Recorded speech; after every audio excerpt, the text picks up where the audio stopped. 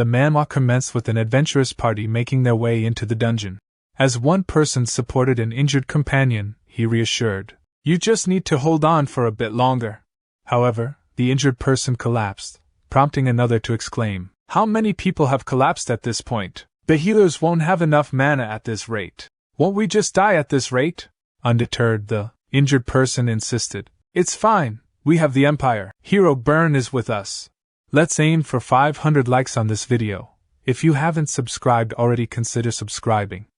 Burn reassured them, saying, "You guys must be still fine if I can hear your voice from here. Let's put in a bit more effort." Another party member echoed, "Yes, Hero." Burn revealed the challenges, stating, "My party members are starting to waver. When we first departed, we had 74 people in our subjugation party. But now, we only have 43 people left with me. We didn't lose 31 people, 43 people simply survived. We were just unable to protect our 31 allies, even though everyone gave it their all. Because this place is one of the 7 malevolent dungeons, the core of the ancient." His thoughts were interrupted as someone pointed towards a large dark room, saying, "Sir Burn, look over there." Burn thought. Finally they had arrived. This was the end of the dungeon, the end of the core of the ancient. They had reached the finish line of their adventure after making so many sacrifices.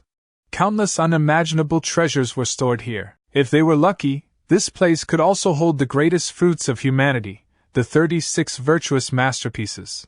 Not to mention, this was also the resting place of the dungeon's master. As they heard rumblings surround them, Burn commanded, "Everyone, get into formation. Swordsmen and those with shields to the front, magicians create light. We need to prioritize our vision." As the rumbling suddenly came to a stop, the magician said, "I'll shine a bit more light. Everyone, keep your guard up." As the magician's magic illuminated the area, they saw a huge monster in front of them, its gaze fixed on the intruders. Seeing the monster open its mouth as if to devour them, Burn shouted, "Run away! This is impossible!" A little later, a skeleton named Patrick asked, "So, to summarize the situation, humans entered in droves while you were asleep, and since you fought them despite your tired condition, you did plenty. Am I getting this right?" The boss monster, named Swallow, replied, "Yup. I faced 2 enemies at the same time, both humans and my exhaustion." On that note, Patrick, could you please calm down? Patrick exclaimed, "Calm down? Do you think I'd be able to calm down in a situation like this? How could someone who's supposed to be the boss monster doze off until humans were right in front of him? How does it make any logical sense for you to carelessly yawn in front of them? This is a matter of mindset." Patrick turned to Renee and asked, "What do you think?" Renee replied, "But he overwhelmed humans with just a yawn." "I am shocked by your grandeur once more, Lord Swallow." Patrick, irritated by Renee's remark, retorted, "Yeah, let's just give up on everything. This dungeon is screwed." Swallow advised, "Don't be like that." As he explained, apparently, worrying too much is bad for one's bones. This place is known as one of the 7 malevolent dungeons that humanity has deemed impossible to raid, referred to as the core of the ancient. Most dungeon raids end with humans as the victors because the relationship between the humans, who can attack whenever they please, and the monsters, who must be prepared to defend whenever, is not equal. This repetitive warfare only weakens the dungeons. However, during a period when countless dungeons were raided and created, there were exceptions. There were dungeons that humanity could not raid, which was an obvious fact. These dungeons were known as the Malevolent Dungeons, specifically the 7 Malevolent Dungeons. Humanity temporarily placed these 7 dungeons on hold and deemed them impossible to clear. Among these notorious dungeons, the core of the ancient was the most diabolical. It had numerous monsters defending the dungeon, along with the dungeon's guardians protecting the 3 different paths. The left path, known as the Red Path, was defended by a homunculus known as Blade Maid named Renee. The central blue path was defended by a Death Knight named Patrick. As for the path to the right, which was infested with filth, accurate information about it was yet to be discovered. It was guarded by an unknown number of tentacles. And ruling over this impenetrable dungeon was an ancient monster, known as Swallow, which held a prominent place in the Empire's myths. Renee closed the book and said, "So it's written? After spreading books like this to the humans as you ordered, Lord Swallow, the number of intruders has definitely increased." Swallow replied, See, there's a know-how to maintaining dungeons too, you know? If we surround ourselves in mystery too much, humans won't even think about coming in. We need to give them a bit of information like this so that they start thinking, we know quite a bit about that dungeon, and things like that. They run in like moths to a flame, not knowing that more than half of the information in here is false. Still, even so, I never expected for them to come in droves like this. Was it 74 of them all combined? Renee confirmed, yes. However, the majority of their equipment was melted down by 116 black tentacles, so they're unusable. The ones that are still usable are all quite expensive.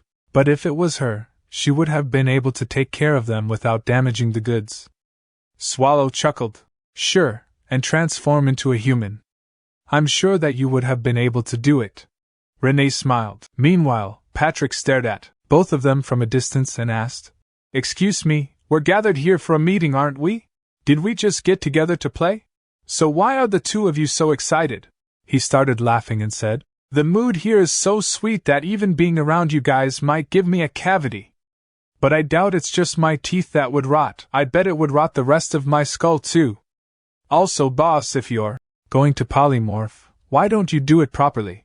Did you even notice that you had 6 fingers when you patted Renee just now? Swallow acknowledged. You're right, he really do have 6. Patrick responded. Still, it's better than last time. You had more than 40 teeth then. When you smiled, I got chills all the way down my spine. Renee addressed Patrick. The sound of your jaw clacking is way too loud. Patrick thought to himself, I can't put up with this shit anymore. I should just quit being a fucking guardian. Renee then stated, Then we will get to the main points. She is sure that all of you already know, but humans have finally started going through the right path. The problem is that during that process, 116 black tentacles who defended the right path received huge injuries. It is in critical condition. However, her talk was interrupted as Swallow interjected. Well, don't worry so much. Tentacles regeneration is no joke. We can watch over it for a while and find another guardian if it doesn't look too good. Patrick said to Swallow, Boss, in that case, could you look for 2 guardians while you are at it? I want to quit too. Swallow asked, What are you talking about? You're my slave for life. Swallow continued. Regardless, humans will start taking only the right path now.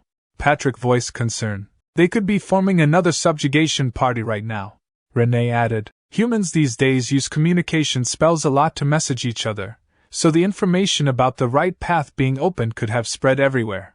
Swallow agreed. Alright, then we should also create an appropriate counter-strategy. Listen carefully, we're going to be changing our assignments. Swallow instructed Renee. First, you have been guarding the red path up until now, right? I want you to take the infected path to the right now. The subjugation parties will swarm in there thinking that there's an opening, so I just need you to protect that. Renee said, I can defend against any number of humans, Lord Swallow. Swallow turned to Patrick and said, I want you to take care of the red path that Renee had been defending. Patrick asked, Me? Why? Swallow replied, When the humans realize that Renee is on the infected path, they will change their direction to the red path instead. You'll be there to defend that, Patrick. If we do this, we'll be able to defend against 2 attacks. Patrick exclaimed, Hold on, boss! What are you going to do if humans take the central blue path? Swallow sighed and said, We'll have no other choice. They'll just get a direct date with me. Patrick questioned, What kind of shitty plan is this? Renee chimed in, This is so perfect, Lord Swallow.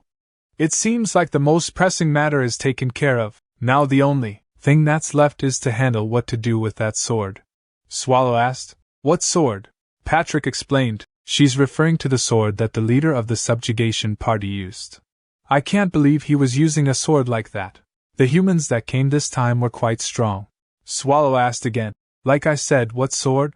Patrick replied, I'm sure you've heard about it before too, boss. The 36 virtuous masterpieces. They are quite famous weapons among the humans. Some of them aren't really weapons though. Regardless, I think this was the 14th, and I think its name was Tanabella. Swallow recalled. I remember now. The 36 master chefs or whatever? I think we have a few more like them in the storage. Patrick mentioned. No masterpieces, just informed Swallow that Renee wields one of the 36 masterpieces. Swallow noted. The humans had formidable weapons this time. Patrick pondered. What to do with this? Giving it to a monster near the entrance is risky. Retrieving it from humans would be troublesome, right? Consequently, Patrick suggested, Swallow should handle this. Swallow, aware of Patrick's sword skills, suggested, Why not use it yourself? Patrick, surprised, asked, Really? Swallow confirmed, Yes. Patrick chuckled, conceding, Guess I have no choice then. Following Swallow's orders, I'll take care of it. In the core of the ancient, a domain with a formidable homunculus made, a death knight emitting deathly vibes, and a colossal ancient monster, Swallow quietly expressed. By giving Patrick the sword, I want him to discard that resignation letter hidden in his ribcage. Renee, a loyal sunflower solely focused on Swallow. Patrick, the dungeon's conscience and a boss grilling expert. Lord Swallow, an ancient monster embodying laziness. Renee asked Lord Swallow what they should do with the remaining profits. Lord Swallow replied that they should do what they usually do, using whatever they can and using anything that isn't useful as bait for the next adventurers. Renee assured Lord Swallow that she would take care of the distribution. Lord Swallow agreed. Renee then mentioned that the problem was that there weren't any monsters in particular who needed magic items. She suggested selling the mana stones instead, as it would bring in quite a bit of money. Lord Swallow questioned if that was the case and wondered if he should go to the human village. Both Patrick and Renee was surprised by his suggestion, and Swallow asked why.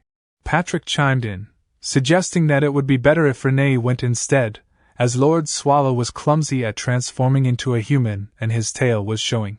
Lord Swallow agreed and told Renee to bring back lots of tasty things. The next day, Renee commented on the good weather and stated that she would be going. At the nearby town's Adventurers Guild building, a person informed Renee that they couldn't possibly buy the mana stones from her.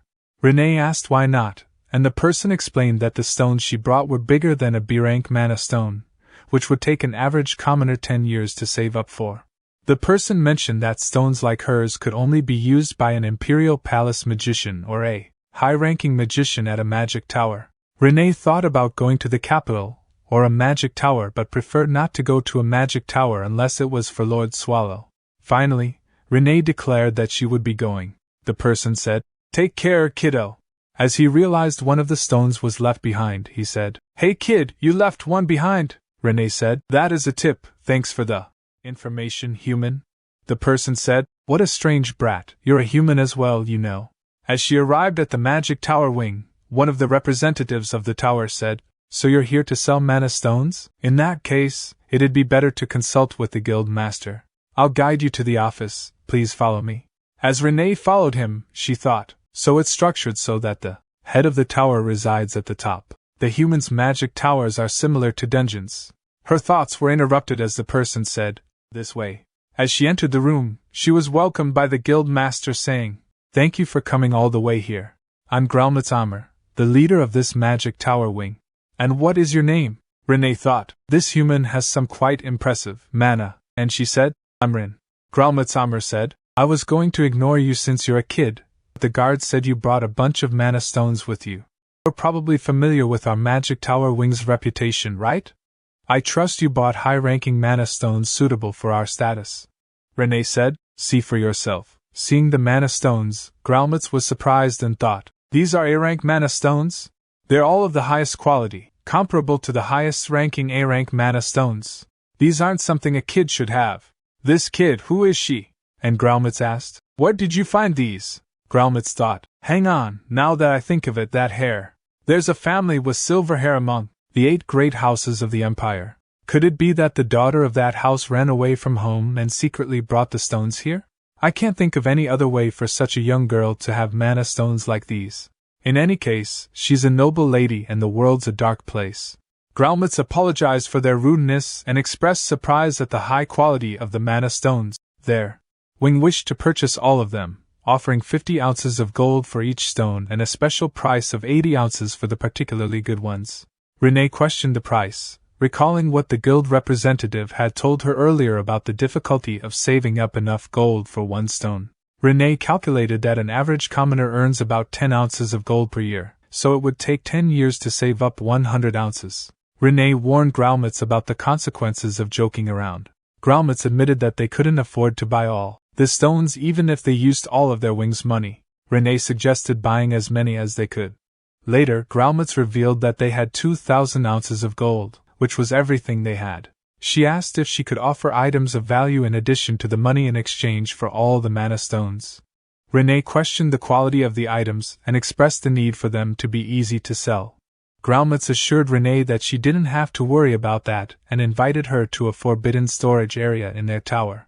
Gromits showed Renee various items, including a tiara made of 4-carat diamonds with embedded mana stones, a living black pearl that makes crying sounds near poison, and a work of alchemy. Renee's expressions indicated her lack of interest.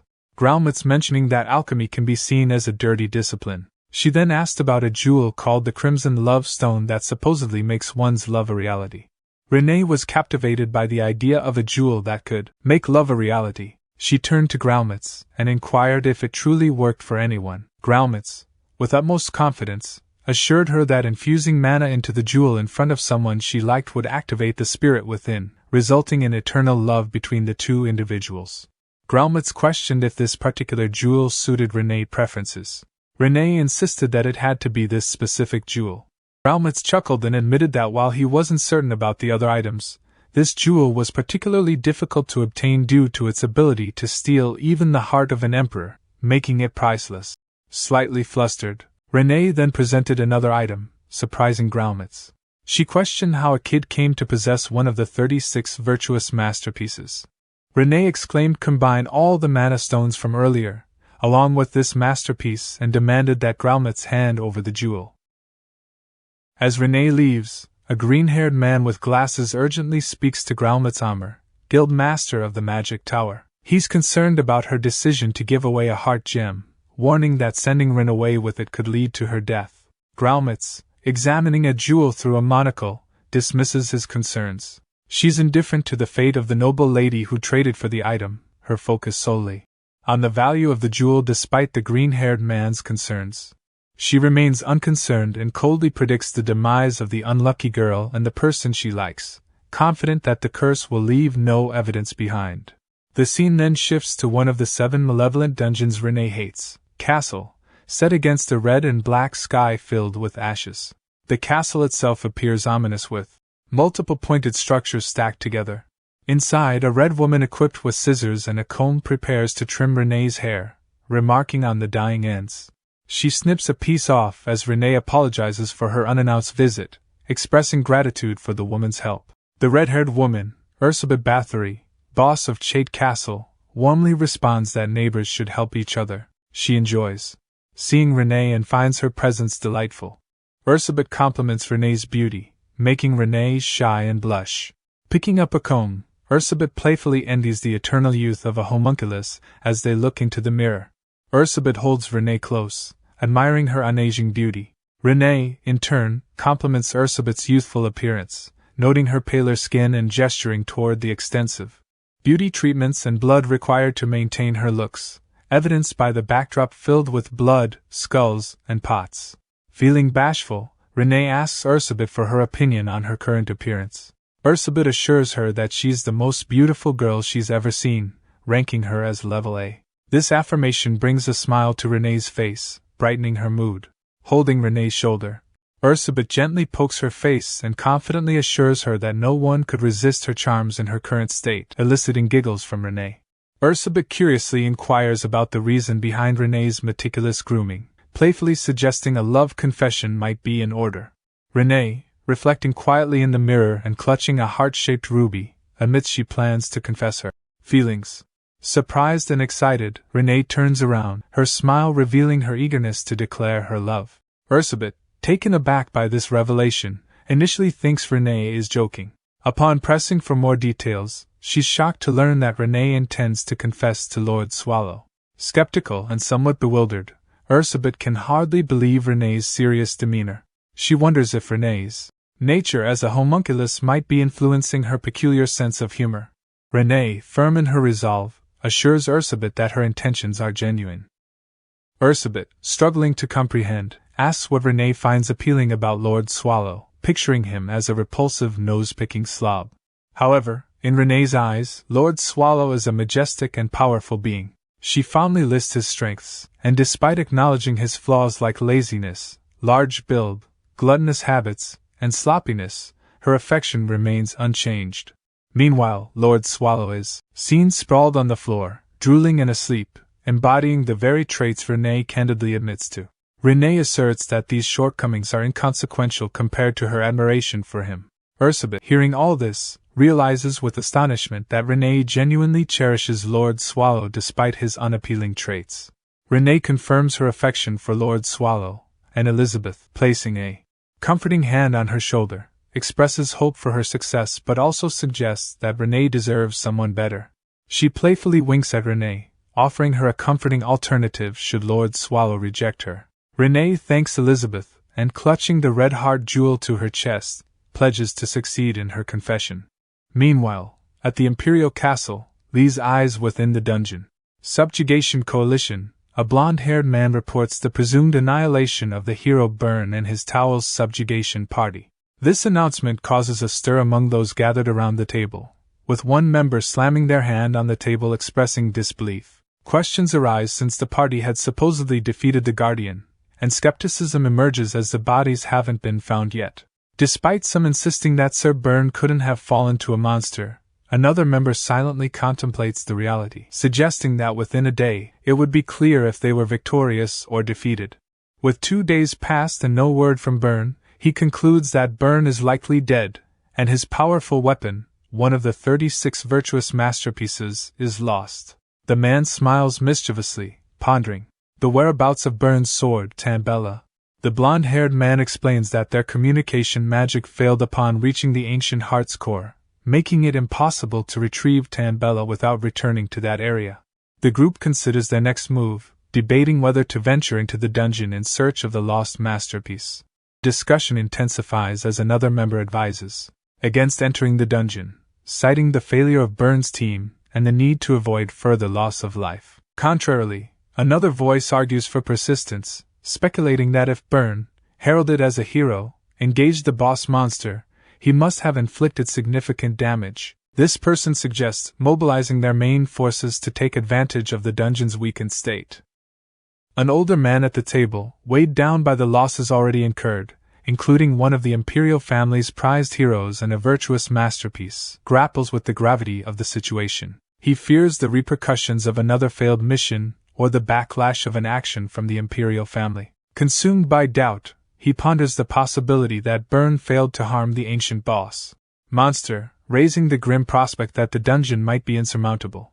His concerns voiced aloud leave the group speechless until a new figure, a purple-haired, short-haired man accompanied by 2 cloaked bodyguards, confidently asserts that conquering the dungeon is feasible. This bold claim redirects all attention to him, and the older man standing up questions why the Imperial Magic Research Association, known as the Third Eye, is present. The purple-haired man cryptically hints at the authority they serve, implying involvement from the Imperial family. The old man internally curses the Imperial family's interference. The Third Eye's mere presence instills nervousness among the table members, as he insinuates that their actions have consequences, suggesting they might have to atone for their sins.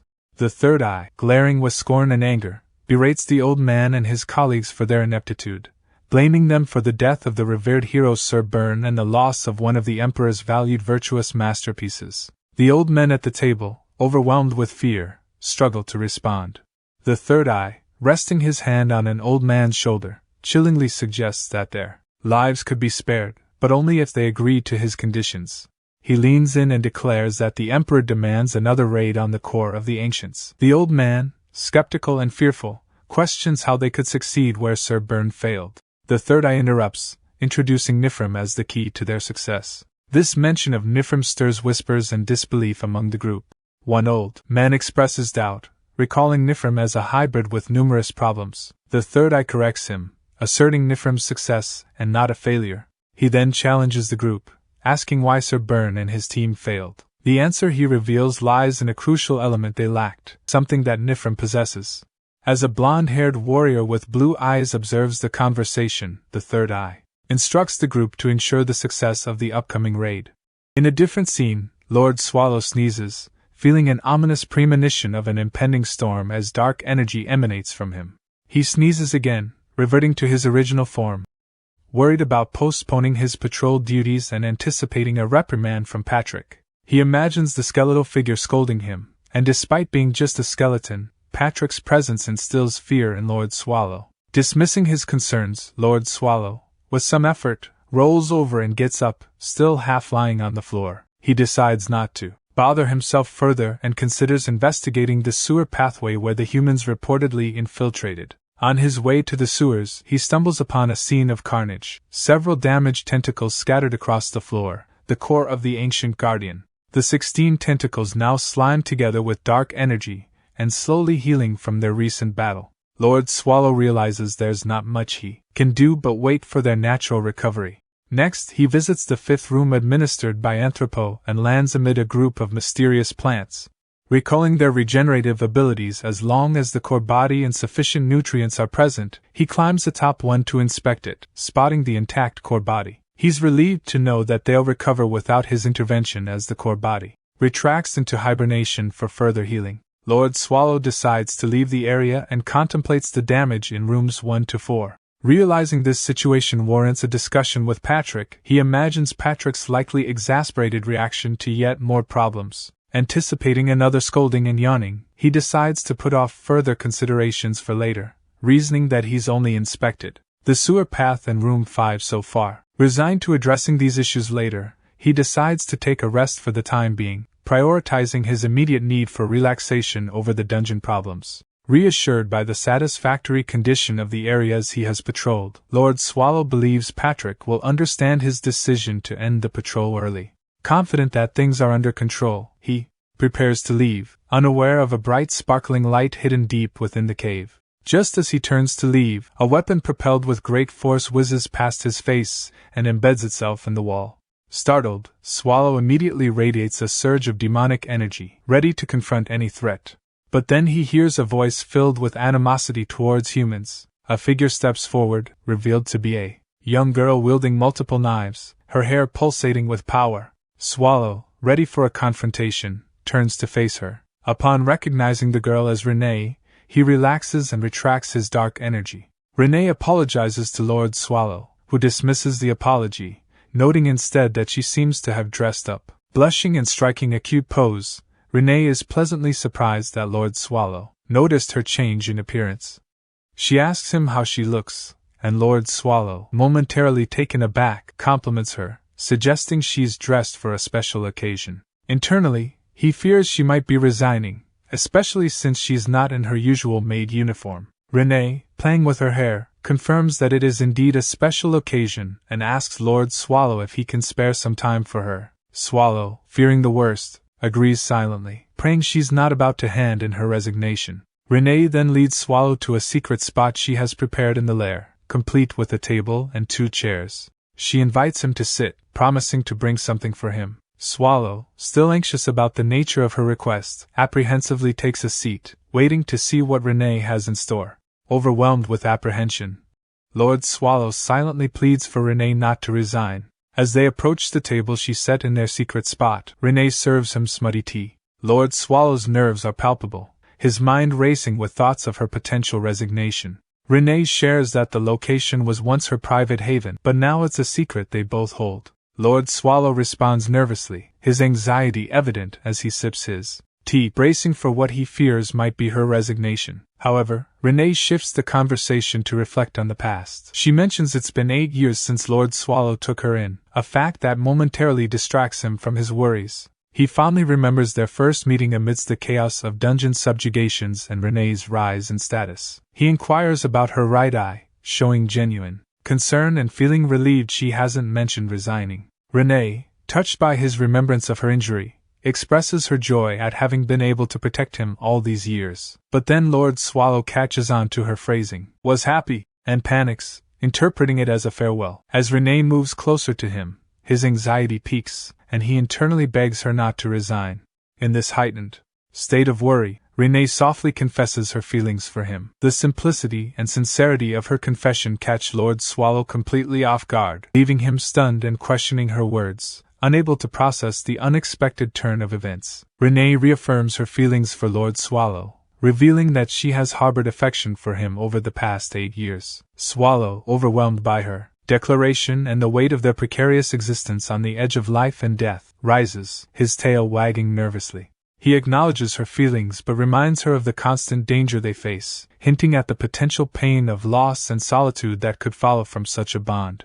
Renee, visibly shaken by Swallow's response, admits she had feared this outcome but felt compelled to confess her feelings, unable to bear the burden of silence any longer. The thought of rejection terrifies her, driving her to a desperate act. She presents a heart-shaped gem that she got from the guild master of the magic tower as her solution to ensure Swallow's love. However, as she approaches him with the jewel, Swallow reacts with caution, asking her to calm down.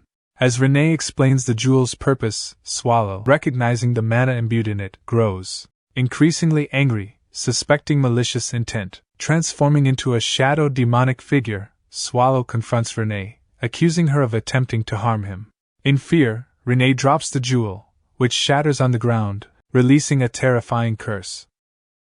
In the present, Patrick praises Lord Swallow, reaffirming his loyalty and admiration for him. Playfully teasing Swallow about his success in driving away the humans, Patrick highlights the respect and camaraderie that exists between them. However, Patrick, the skeleton warrior, expresses shock at Lord Swallow's uncharacteristic behavior, sarcastically questioning Swallow's conscience for driving Renee away and chastising him for biased actions. Patrick is astounded that even Renee, usually spared from Swallow's wrath, wasn't exempt this time. Lord Swallow, still in his demonic form, dismissively responds to Patrick's clanking teeth, seeking guidance on how to resolve the situation. Patrick points out that Swallow is responsible for the predicament. Examining the shattered pieces of the red ruby gem Renee brought, Patrick reflects that while not all the blame lies with Swallow, he did play a significant role in the current chaos. He smashes the gem in his skeletal hand, confronting Swallow about his part in the incident. Swallow, confused and anxious, denies remembering anything, leading Patrick to offer to help him recall the events. Flashback to the moment of Swallow's rage. Patrick intervenes to prevent Swallow from harming Renee. Swallow, engulfed in fury and about to attack, is grabbed by Patrick, who attempts to calm him down.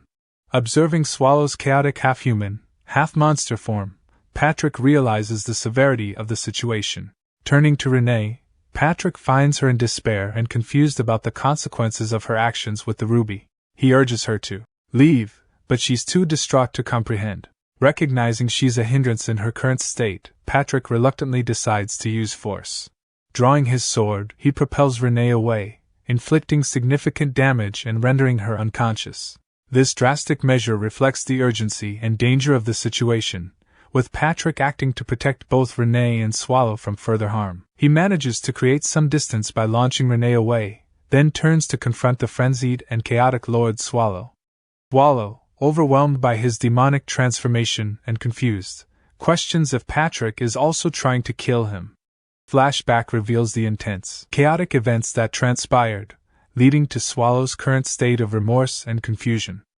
In the present, as Patrick recounts the story, Swallow cringes at the memory. Patrick questions if Swallow truly doesn't remember the incident, to which Swallow, burying his face in his hands, admits his guilt and confusion.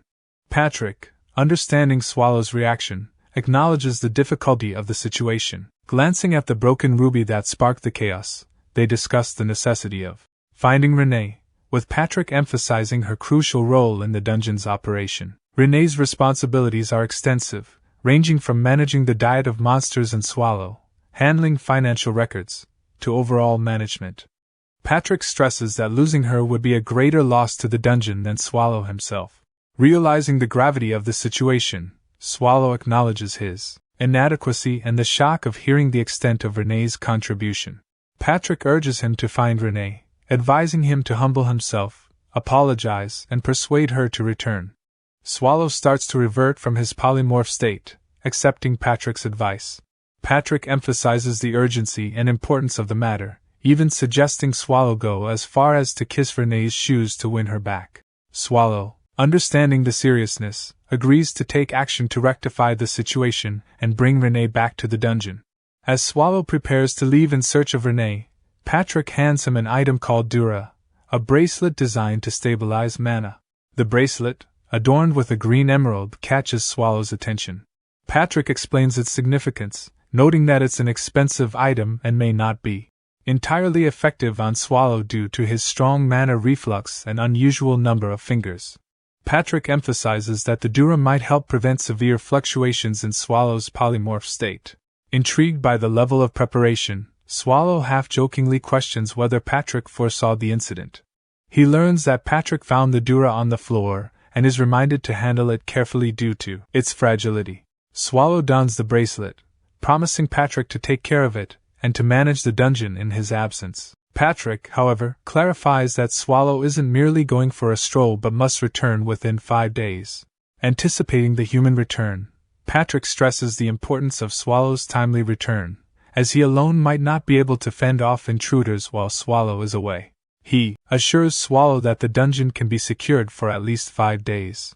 Swallow acknowledges this time frame and magically dons a human-like cloak with a hood, intending to blend in with humans if necessary. Patrick advises Swallow to avoid drawing attention if he ventures near a human village, as it could be problematic if a dungeon monster is spotted there. Swallow jokingly suggests causing chaos if things would not go right, but Patrick, focused on the seriousness of the situation, urges him to stop trying to act cool and to focus on the task at hand, finding and returning with Renee within the 5-day window.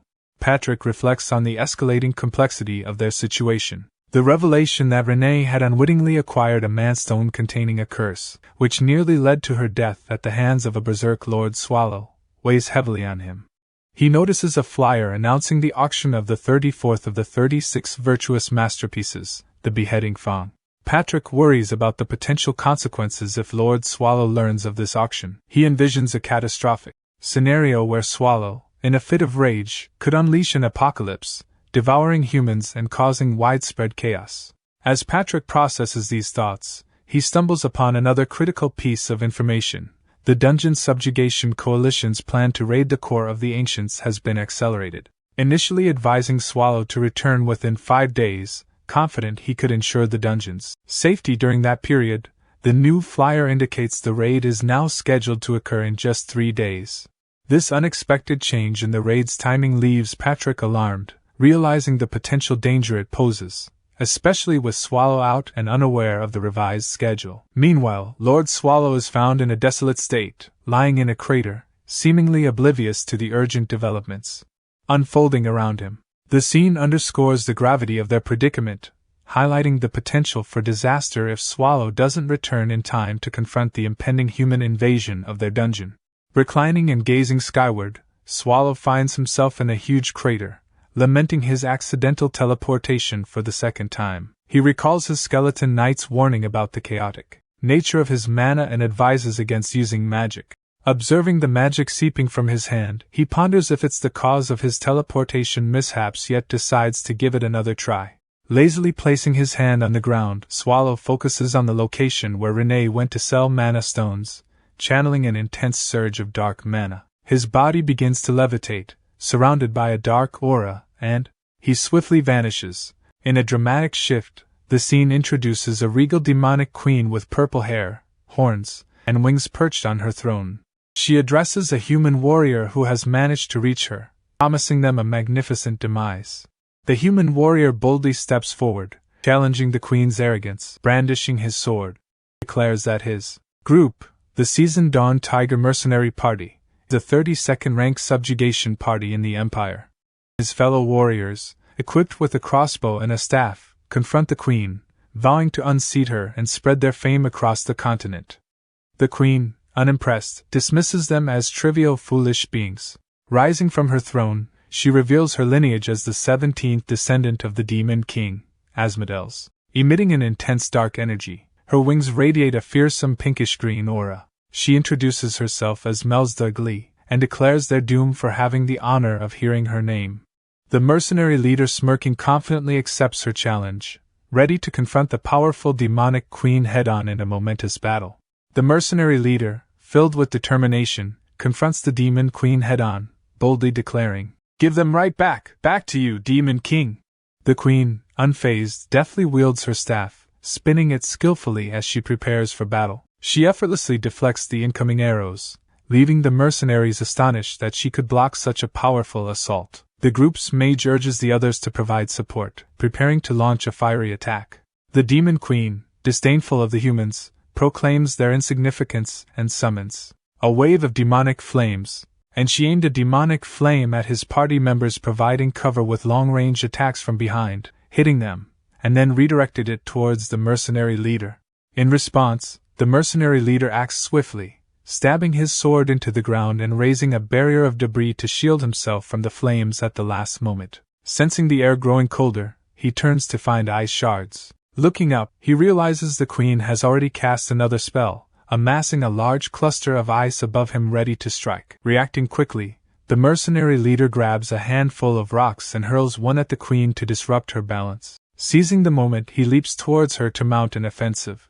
The queen, however, counters by launching a bar of ice shards at him, but a protective barrier forms around mercenary leader, shielding him from the onslaught. The queen, surprised, wonders who activated the barrier, having believed the party's mage to be incapacitated. In a moment of realization, she discovers that the mage and archer, though gravely wounded, are still alive. The mage, using his last reserves of magic, conjured a barrier to protect.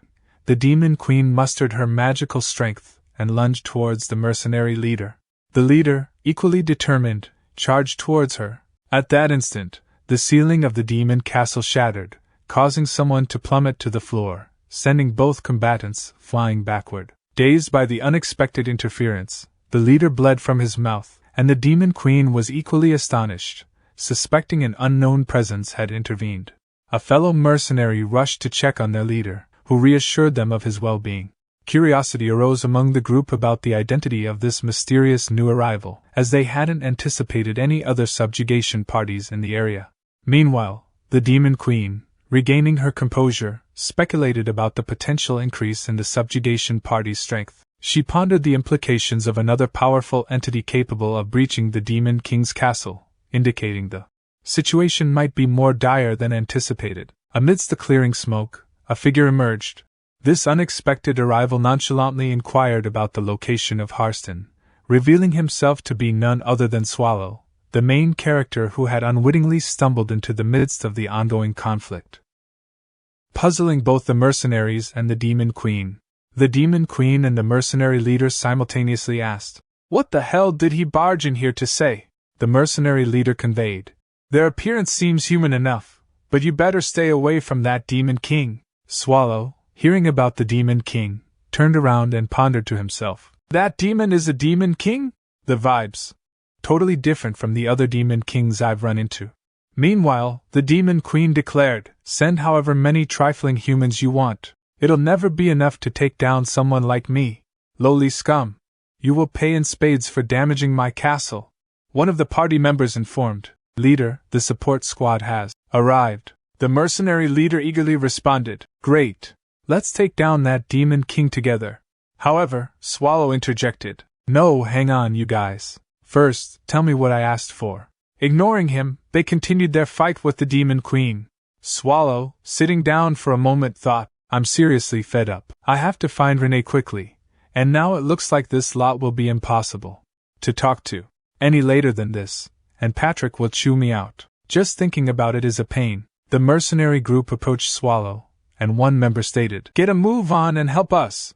Another person said, "That guy's probably scared stiff." Swallow retorted, "Shut up," as he transformed into his demonic form, causing the mercenary group to attempt to run away, but he consumed them all. The Demon Queen became frightened when she saw what the person had just done. Curious about him, she inquired, "What exactly did you just do? It was truly astonishing and powerful. With what I just saw, you may even be more powerful than me, my lord." With a sparkle in her eye, she asked, "My esteemed self is now very interested in you. I want to know more about you. What is your true identity, my lord? What about your name? What's the secret to your strength?" Swallow, flustered by her persistent questioning, upon noticing Swallow, the Demon Queen also grew nervous. She said, "Pardon my manners. Allow me to introduce myself. I am a great, well-renowned Demon King, the 17th descendant of Asmodeus, Mels d'Agria." she then asked. Now then, what's your name? Swallow thought to himself. I hate all of this, but if it is for the sake of intel. He remembered what Patrick had warned him earlier, thinking, if I reveal my identity, wouldn't news of it spread everywhere? Patrick warned me not to let that happen. Besides, there's no need to reveal it now. Swallow then said, I'm Swaldo Rolnir. The Demon Queen, intrigued, asked, Swaldo Rolnir, can I call you Lord Swaldo? Swallow replied, if you want. The Demon Queen expressed her gratitude, saying, Okay then, Lord Swaldo, first of all, heartfelt thanks for coming to my rescue, though it was rather overkill. Before she could continue, Swallow interrupted, saying, Say less.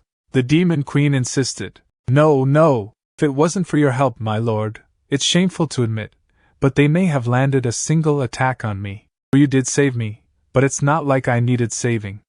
Since you helped me out, Lord Swaldo, I want to be of help too. Anything you want from me? Swallow exclaimed. Indeed, are you familiar with the route to Harston? The Demon Queen responded. Harston, you say? Swallow pondered. Good, she's aware. Opting to spare her instead of the humans was the right decision. Just a bit more patience, Renee.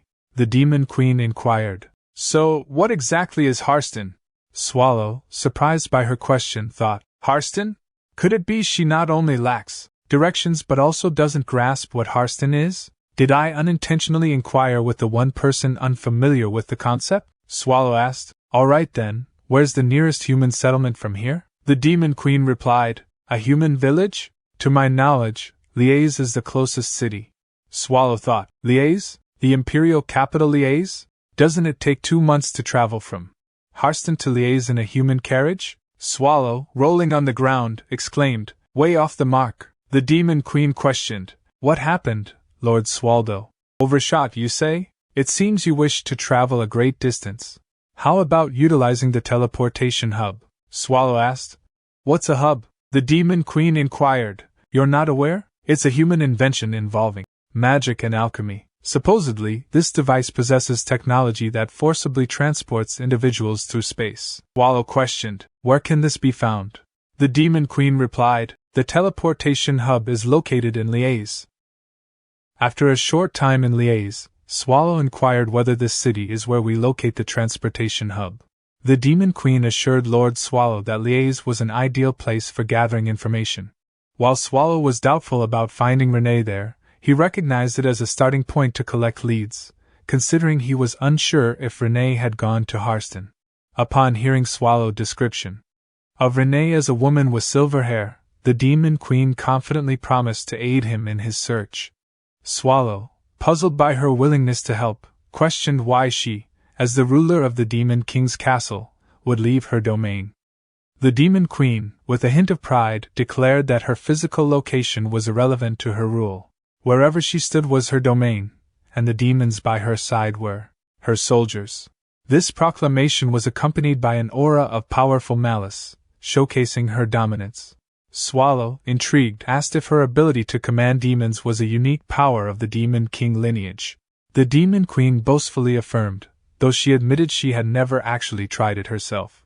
Her confidence, however, remained unshaken, as she believed she could emulate her father's feats. She then casually mentioned that the Demon King's castle, a legacy from her father, was partially destroyed, which explained her current freedom from its confines. Swallow, feeling a bit awkward and responsible, apologized for the damage. The Demon Queen nonchalantly shrugged off the significance of the castle, expressing frustration over the constant chaos caused by humans. As they continued walking down the alleyway, an unlikely partnership formed between them in their joint quest to find Renee.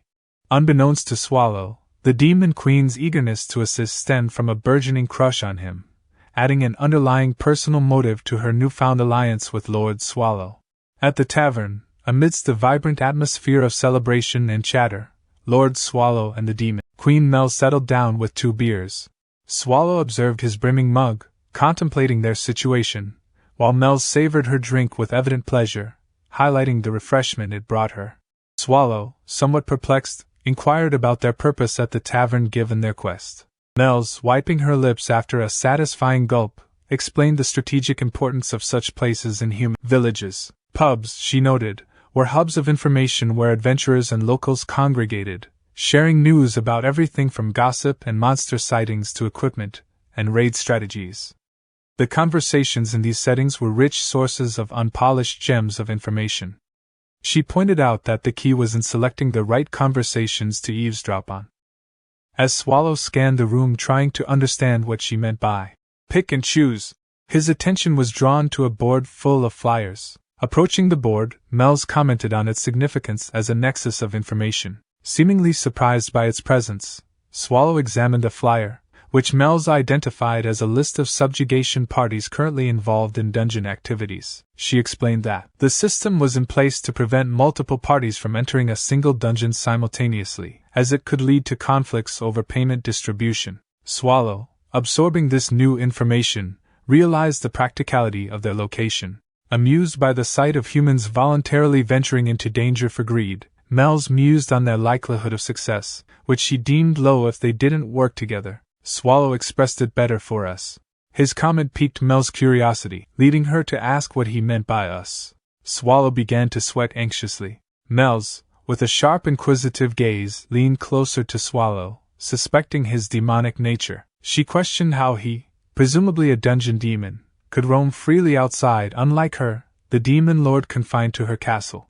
This discrepancy struck her as peculiar. Swallow, attempting to dodge the inquiry, claimed the explanation was too complicated and pleaded for her to drop the subject. Mel's, sensing the multitude of secrets he harbored, chose not to probe further, respecting his privacy. However, Swallow's attention was soon drawn to a message board with a flyer about his dungeon. Relieved to see that the subjugation list was empty, he realized there was still time. Mel's, playfully teasing Swallow about his height, demanded to see the flyer for herself. Swallow, finding her antics somewhat annoying, complied and handed it over. Mel's excitement was evident as she read about the raid advertisement for the 7 Malevolent Dungeon cores of the Ancients. Swallow, surprised, asked if she knew about this dungeon. She replied that of course she does. Then told him that it has every dungeon's strengths in one, and even the foolish humans can't help but admire its power. He told her to wait, and asked her if she was allowed to take it. She sat down happily, shouting that it was what every demon strives for, and told him that among the 7 Malevolent Dungeons, the core of the Ancient is the strongest of them all, and its ruler, Lord of Creation, God's guardian who punished those consumed by fear, is the zenith of all core monsters, none other than Lord Swallow, making him wonder if isn't he closer to a landlord than a ruler, one that is always struggling with evil residents. She also told him that her favorite dungeon is the core of the Ancient, and she wants to be stronger because if she gets stronger, she'll be able to meet Swallow in the future, making him sweat hard knowing that she was meeting him right now. She asked him if isn't it wonderful because it was unapproachable strength, and told him that she wants to be like it. She also told him that, of course, her father was strong as well, and he was a true demon king fit for the throne, unlike her. And it was just that there are humans stronger than her father, and they are a fairly young hero named Burn or something. He asked her if Burn is the hero who defeated the Demon King and told her that he really doesn't want to go near Burn, thinking that he was the one who swallowed that hero with a yawn. She told him that she doesn't want to spend her life managing dungeons like her father because she just wants to enable her demons to make their dungeons, which is why she is going to get stronger, and asked him if isn't it wonderful. He smiled, thinking that it was nice to be young, and that it was. He remembered that he was like it once long ago, further back than he can even remember. There was a time when he, full of vigor, led armies powerful enough to rule the world, and he tried to master all the world's knowledge and was more serious about it than anyone else. He associated with humans that he saw as pathetic and got emotional with them. There was once a time when he devoted everything to them, but at the end of that path, he realized it was all in vain. So now his life goal is to sleep all day.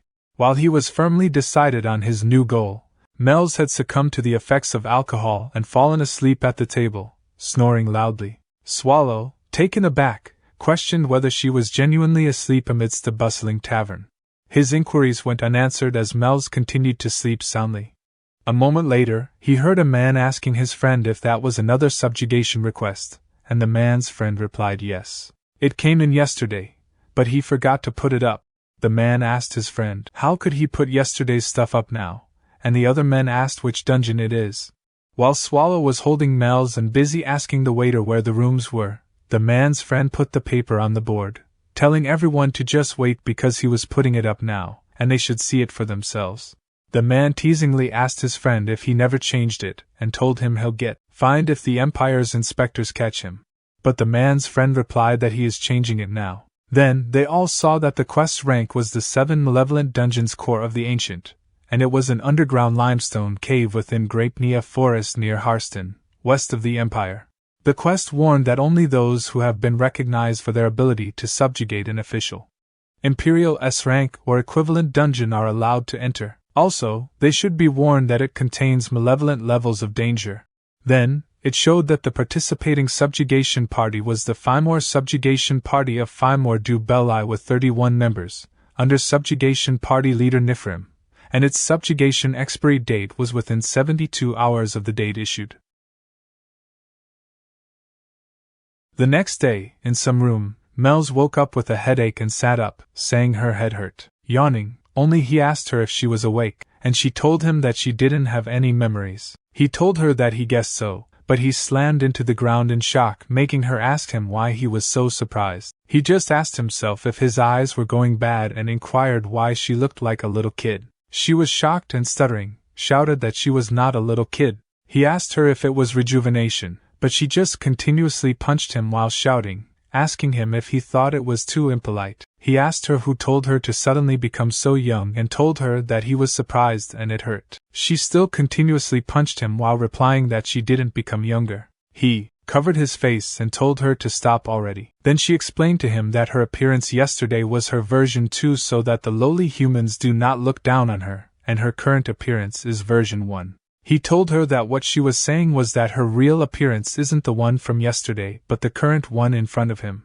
She replied yes and asked him why his face was like that and if he ate a midnight snack without telling her, making him just look at her in disbelief. She shouting told him that transformation magic is originally magic that projects the user's future appearance. So in other words, when she grows up, she will look like her splendid version 2 self, which he replied okay. Shouting only asked him if he understood.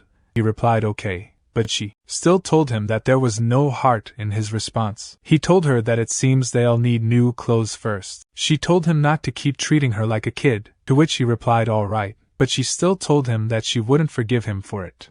The scene then transitions to the Harston Earldom household, where a significant development was unfolding. A subjugation party from Liège, led by Nifrim, arrived at the gates, announcing their mission to suppress the core of the Ancients. On the other hand, inside the mansion, someone asked who sent those official papers, and the butler replied that it was sent just yesterday under the name of the Third Eye. Lord of Harston, Earl Itark cursed, knowing that the Third Eyes are a damned association under direct imperial control and for dungeons B rank and above, one must first gain permission from the Lord of the territory before entering. But he decided to never mind the permission, and wondered if it wasn't a notice. Earl Itark also thinks since it was a command from the imperial family, he can't kick them out. Earl Itark asked his butler if she thinks that the subjugation party can completely suppress the core of the Ancient, and the butler shook her head to respond no. Earl Itark told his butler that he thinks so too, and for a subjugation party aiming for the core of the Ancient, it was far too weak. Also, as for the subjugation party leader, Nifrim, he has never heard of them before, and he asked what on earth those bastards from the Third Eye are thinking. Then he asked himself, won't his territory be the one having a crisis if they touch the core of the Ancient half-heartedly, and wouldn't it be better for him to ask a stronger subjugation party to raid the core of the Ancient? But he knows that if he does it, he needs a trustworthy subjugation party. His butler told him that he might find the answer closer than he thinks, making him realize that his butler was talking about the magic tower wing. He thought if it was the wing, then it was completely possible. Then Earl Itark remembered that he heard.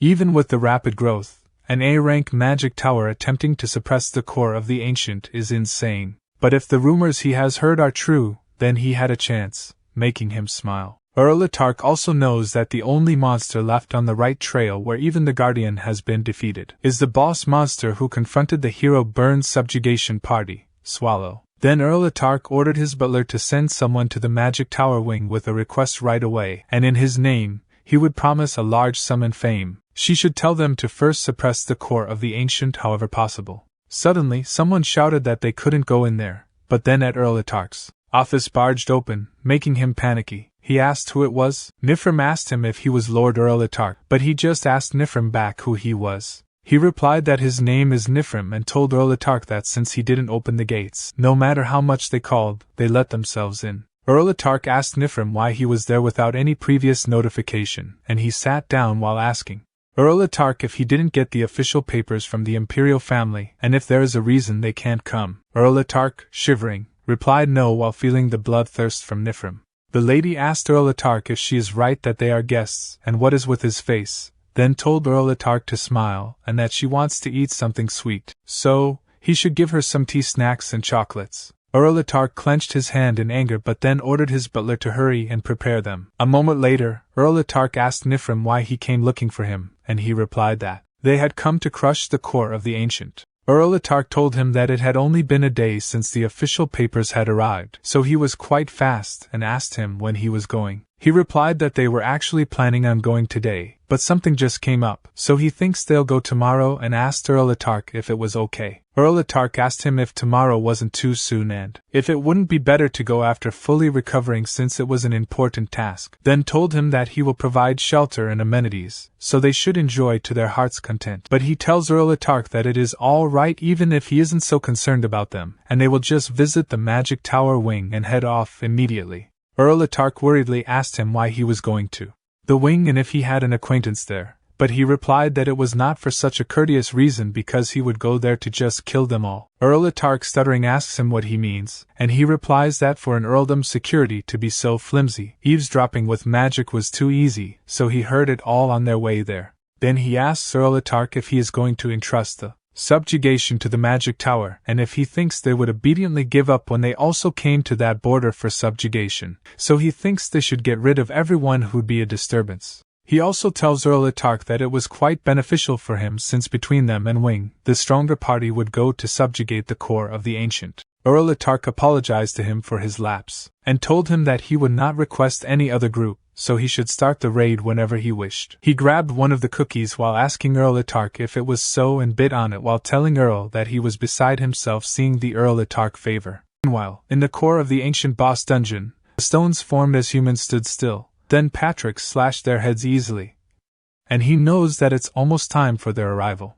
Meanwhile, in Liaise, Swallow and Melz are walking in the street. Then he saw something and thought that it seemed familiar to him. Melz tells him that it must be there. He tells the guard that he wants to go to the teleportation hub, and the guard informs him that if he means the hub, then he has still got a long way to go. He asks the guard what he means by a long way, and the guard explains to him that the thing in front of them is the entrance, and the hub is located in a castle right outside the Imperial Palace. So they'll have to go a while longer, and they'll have to go through 3 more castle walls. He asks the guard if it will take long, and the guard replies that if he wants to walk, then maybe it'll take at least a week. They are both shocked to hear it, making the guard confusedly ask them if there is a problem. He knows that it is too late, and at that rate, he should forget finding Renee because Patrick will run away from home. She whisperingly offers him using flying magic, but he replies that they can't, and if they keep letting out mana, they'll get found out by humans. He knows that if he lets out his mana, he didn't know what will happen. Suddenly, someone tells them that they look to be in some trouble. Then the old man apologizes to them for unintentionally eavesdropping and asks them if they are looking to go to the hub by any chance. Melz replied that it was right and asked the old man who he was. The old man replied that he was the flying coachman, Belver. She asked Belver what he meant by flying coachman, and he pointed to something with wings on the side, then introduced to them that it was an abandoned 4th-generation homunculus, and it was the result of an artificial angel manufacturing plan carried out by the Empire. He replied that he understood while Melz thinks it looked disgusting. Belver explained to them that it was strong, followed orders well, and could fly, but it was abandoned because it couldn't bring about the collapse of the church, which is its original purpose. She asks Belver if the humans' homunculus experimentation is over, and Belver replies that there is no way the Empire would give up the kind of power, and there is still a strange story about homunculi being mass-produced somewhere through a large-scale process. He asks Belver if aren't they usually incubated in giant flasks, but Belver replied that it was from ages ago, and it was for the 1st-generation homunculus incubation done 150 years ago, making him wonder if it has already been that long since Renee was born. Melz goes on the carriage while telling them that it looks durable enough, She doesn't think Belver is lying and asks how long will it be until they reach the hub if they take it. Belver replied that the flight would take 3 hours, and the inspection would take 1, so about 4 hours in total because even if they fly, inspection at each castle wall is essential. He asked Belver how much it was and Belver replied that for the two of them, it's 8 ounces of gold, making them shocked. Knowing that 8 ounces of gold is 800 ounces of silver, the cost of staying at the tavern was 8 ounces of silver, so it was 100 times more expensive than yesterday's accommodation fee. Mel's apologizes to him because she doesn't have that much money, and he asks her if he looks like he does. But then he hears something clicking in his pocket, grabs it out, and sees that it is paper. Then in the letter, Patrick calls him their clumsy boss, and tells him that there'll come a day when he'll be thankful for him. Then he sees that with the letter, gold coins are inside. A moment later, they are inside the flying homunculus. When Mel's calls him, making him ask her what it is, she asks him who gave him that much money, and he, yawning only, replies that an associate from the dungeon who seemed to have secretly given it to him. She tells him that now she is thinking about it, and asks him if isn't he a monster from a dungeon, and how is he able to go around so freely. He asks her if saying he got kicked out is a suitable response, making her ask him if the associate he was looking for is someone who also got kicked out, and he replied that it was something like it. She tells him that she is jealous because even after leaving the dungeon he cares for his associate right to the end, and she wants a colleague like that as well. Also, she wants to live a life like him. A life where he has someone to take care of him, and he takes care of them. But he just asks her if it is so. Later, in the Street of Gold and Pleasure Survey Rose, he asked the man if he was telling him that they couldn't use the teleportation hub now. The man replied yes and apologized to him for the inconvenience. Mel's tells him that she didn't think it would happen and that she was ashamed. The man tells them that if it was not urgent, they should come back at around 8 p.m. today because the hub had been shut down today to ensure the security of today's auction. After the auction was over, VIPs would use the hub, so the higher-ups will allow it if they are interested. They should take the paper. He asked the man if he said they were closing the hub because of the one auction, and the man replied yes. Then explained to him that it was because quite a rare item was exhibited this time, and the beheading Fang that had an unknown whereabouts for a long time was suddenly put on display a few days ago. So they closed the hub for an hour to prevent infiltration into the auction house by abusing the hub. She replied that she understood and told the man that it was a really well-made drawing while he was busy looking at the beheading Fang picture, thinking that he had seen it before somewhere. Then he remembered that it was the same as what his associate used. The man asked him if he was sure he was not mistaken, and he replied that it was exactly the same. Then he asked the man if isn't the thing where if they grip it tightly it flies and transforms into a large blade.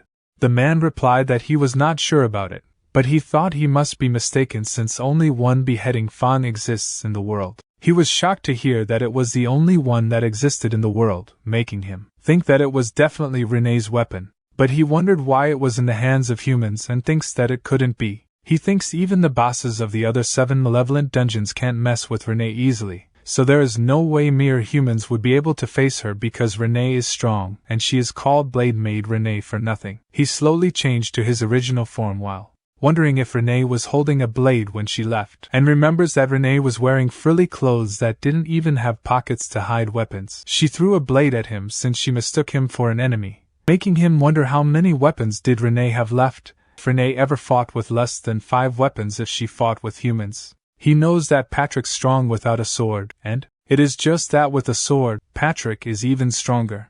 But Renee is different because if they take the blades from the Blade Maid, there nothing will be left of her. Mel's called him in fear while he was transforming back to his original form, but he didn't hear her because he was busy furiously wondering if Renee got killed by mere humans. Then he thinks if Renee was killed by a mere human, then it would be right for him to kill the very last bastard there. Then he asked Renee if she wouldn't agree while Mel shouted for him to calm down. She grabbed his arm while shouting for him to snap out of it, and asked him what in the world happened. He seriously tells her that he will only ask her once and asks her if there is only one beheading Fang, one of the 36 virtuous masterpieces, there in the world. She sweating replied that according to the principles she knew of, it was the only one, and asked him why he asked all of a sudden. He replied that he had been looking for it, and it belonged to his friend, so he had to find it. Then he takes his arm back while telling her that she doesn't need to help him anymore, and as short as it was, he thanked her. Then he tells her that he knows the way back to Harston now, and he can make his own way there from there on out, so it would be best if she got out of there as fast as possible. She shouting calls his name and asks him if that person, the friend he was referring to, is the demon that takes the form of a silver-haired woman and a warrior who wields the beheading fang of the 36 virtuous masterpieces, the Blade Maiden Lady Renee. She shakingly tells him that based on his reaction, it seemed she was correct, but he just tells her that it was enough with the provocations and asks her how much she wants to know. She tried to laugh while shivering in fear and telling him that there was no need to tell her the whole story, and even if he used that vicious voice of his, he could not scare her, especially since she had already figured out who he was. She also tells him that Renee is the guardian that protects the great core of the ancient, and she is the highest of the highest. So if he claims that Renee is his friend, then he must be the master of the core of the ancient, the great Lord Swallow, making him surprised, and his anger disappeared. He admitted that he was Swallow, and she proudly told him that she was sure of it. He sighed, but the truth is he felt disgusted. She laughingly tells him to look at his face, and she caught him red-handed, but he shouldn't worry because her deduction skills were supreme. She shyly continued by telling him that she knew what kind of dangerous thoughts were crossing in his mind at that very moment, so she would help him, and he would not object. He asks her if she is sure she can go off of such simple reasoning when he is someone who claims to be nearly on the level of the Demon King.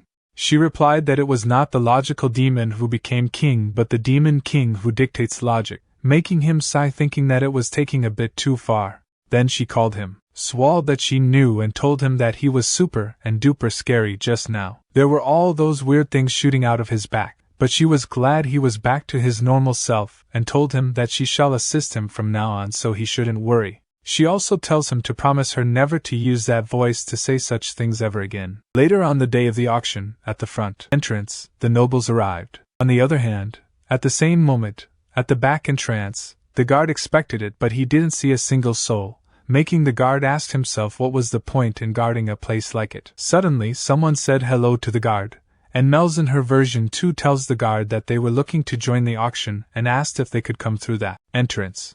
The guard, stuttering, replied that they could right away, but first, he'd have to ask them to identify themselves and ask them what their names are. She replied that she was Mel's of House Agria, and the man behind her, her attendant Swallow. The guard tells them to wait a moment and check on the list, but then the guard apologized to her because she was not on the guest list for today. She replied that it was strange and asked Swallow if he, by chance, happened to have the invitation on him. The guard confusedly asked them what invitation, and he walked closer to the guard while saying that he had it there. But the guard tells them that there were no invitations sent out. Suddenly, he punched the guard in the face and told the guard that it was his invitation to the afterlife. Then he asked her if she couldn't wear something different, but she just asked him back why and if he was afraid he'd be charmed by her fabulous self. He tells her that she was a kid, so she should dress like one, making her pissed and shouting, telling him not to call her a kid. He tells her okay, and they should get going, but she still shouting tells him to take it back right that instant. Meanwhile in Chait Castle, Renee was lying on the bed, thinking that she could no longer return to the core of the ancient. The setting transitioned to 80 years ago depicting the Grapenia forest ablaze. Swallow expressed remorse for the incident, apologizing to Grapenias and expressing disbelief that humans would commit such a bold act. Swallow wondered if the forest would recover quickly and if the forest's joy would return since they had returned the favor to the humans. As the owner of Grapenia Forest, Earth's spirit, Grapenia sat on the ground in anger with the head of the human leader who started the fire. Swallow think about the ancient core using the forest as a natural fortress and the need to make a good impression on Grapenias. He questioned if all the humans who started the fire were dead and speculated that Grapenia's anger would gradually subside. Swallow found himself intrigued by the situation, wondering if the creature called the homunculus, a non-human created by a human, should be killed to eliminate any witnesses. He then informed the homunculus that her master's final words were that she were free to leave if she wanted. However, he clarified that he would not assist in her escape, leaving the decision of dying trapped in the forest or outside to the homunculus, named Lelo. Swallow mentioned that Lelo's master had been searching for a maid named Lelo, and since there were no other maids present, it must be her. His curiosity-driven mercy ended at that point. Lelo was the name of a maid who served the head of her household, and a title used to address the most talented maid. The current Lelo was a middle-aged head maid, and this homunculus had never been called nor addressed by that name, because objects like her didn't have names. However, because of that, she was experiencing something like that, and she said Lelo. Back to present at Chait Castle, Rene was sitting on the rock outside thinking about his past memories. His thoughts were interrupted as Ursabet said, "Rene, I heard the subjugation party sent by the Empire is heading towards the core of the Ancient." Rene replied, "Even if Ursabet says that, she won't go back to the core of the Ancient." Ursabet said, "I'm not telling you to go back. I value Rene's happiness, but I prioritize choice and freedom more. Shouldn't you make sure you settle all your problems? If it's those two, they'll look for you everywhere. If they find out you were tricked by a human and ended up like this, what do you think Swallow and even Patrick will do afterward? If you're going to keep living in the shadows, erase all your tracks forever? It doesn't have to be perfect. Even if it's clumsy, Patrick will know your intentions and take care of it. Because of the subjugation party, the core of the Ancient will be busy with cleanup for a few days. If you plan to tie the knot, it has to be now." As Rene contemplated her next move, she turned to Ursabet and informed her that she was planning on going somewhere far away to get some fresh air. Ursabet expressed concern, noticing that Rene's right eye seemed to be getting blurry, and asked if it was okay for her to go alone. Rene reassured her, saying that she was fine and thanked Ursabet for her concern. She then inquired about the whereabouts of her blade. The scene then shifted to an auction house, where Swallow confronted guard and asked them to divulge everything he knew about the beheading Fong. The guard, feeling pressured, revealed that it was submitted by the magic tower of Harston, specifically the wing. He pleaded ignorance regarding any further information and begged Swallow to believe him. Swallow think that it was indeed Harston, and confirmed with the guard that he had mentioned the magic tower of Harston's wing. Thanking the guard for telling the truth, he decided to spare his life. As Swallow and Melz began to leave, the guard whispered to himself, expressing frustration and anger at the situation. He questioned why he, a mere guard, had almost lost his life and cursed those responsible. Suddenly, Swallow appeared behind him, stating that he had done nothing wrong, startling the guard. Swallow clarified that the guard had indeed done nothing wrong, but had unfortunately caught his attention. He questioned the guard about the terms used when stepping into his territory, mentioning words like massacre or slaughter. Swallow pointed out that they often use fancy words like raid or subjugation, and questioned if the guard had ever felt sorry for the monsters he killed. He asked if the monsters had done anything wrong to deserve being killed. He then declared that the guard was just his enemy, which was why he was taking action. In the auction room, the auctioneer declared, "Someone has bids 35 billion ounces of gold." Following suit, participants chimed in with bids of 38.4 billion, 39.8 billion, 50 billion, 60 billion, and 70 billion. Afterward, the auctioneer proclaimed, "We have 70 billion on the table. Is there anyone else?" and repeated the inquiry. The girl with blue hair named Win Historia, an executive hero of the Black Tiger's Order, said, "I'm bored. Should we join the bidding too? We can do it just for fun and fool around a bit." The girl with red hair named Garrett, an executive tracker of the Black Tiger's Order, asked, "What? Get a grip, Ms. Win. We're here for auction security, not to participate." Win replied, "Yeah, she can't seem to joke around with her." Garrett reminded her, "You shouldn't forget our purpose. Anyway, let's finish this up and go get something delicious to eat." Win suggested, "Maybe a salmon sandwich or a pumpkin tart. I also want some pudding." The auctioneer inquired, "Does no one else wish to bid? I will make the third call and conclude this auction." In that instant, Swallow emerged on the stage questioning, "By whose permission?" Employing demonic power, he swiftly dispatched the auctioneer, declaring himself as the one to conclude the auction. Witnessing Swallow's formidable abilities, both Win and Garrett were paralyzed with fear. Simultaneously, Swallow addressed the gathering, asking, "Are all of you here to buy the beheading fawn?" In the Empire, there were 3 warriors known as the Warriors of the Empire. However, when one of them, Bern Hishtoltz, died while attacking a dungeon out of personal interest, public criticism arose. People questioned how a warrior, whose duty was to protect the Empire, could die in such a manner. Unable to blame the late Bern, the finger of blame was pointed towards the remaining 2 warriors. One of the 2 warriors believed that it was essential to instill trust in the people of the Empire. They wanted to suppress their survival instincts and ignite their fighting spirit. However, as Wun prepared to rush forward and attack, she was stopped by Garrett. Fear filled her eyes as she looked at Swallow and pleaded. You can't go. Absolutely not. That thing is far too dangerous. With a sigh, Swallow responded. It was just a hunch, but it's actually real. I can feel Renee's traces emanating too strongly to call it a fake. As expected, Renee was done in by those human bastards, he continued. Though the situation is too complicated to explain in detail, this item actually has an owner already. So I'll be returning it back to its original owner. What a shame. It would have sold for a high price. Well, since you've gotten to see it. Before he could finish speaking, a person from the crowd interrupted, shouting, Guards, what are you doing? Stop that bastard, Swallow responded. Right, it looks like you have no intention of sending me off nicely. It's fine, I feel the same way. I'm going to rip you all to pieces and bury you with this blade. As Swallow said that, Wun rushed forward to attack, saying, You think I'd allow that? Swallow looked at her and thought, That's quite the fast-flying squirrel. He observed her decent movement paired with decent battle gear, but unfortunately noted that she had no talent for it, and no weapons other than those gauntlets. In that case, he decided to grab her hand and smash those gauntlets to pieces. However, he couldn't help but be impressed by her skills for a human. As she rushed again to attack with her crushing blow, he stayed still and tried to grab her gauntlet. Her attack hit Swallow's hand, surprising him with a display of formidable attack strength and causing him to crash into the wall behind him, creating destruction with the impact. She's a bit fatigued,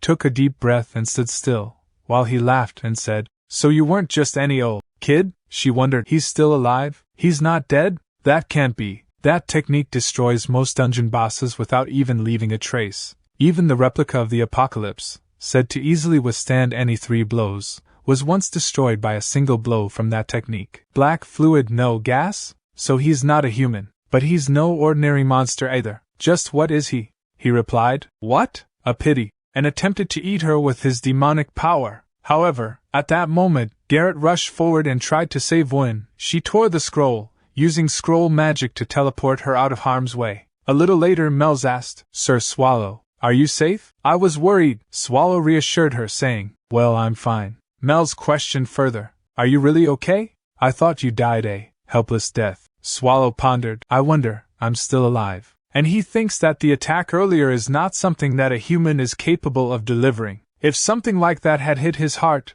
he might have been so surprised that it could have undone his polymorph. And if his polymorph got undone, then Patrick would have definitely. He doesn't even want to think about it. He'd probably take death over that. But more importantly, he missed them all. There weren't one, but 2 flying squirrels, that redhead especially. While he was distracted by Blue Hair, she evacuated everyone, cast several layers of protection magic on Blue Hair, and escaped the clutches of his magic at the same time. Interesting. As the scene shifted to a little distance from the auction house, where Wun teleported, she fell to the ground. An old person exclaimed, Something fell over there. A second person reacted, What on earth is happening?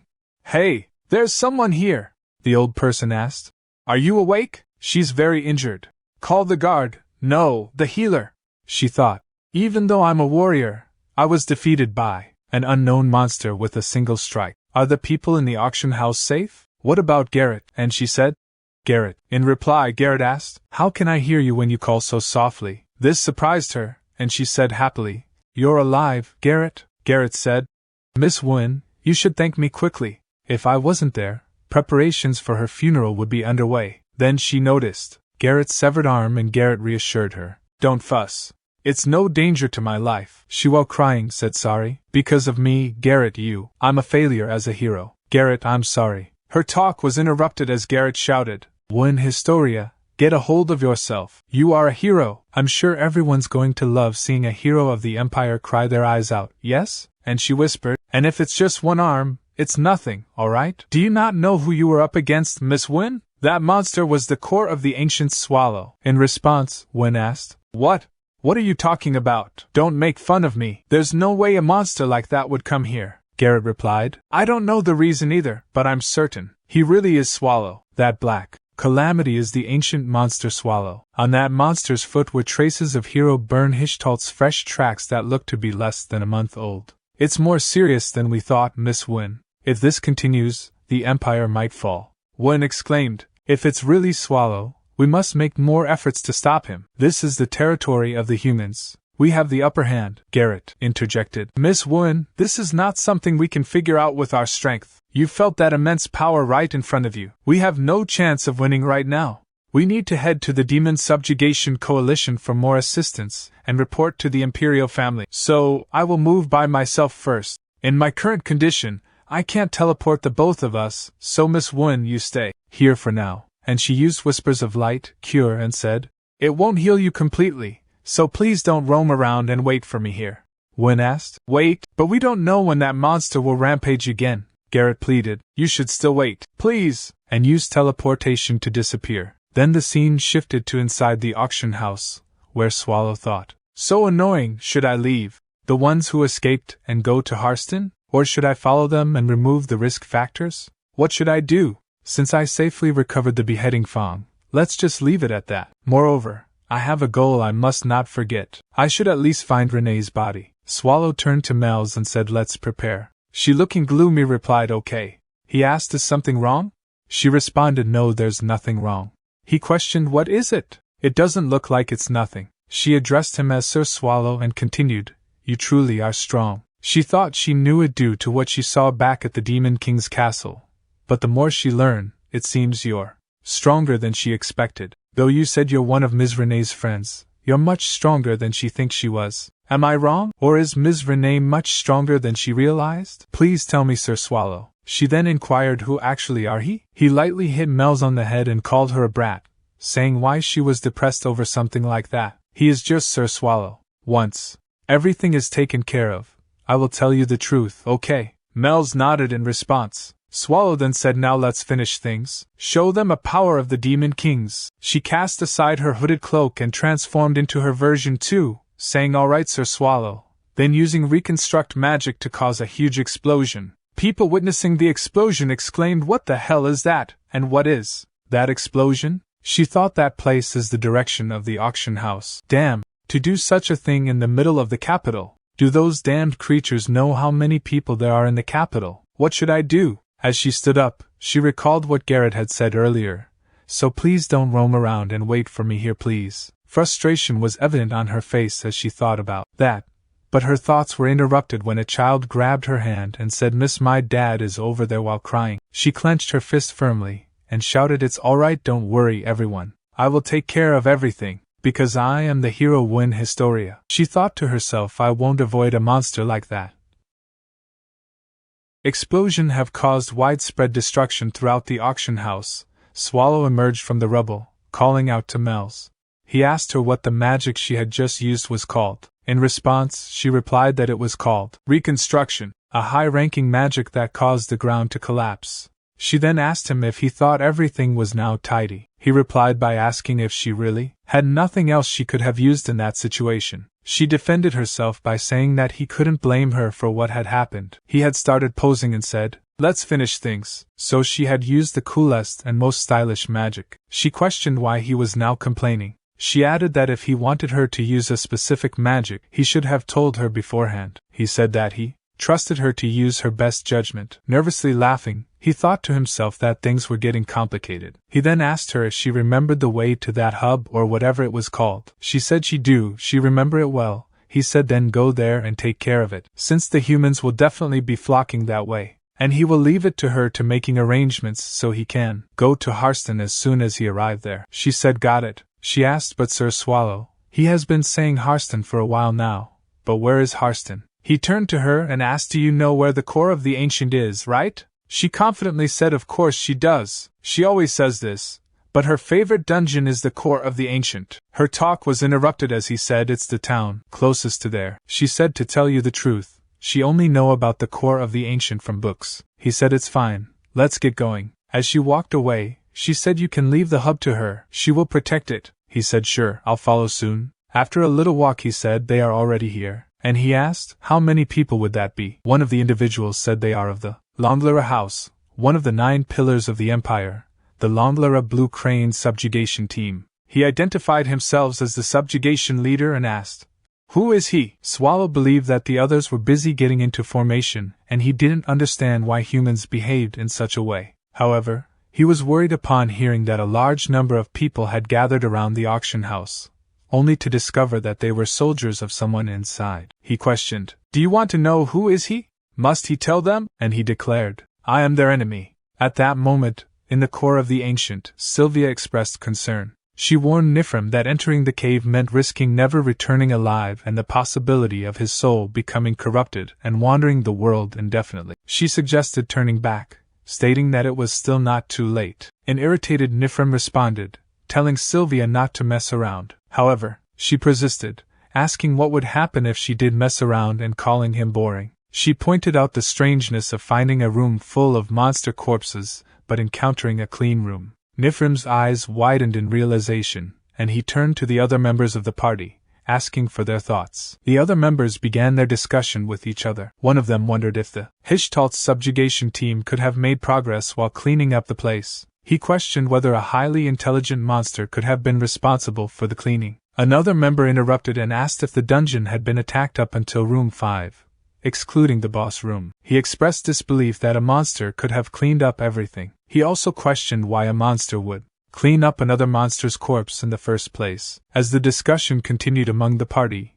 Nifrim scanned the room and shouted at the supposed prankster monster, telling him not to play such foolish tricks. He asked if he was trying to deceive them. Patrick exclaimed in surprise, commenting on how loud Nifrim was and how it made his ribs echo. Anyway, to his regret, he didn't deceive them. He had simply cleaned up because it was unsightly to see everything lying around. He had gone to great lengths to clean because he had heard guests were coming. However, he warned that if they were cursed at, he would become upset. Nifrim turned to Sylvia, asked to illuminate the room with her magic. In response, Sylvia agreed and used illuminate magic to lighten the room. Patrick exclaimed, "Oh my, so bright." Well, in any case, they worked hard getting to such a rare place, even though he didn't call for them. He then greeted them saying welcome. He thought to himself, "Skeleton," and addressed him as the Death Knight Patrick. Irritated Patrick muttered, he even prepared an introduction for them, but it seems that was pointless. Now he can't even use the introduction. Dialogue he strenuously worked on all day to prepare. "Thanks a lot for that, you damned bastards." Continuing, Patrick said, "No, their reactions are too savage. Everyone, calm down for now and put away their weapons. Ms. Mage, can she put back her staff? And you over there, lower your fists." He then asked, "Did he say something weird?" At that moment, Nifrim rushed to attack him, but his attack was blocked. However, Nifrim exclaimed, "His bullshit ends here." Patrick criticized his lack of manners, stating,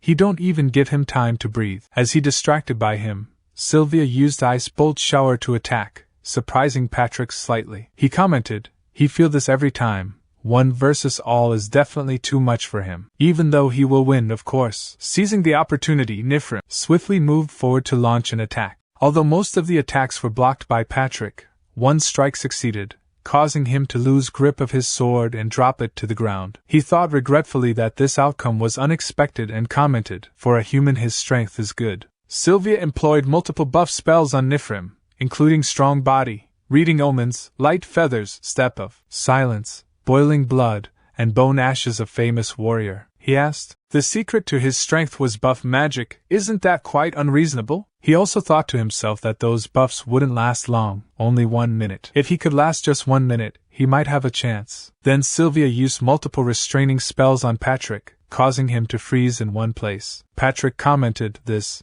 is a bit problematic." In that moment, Nifrim caused Patrick to crash to the ground and stepped on his back, demanding, "Say that again. Who'll beat who?" He laughed and said, "Impressive." He never thought they would use magic to drive him into a corner. Other members of the party began to murmur quietly, "What is it? Already over?" "The core of the Ancient's Guardian isn't all that much," Patrick said as expected. Should he have gotten rid of the green-haired mage first? Nifrim stepped on him forcefully, causing the ground to break, uttering, "Shut up," and tried to deliver a lethal strike, but Patrick effortlessly blocked it with 2 fingers. Patrick started laughing, stating that was fun this time.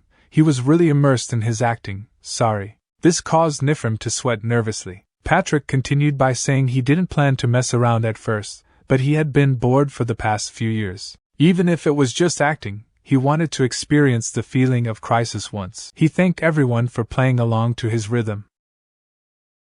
A little later, Nifrim shouted in confusion as he woke up and asked, "What just happened?" Patrick, noticing Nifrim's awakening, asked, "Oh, you're awake?" He replied it only took him just a few seconds to wrap things up after he collapsed. He said to him that it would be quicker for him to see it by himself. Out of all the humans to have encountered him so far, not one has ever survived, not a single one. He believed he knew these details since he knew his name, but it seems all he knows is his name, and nothing else. He threw the girl toward him and said, "Oh, still, that green-haired magician was quite challenging to deal with. Using wide-range divine magic makes his bones itch just thinking about it." He continued, "Anyway, is he Nifrim, right?" That magician kept calling out that name, until the very end. She called for him so desperately. He said that he had hoped for a more emotionally charged reaction, but his response was quite boring. Nifrim was quite ruthless. He said that now it was time for a survivor question and answer session. Even if Fimor was a moron, he wouldn't have sent just 30 people. And honestly, he was sorry to say this, but this subjugation party was subpar. And he asked, "So tell me, what is he hiding?" He said that since he was a very kind and generous skeleton,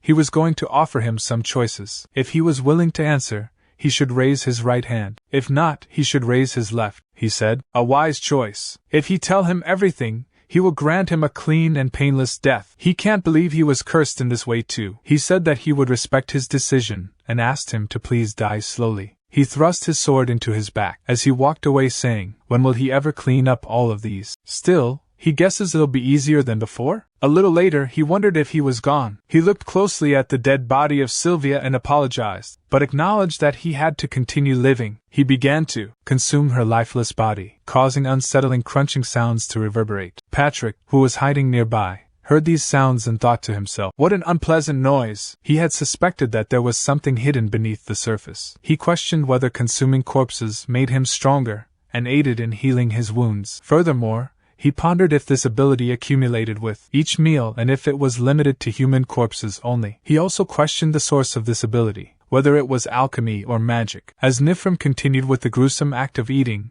Patrick persisted in his thoughts. Since there were plenty of corpses available, he believed he should take his time to test this ability. Nonetheless, he wondered where his boss was and what he was doing, hoping that he wasn't engaged in any strange activities in an unusual location. The scene shifted to capital Liaise, where Swallow stood upon hundreds of lifeless bodies. One approached him and she asked, "What is this?" Turning toward her, he asked, "Is she here to die too?" She replied, "No, she is wooing Historia, the hero," he stated. He never asked who she is. Well, he like her spirit, but she can't defeat him. As she rushed forward, thinking, even if that's true, she have to stop him. She employed a crushing blow once again to attack him, but this time he effortlessly blocked her assault. With a sigh, he apologized and said, "But she will only get to land one attack on him." He tightened his grip on her gauntlet and said, "Go on, try to escape again. If you can, that is." She thought to herself, she can't defeat him, but can she buy some time? As he slammed her to the ground, the impact caused the ground to collapse, and she coughed out some blood from her mouth. She persisted in her belief that she is a hero, and thus, her duty as a hero is to protect. Lifting her from the ground, he asked, "Is it over?" She responded,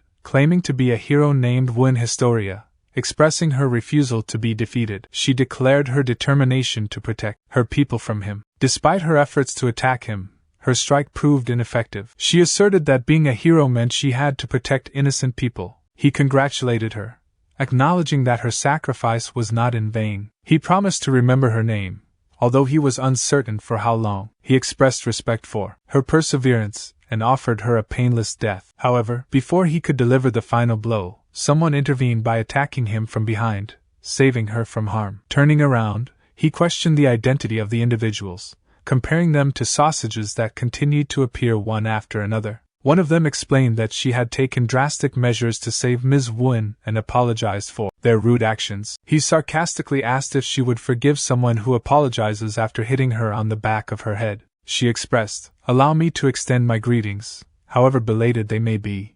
She introduced herself as Arl Ethelbria's Gal Livison, a member of the Ethelbria's Black Tigers Order, and expressed her honor in meeting the almighty Lord Swallow. He inquired, "Did she just call him Lord Swallow? How did she know?" She replied that she simply had a talented person under her command who was able to recognize him. He thought that her smile was hiding something. He said, "Well, fine, but right now, I am in quite a bad mood and you are wasting my time. If you are planning to attack me after running your mouth, then just get it over with. She assured him that he was mistaken and they wouldn't dare to fight against him, Lord Swallow. They had no intention of fighting and had simply come to offer him a deal. He asked what kind of deal when he had nothing to regret. She better read the situation carefully, as insulting him would not result in an easy death for her. She believed that this was a gamble with the safety of the Empire on the line. She revealed that the original owner of the beheading Fong was still alive. She assumed that he didn't come all the way there just to retrieve a virtuous masterpiece. Lord Swallow, they had come to offer him aid in fulfilling his desires. He asked what she would do if he said he didn't have anything he wanted help with. He wondered if she would still be willing to assist him. Furthermore, he questioned what she would do if he came to obtain the beheading Fong out of boredom. But in reality, his true intention was to exterminate all humans. He pondered how she would react in that situation. This caused her to nervously sweat as she asked if he planned to destroy everything in the end, implying that it might not be worth trying to help him. He confirmed that she wanted to avoid destruction and instructed her to immediately find out where the owner of the item was. She agreed to follow his command and asked Garrett to step forward. Garrett acknowledged her request, addressing him as Lord Arl. She mentioned that he might have met her once before. She explained that in order to locate someone, she needed to examine the traces they had left on objects. She asked for permission to inspect the beheading Fong, if he was okay with it. He warned her that if she did anything foolish, she wouldn't just lose one arm. She assured him that she understood. She sensed someone who had left an overwhelming amount of traces. They were too far away to determine their precise location, but the person was moving west, in the direction opposite of Lie's imperial palace. He thought, "West, that's towards Harston," and he said, "That information is enough." He believed Renee was still alive. With a sigh of relief, he expressed gratitude, saying, "He is in your debt. He remembers you too." Arl said that he was honored to have helped him. He moved towards the teleportation hub while telling people in front to move. As he arrived at the hub, she said, "Sir Swallow, he is a bit too late." As he saw a large number of corpses in front, she said, "Look at this, I upheld my promise." She did well in defending the teleportation hub. With this, she thinks it's enough to say that the favor has been sufficiently returned. He said, "Yeah, it's enough. She worked hard," and he thanked her. "Let's see, is this how he use it? The cords are to Harston, and if he infuses his mana." But as he infused his mana into the teleportation hub, it exploded. He think it couldn't endure his mana? He was pretty confident, since his polymorph was quite stable though. If he used Demura's mana suppression function for transfer magic, wouldn't he be able to safely use teleport then? He would have to undo polymorph for that, but if he did, he would practically be announcing his existence to all the living things around him. Screw it, he had already screwed things up past the point of no return. It was too late to end things smoothly. As he removed Demura's mana stone, he destroyed the hub building as he reverted back to his original form. He think the coordinates are Harston, Magic Tower Wing. Then the scene shifted to Harston Magic Tower. One of the representatives of the tower said, "Welcome to the Magic Tower Wing. Your affiliation and house can be confirmed through a simple verification process." She asked, "Can I use transfer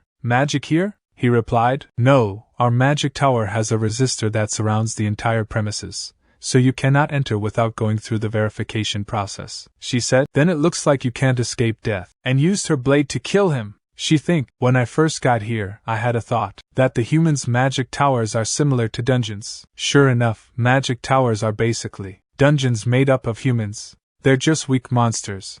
A little later, she continued with her thinking. She killed all the humans she could find on the first floor. All that was left was the top floor of the tower. Amr asked, "Oh my," she prepared quite a bit. "I wonder who the opponent was. But is it that noble young girl from before? So she wasn't a human?" She inquired about the location of the beheading Fong. Amr said that's already her property. She sees there's no point in telling her where it is, but she is curious about something. How is she still alive?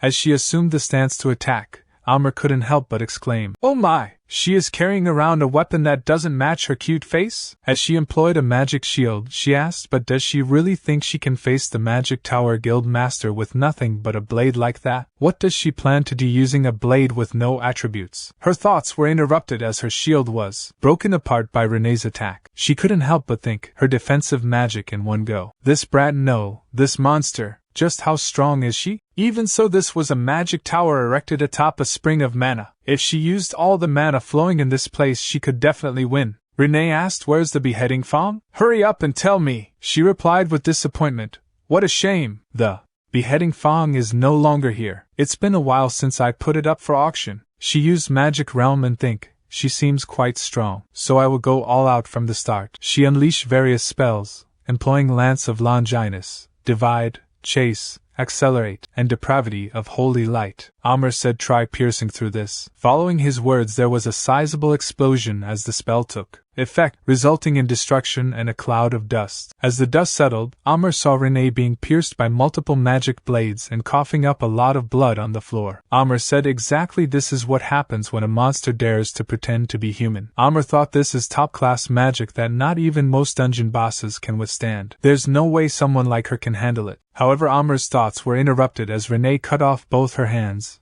and she crashed to the floor in pain. She said, "It hurts." "How did this happen?" Renee continued, "All I did was cut off her hands." "Don't make such a fuss, human." She voiced her unwillingness to die, emphasizing her determination to live as she crawled on the ground and urgently pleaded, "Save me." She thinks it's over. Any trace of her has been erased. Now what is she supposed to do? What's left for her? She is tired if she falls asleep now. But her thoughts were interrupted as someone said, "Leader?" She turned around and saw a green-haired person named Hyam. Said, "Leader, how did this happen?" "Get a hold of yourself," she said. "It's Hyam, right?" He said, "Just hold on, you have to." But his talk was interrupted as she said, "It hurts, hurry and treat." "No, kill that bitch." He turned around to find Renee gravely wounded. He said, "Calm yourself, leader. You have lost too much blood." And he asked, "Do you see what this is?" She asked, "What is it?" "I can't see it clearly." He said, "Oh my, you can't see it? It's a mana stone with high-rank magic that allows you to escape from here. But I don't have enough mana to activate it. You have to imbue your own mana to activate it." She thinks that's the same thing that's in the love stone. How could she forget that unpleasant feeling? Amr said, "Thanks, now she can live." As she imbues her mana into the stone, the curse activates and she starts screaming in pain. He says she has too many enemies. How bad must it be for Rin to come and seek revenge? Even in her own family, within the grommets. How bad must it have been for them to give the order to get rid of her the moment she acted suspiciously? Turning to Renee, he asks, "Isn't that right?" He says he is grateful to her for doing his job for him. But at this rate, she might come after him this time. Isn't that right? So this is a form of insurance that'll buy him enough time to escape. "Goodbye then," he says. Renee thinks she can't see out her right eye anymore. That's not an opponent she can beat with a completely battered body and without a proper weapon. But that's enough. Pathetic. She will pay the price here. She will erase any trace of herself forever. She said, "Still, don't you dare try to cover Lord Swallow's scent with those dirty hands. Not even if I die." She leaped onto her adversary, driving her blade into her eye. In response, her adversary hit back, thinking, if he finds out she died, will Lord Swallow be sad? At that moment, Lord Swallow teleported there and caused the magic tower to collapse. He asked, "Is she okay?" When she was first saved, it was a similar situation to this. Her body and mind were sapped of strength, and she couldn't find the meaning of life. The one who appeared before her was Lord Swallow. Renee looked at Lord Swallow with surprise on her face, wondering why he was there. After they landed, he released his grip on her, and she moved away from his arm to sit on the ground. Lord Swallow instructed her to wait for him there. She questioned if this was her delusion. Lord Swallow turned to face Amr, who was cursed, and approached her. He asked Amr how dare she do that and threatened to show her who she was messing with. Shifting into his combat form, Lord Swallow swiftly attacked, delivering a punch. He remarked that she didn't know her place, and using his demonic power, conjured multiple spears that penetrated her body, visibly traversing from the inside out. In retaliation, Amr attempting to consume him, she started coiled around his arm. Enraged, he lifted her with his arm and forcefully slammed her to the ground, causing the earth to crack beneath them. However, her wounds healed quickly, and in another attempt to consume him, she once again began to coil around his fist. Frustrated, he slammed her to the ground once more, disgusted by her. Her blood splattered on the ground and understanding dawned on him. Wondering how she continuously regenerated herself, he discovered that her power source was the magic tower's mana. Meanwhile, she regenerated her body again and launched her attack. In response, he stood still and remarked, "Well then, it's easier." He stated this and reverted to his original form, consuming her alive. After swallowing her, he uttered, "Yuck, she tastes bad." Looking at Renee, He became a little nervous and sat beside her. He said, there were a lot of things he wanted to say when he got to meet her, but now that we're here, his mind's gone blank. If he knew this would happen, he would have written it down or something. Also, he met a green-haired human on his way here, you see? He did kill him, but that won't cause a problem or anything, right? In response, Renee remained silent. He said,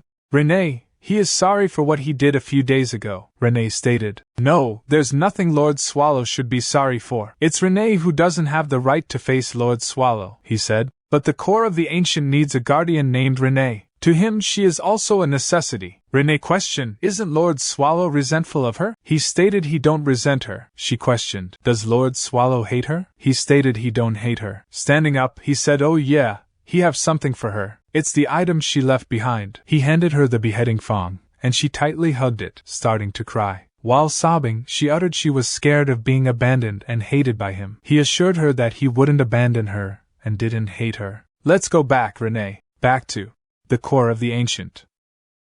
Renee reminisced about the past memory when Lord Swallow had taken her into the core of the ancient for the first time. Swallow exclaimed, that's a homunculus? He had met her during the previous arson case that had happened in Grape Nia. But then, he had encountered her again at the lab, so he had decided to bring her along since it seemed like fate. Patrick asked, then, that means this small body holds all the knowledge about homunculus research? Moreover, seeing how she was completely unfazed inside the room of the strongest boss in the core of the ancient, also known as the lair of demons due to the thick dark energy flowing in this dungeon, it implied she had the mental strength and physique to handle anything. Patrick inquired, boss, what is he going to do with this child? Swallow replied, well, he is going to let her live here. It seems like she has a lot of talent, so first, we're going to teach her how to fight, and if teaching doesn't seem to work, let's just let her live in peace. She has experience as a maid, so maybe we can have her cook or something? Patrick exclaimed, wait a minute, boss, is he being serious right now? Who's going to educate her? Swallow pointed towards him and said, you, so cheer up. Patrick asked, no, why him? Swallow replied, don't play so hard to get. He was bored since he had nothing else to do. Patrick thought, well, being a homunculus, her physical abilities will certainly be outstanding, and there may still be some lingering subconscious resentment toward humans. He then asked, so boss, what's the child's name? Swallow said, what was it? He believed he heard it before when they first met. Renee tried to speak and finally said, Lelo. Patrick asked, is Lelo her full name? Nothing more? Swallow asked, do he need more? Patrick asked, since boss is the master, why not make her a new one? Swallow thinks to himself, after a little thinking, what about Renee? Patrick replied, that's nice. Then it would be Renee Lelo. And he's sleeping again, damn boss. He sat down and said, alright then, Renee, let's start by learning how to smile. Back to the present, Patrick asked, is he smiling in this situation? What on earth did he do at Harston to make the ground shake like this? Did he dance wildly in the middle of the village or something? Swallow responded, he know there's always an exception in a monster's life. Patrick pointed towards Mel's and asked, so what's that exception? Swallow replied, well, this is also quite a long story. Patrick interrupted, wait boss, did he just kidnap a child? Swallow scoffed, does he really think he bothered to do something that troublesome? Patrick questioned, anyway, where's Renee, and why did he bring this kid instead? Swallow explained, you see, he met Renee at a human village. Patrick exclaimed, so he did meet her, was she injured?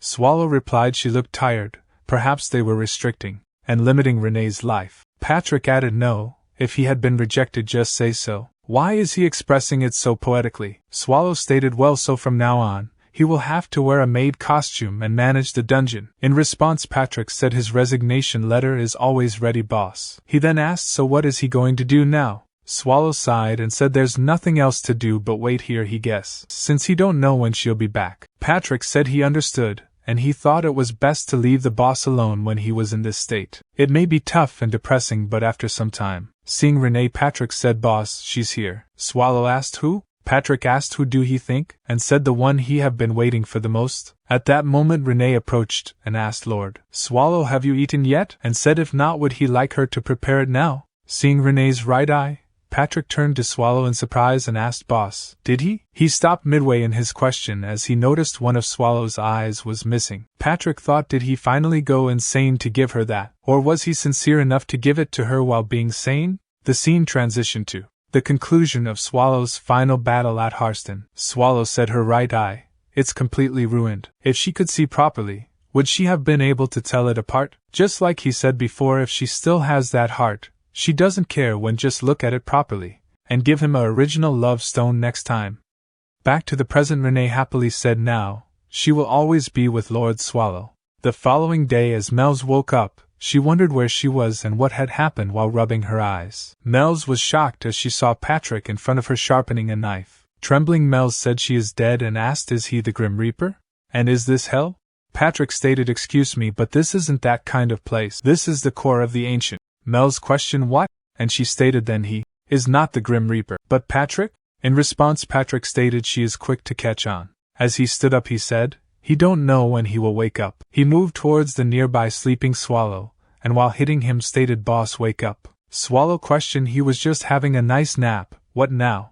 Observing Mel's wakefulness, he understood why Patrick had awakened him. Mel saw Swallow and became frightened, sweating, nervous. Kneeling before him, she stated, "Greeting to the owner of the core of the ancient and the embodiment of all things, the guardian of God who punishes those trembling in fear, the ancient beast that stands above all things, Lord Swallow." "Mel's," said the king. "No, that's not it. My apologies. Let me introduce myself." Swallow stated she is the 17th descendant of Demon Asmodel's, Malevolent. He already memorized it. She questioned, "How does Lord Swallow know her name? Did Swald tell him this? By the way, have he seen Swald?" She definitely remembered him punishing the humans in Liaise and retrieving the beheading fawn. But Swallow said it's him. She asked Lord Swallow, "What did he just say?" Swallow stated he is Swald, making Mel's nervous again, while Mel's thinks, then, what disgrace have she shown toward Lord Swallow? As Patrick turned to Swallow, he questioned, "Boss, the words that Demon King Mel's stated about the topic of punishing the humans in Liaise, what have he not told him?" Swallow became aware that Patrick was now interrogated him intensively. At that moment, at the border of Grapenea Forest and Harston territory, an individual chuckled and inquired, "What's going on?" They said not to enter, but nothing happened. This forest is teeming with herbs and mushrooms. Soon after, he spotted a person lying nearby, visibly wounded. As he drew closer, it was Nifrim in need. Attempting to aid him with herbal remedies, Nifrim unexpectedly attacked and started devouring him. The scene then shifted to Hastings Wall, a distance away, where a person in ragged attire laughed and casually stated that he had to go. At the core of the ancient dungeon, the battlefield was set. To survive in such a hostile environment, there were several virtues one must possess, and one of those virtues was maintaining a minimum level of tension. Renee sternly told Mel's if she truly consider herself a demon king, please stay still for a moment. She has mentioned multiple times that silence is a basic rule in Lord Swallow's room. Mel's defiantly replied no. She refused. She is a free dungeon monster. Furthermore, she lived here in the core of the ancient before becoming the Demon King. She came here to speak with Lord Swallow. Renee sighed and explained she already told her that Lord Swallow is resting right now. Mel's argued that is exactly why she is needed. Until Lord Swallow can comfortably fall asleep, she planned to stick close and share her warmth by Lord Swallow's side. Renee is too conservative in this aspect, too inflexible, like a boomer. An irritated Renee exclaimed, did she just call her a boomer? Renee chased after Mel's, shouting, just die. Meanwhile, Mel's laughed and ran away from her. Patrick, who had been observing the situation,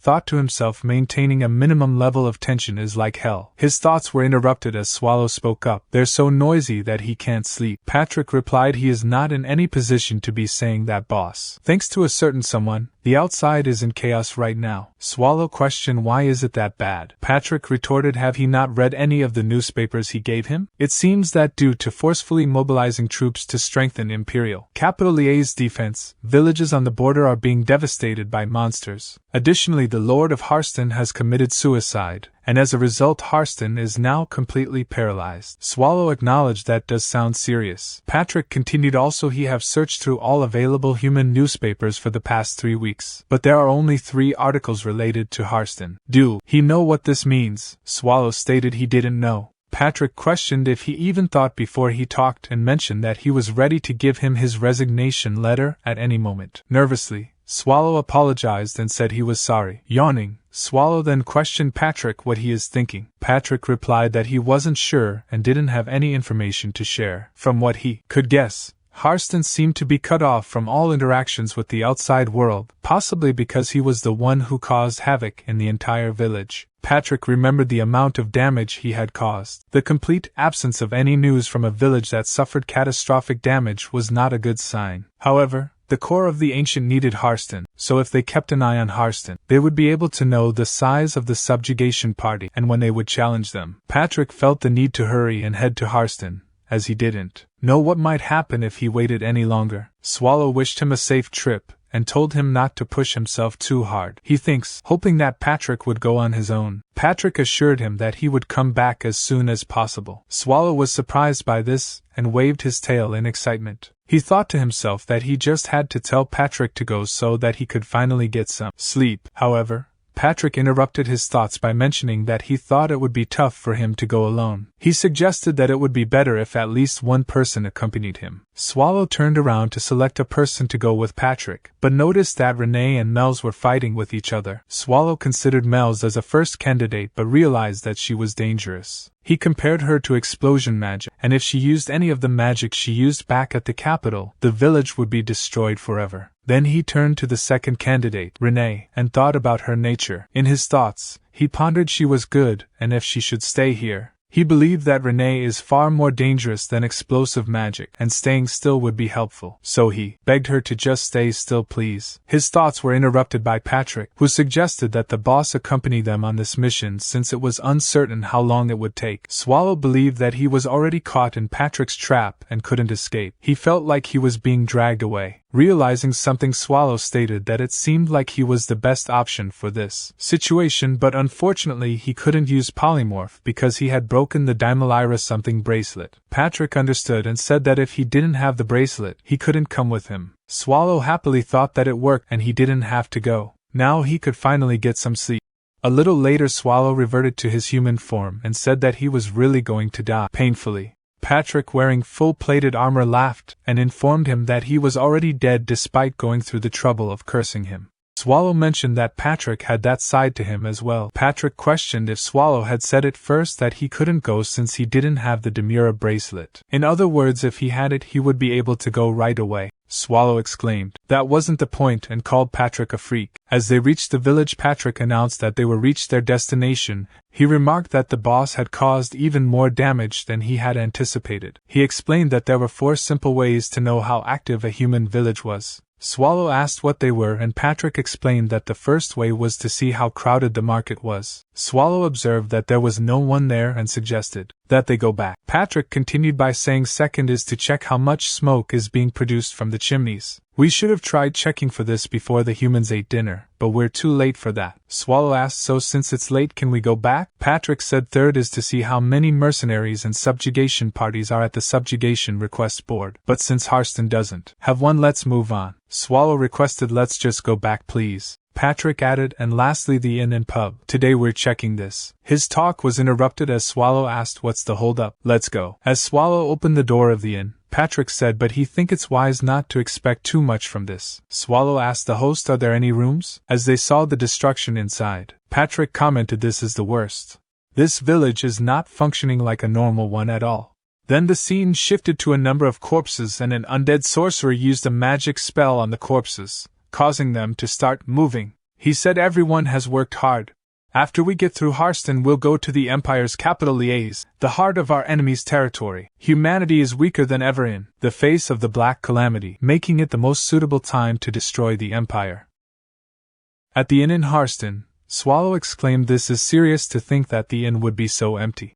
Patrick observed, it looks like Harston has been completely isolated. Curious, he inquired, who is he? The person responded, he is the owner of this inn. An owner questioned, for what reason have he come? Patrick explained he is a knight of the Patarian Black Dog subjugation team from Natrange. Patrick suspected he's suspicious that we may be assailants. He stated they require a simple meal and a place to sleep to relieve their fatigue. The inn owner apologized, the customer sorry about that, but they have no food here to serve a night. In fact, it's not just him. There won't be anywhere in this village where he can find a place to eat. Patrick questioned, is that because of the Black Calamity? An owner acknowledged, so he knew about that. Then he trusts that he will understand. He is sorry, But they don't even have a room ready. He asked for his understanding. Patrick thought, well, in this current situation the price of water is more expensive than the cost of lodging. He tossed a gold coin towards the inn owner and instructed, take this. Patrick inquired, what do he think, are the rooms still not ready? Upon seeing the gold coin, the inn owner's behavior changed and he respectfully replied, please right this way up these stairs. See Swallow, he asked. Sorry, but the person behind him, who is that? Patrick clarified, he's his slave. Even though he's his slave, he helps him a great deal, and that's why he is treating this slave so well. So this slave can stay in the same room as him. Right, where? Did he say the room where this slave and he will stay is? As Swallow entered the room, he exclaimed, it's better than he was expecting. This bed's mine. This is way better than the place he stayed at in liaise with Mel's. Patrick responded, right, it's a good room. Swallow pondered. Now that he thinks of it, was slave the only thing he could think of? Patrick replied, of course, boss. Aren't the clothes he is wearing now the most comfortable? If he keeps wearing those shabby clothes, he will be treated like a beggar. It's better to be treated like a slave instead. If he acts like a beggar, he doesn't know when and how someone will pick a fight, but a slave is the property of their master, so others can't mess with them as easily. Since he can't even be bothered to change clothes, it was a reasonable judgment for him to make, wasn't it? He asked, boss, don't he want to move as little as possible? And he said, then it's in your best interest to listen to what he says. Swallow exclaimed, what he is saying is reasonable, master. Patrick stated, then he will be stepping out for a second rest up, boss. As Patrick began to leave the room, Swallow advised he don't recommend pushing himself that hard from day one. Patrick reassured, don't have to worry about him so much, boss. After all, it's nighttime. There are places he can roam around as much as he wants, right? A little later at the city square, Patrick pondered the reason the Black Calamity descended on Harston's Great Square. The Imperial family vented their anger over the attack of the Black Calamity, and must have needed someone to take responsibility for their successive failures in subjugating the core of the ancient. However, before the Imperial hand could extend its reach, Harston's Lord Count Atark died. So who is the Lord of Harston now? He had been quite curious all this time. Patrick thought it was obvious that the royal family had lost their chance, and would direct their anger at the family. Given that, would Count Atark's descendants really inherit the title? At Lord of Harston's castle, Patrick said, well then, let's go take a look at the new lord's face, shall we? As he tried to enter the castle, Patrick realized he was in trouble. Security was tighter than he had thought. He could kill them or knock them unconscious, but that would just lead to more of a mess when the sun rose, wouldn't it? Sure enough, it was wiser not to rush. He had a specific place in mind when he came here. It seemed that humans couldn't sense it, but he could. To think that the strong lingering scent of corpses would be here. Let's go this way first, he decided. Back at the inn room, Swallow thought, well, it's nice to sleep well in a cool dungeon, but this isn't so bad every once in a while either. At that moment, someone knocked at the door. Swallow thinks, but they never let him sleep comfortably. The inn owner shouted, Sir Knight, is he inside? Swallow replied, no, master went for a night walk. The inn owner said, I see. Then would he come downstairs? It's been served a little earlier than normal, but he prepared a meal. They say starving his customers is something an inn owner should never do after all, and since Sir Knight paid a very high price, he have to at least pay in kind as he can. Now that he think about it, they haven't even introduced themselves. His name is Novin Hedeker. Please feel free to call him Mr. Novin. Swallow said, he is Swald. Mr. Novin replied, right, Swald. He hope he is not disappointed when he go downstairs. There was so little food that he wasn't able to prepare much. Swallow asked, is the situation in Harston really that bad? Mr. Novin stated that, as the name suggests, it was quite literally a calamity. Most of the residents who saw the calamity with their own eyes immediately lost their minds. Immediately after that incident, the Lord committed suicide. And after that, as he can see, all traffic to Harston was cut off. Beyond the castle walls, the corpses of the starved line the streets. He doesn't know what he came to see in a place like this, but it would be best to leave as soon as he can. He is going to do the same he sees. He should know well himself what happens to a person when they are cornered. At that moment, a girl with red hair named Rosalina entered the Swallow room through the window. She thought to herself, observing the room, they're definitely outsiders choosing to stay in this village despite its current state. And to top off it, they're staying in the most expensive room at the inn. They must have a lot of money, she mused. She mentioned that she needed to take anything she could sell for money. As she picked up the Swallow coat, a foul odor emanated from it, causing her to pinch her nose. Disgusting, she muttered. She wondered if the customers here were not as wealthy. If she held on to the coat, she could use it instead of a bindle. She began searching through the room for any valuable items. After a while she grew concerned when she found nothing. This isn't good. Did they take everything and leave? She questioned. Opening one of the drawers, she reassured herself that they wouldn't have taken everything. Her eyes nervously fell upon something Patrick had left behind. A little later Patrick returned to the room and mentioned that he had gone for a quick peek at the Lord's castle. He questioned him what he had been up to. Exactly what he see him doing now, Swallow replied. He explained that he had planned on catching a glimpse of the new Lord's face, but the security was tighter than he had anticipated, so he returned empty-handed. Boss, did he discover anything? He inquired. Swallow asked if he really expected that of him. Patrick clarified that he was just asking out of politeness. Apparently Harston has been cut off from the outside world. Even the owner doesn't know much, Swallow informed him. This revelation shocked Patrick. Curious, Swallow asked what was going on with him. Patrick confessed that he was shocked that he had actually done something. So that's how it is. Harston has been isolated from the outside world, he exclaimed. He suggested that they learn more about it the next day. Patrick proposed. Swallow told Patrick to do it on his own. Patrick responded by saying they needed to do it together. He noticed that both windows were open despite his request to keep them closed. He expressed concern about the possibility of getting robbed. Swallow was confused and denied touching the windows. Patrick laughed at the idea of a ghost being responsible, and Swallow suggested that someone must have opened the windows. They quickly checked their belongings and discovered that Swallow's coat and Patrick's belongings were missing. Swallow mentioned that Renee had made the coat for him. Patrick revealed that his rib was also stolen. As Rosalina reached a narrow back alley, she expressed relief and questioned if it was good enough. Suddenly someone called her name. She turned around and was surprised to see Toth, who questioned her whereabouts and warned her about wandering around at night. She explained that there was a valid reason for her actions, as it was for the well-being of everyone involved. Toth disagreed, suggesting that it was pointless and only resulted in hunger.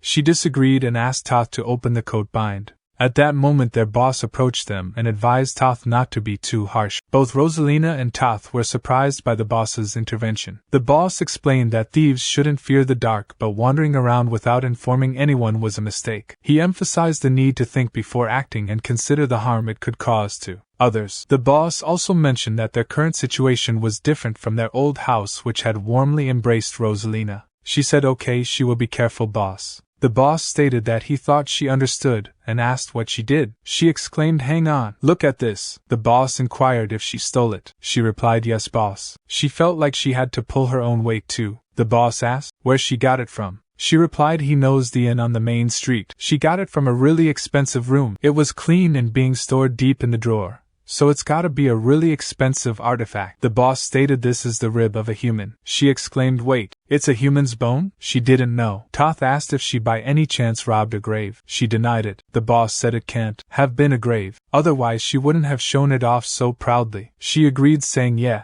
that's right." The boss explained this is a bone used either for someone's wicked hobby or for magic purposes. Toth asked if there is anyone that collects human ribs. The boss replied, "This world is overflowing with rotten trash that amputates the limbs of slaves to make ornaments out of them. He can't be sure. This could be a human's bone, or it could be the bone of someone who used to be human." The boss thought if by any chance it belongs to someone who studies necromancy or black magic, then it's even more dangerous. It's definitely suspicious, not to mention the clothes. Just looking at it, it seems like shabby clothes that a beggar would wear, but the fabric used is of the highest quality. As he lifted the coat, he heard a noise from the coat. The boss thought brat she was so out of it that she didn't even check the pockets. He checked the pockets and found gold coins in them, making them surprised. She asked, "How much is that?" The boss scolded them, saying, "Fools, this isn't the time to be happy." She protested, but she went through so much trouble trying to find it. This time she went to the right place. The boss believed that customers staying at a luxury inn in a crumbling village should have been noticed sooner. A human's rib clothing made from luxury fabrics and a large quantity of gold coins were involved. There was a realization that they had messed with something they should never have trifled with. At that moment, Patrick remarked, "It seems his precious items are doing well." He made a declaration to the thieves, "Hello there. We've come to collect back our things." Patrick exclaimed while he really wanted to see them all. "Looks like everyone is safe." Swallow let out a sigh of relief and stated he is safe now. Patrick then inquired, "Those clothes were a present from Renee, right?" In his thoughts, Patrick considered the consequences of leaving another hole in Renee's heart, and concluded he have no idea what would happen, so that's good. Continuing the conversation, Patrick stated, either way, this is as far as they go. The captain commanded all of them to get back. Patrick inquired, is he their leader? The captain questioned, how did they find them? Patrick speculated, the item must have been crying out for its owner. Swallow interjected, expressing her fatigue, and stated, let's hurry and get back so he can rest. Patrick thinks he will let it go just for today, boss, since he have been running around for so long. Patrick then addressed the captain, saying, hey captain of the back alley, you chose the wrong item to steal. Do he still have no thoughts of returning it nicely? The captain retorted, is there any guarantee that you guys would just leave if he were to return the item? Patrick conceded that he is right when he thinks about it. The captain sensed something was amiss and thinks even if Rosalina had left traces, they found them too quickly in the dark. It would be impossible unless there were some kind of monsters. Could it be? And check the bone and continue with his thoughts that a dark magic? The captain then inquired, are you guys ones who live in the dark? Patrick replied, well, he guessed the cave is pretty dark. In his thoughts, the captain concluded they must be dark magicians. He then inquired, this rib bone must be really important to you guys. Patrick affirmed, that's a given. It is a part of his body. The captain stated, so you treat it with as much importance as a part of his body. Patrick clarified, nope, it is a part of my body. Stop stalling for time and return it. Then bones were thrown into the air by the captain, and as Rosalina and Toth were ordered to retreat with the people who couldn't move well first, Patrick swiftly moved towards the bones, exclaiming, my ribs. Patrick leaped forward at full stretch, seizing the falling bones. In the shadows, a hidden figure quickly positioned himself and struck at Patrick's head with such force that the weapon broke upon impact. Patrick turned his gaze towards the assailant, surprised him, and the attacker believed he had caused no damage. On the other hand, Swallow yawned and remarked, was that a rock just now?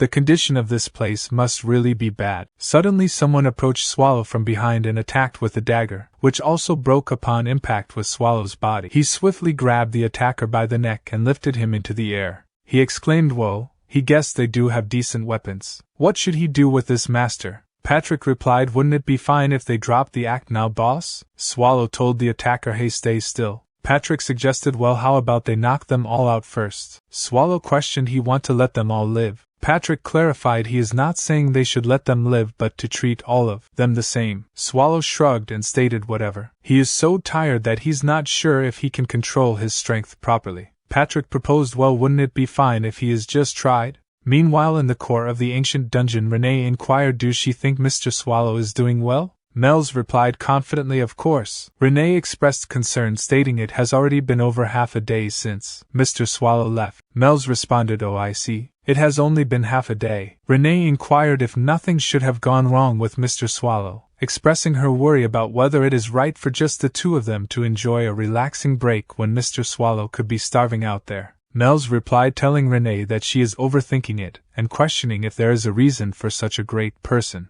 to skip meals. Mel's thinks about how many times Renee has brought up this topic. Renee admitted that Mel's is right and she is worrying too much, stating that Mr. Swallow and Patrick are just at a human village and couldn't possibly run into any trouble. Mel's wishes for Renee to stop. Mel's pointed out that the ancient monster is the ruler of all things and the Death Knight responsible for death. Therefore, why is she concerned? In the present at Harston, Patrick expressed that the situation is more troublesome than he thought. Meanwhile, Swallow was happy to have his clothes back. Patrick commented that it wasn't bad for a human to actually surprise him a bit, and mentioned that he was hoping they would have a map since they are thieves, but they seemed to be unlucky. He suggested that it might be better to hurry and end this rather than dragging it out. He turned towards Swallow to ask a question but became shocked and shouted at him not to lie down already. Swallow responded by suggesting that he should try lying down too, as it's cozier down there than he would think. Their conversation was interrupted by a trembling voice apologizing and confessing to being the one who stole. The voice pleaded them to not involve others and asked to be taken her instead. Then Toth approached and told her to get up, questioning if she think they will let them off with just that. She mentioned the captain, but Toth warned her that they don't have the slightest intention to let them off. Swallow realized that they know and ordered Patrick to take care of it. Patrick agreed and started moving towards them. Toth threatened to kill Patrick if he got close, but he didn't stop and continued walking towards them.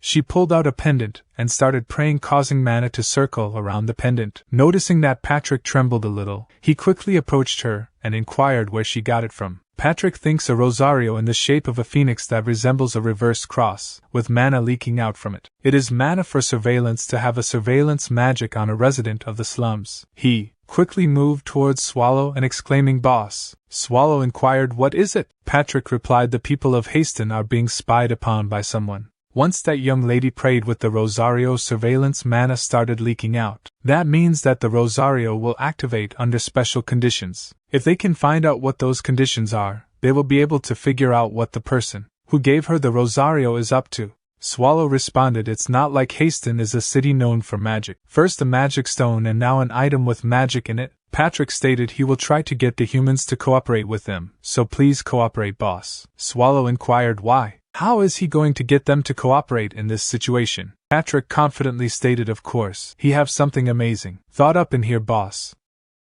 Patrick apologized for before, stating that it wasn't because they had stolen their things. He explained that they had received a royal decree to not leave any traces of conflicts behind. Toth questioned the royal decree and asked who issued it. Patrick honestly replied that they were from a secret organization called the Fog of Roano and are called Shadow Knights, who took direct orders from the Empire's royalty. Nervously, Toth inquired about the Shadow Knights, to which Patrick laughed and assured him that they had no intention of causing harm. Toth then asked why they were in Haston, and Patrick explained that they were there to save the city. He went against the royal decree to keep everyone alive because he needed information to analyze the situation and send necessary supplies and manpower. He inquired for Toth's help in recovering peace in Haston. People around them started discussing, expressing their support for the royal knight and their relief that the king hadn't abandoned them. One person shouted that they should help Sir Knight, while another exclaimed that they were finally done with their current life. Patrick believed that the persuasion had been successful and commented on how easy it was to deal with humans. Swallow inquired if they were going back, but Patrick stated that they were just getting started, as he was starting to notice more and more strange points. Swallow thinks that although he appreciated Patrick's efforts, things had become more problematic because of him. Swallow mentioned the importance of being cautious of enemies around him.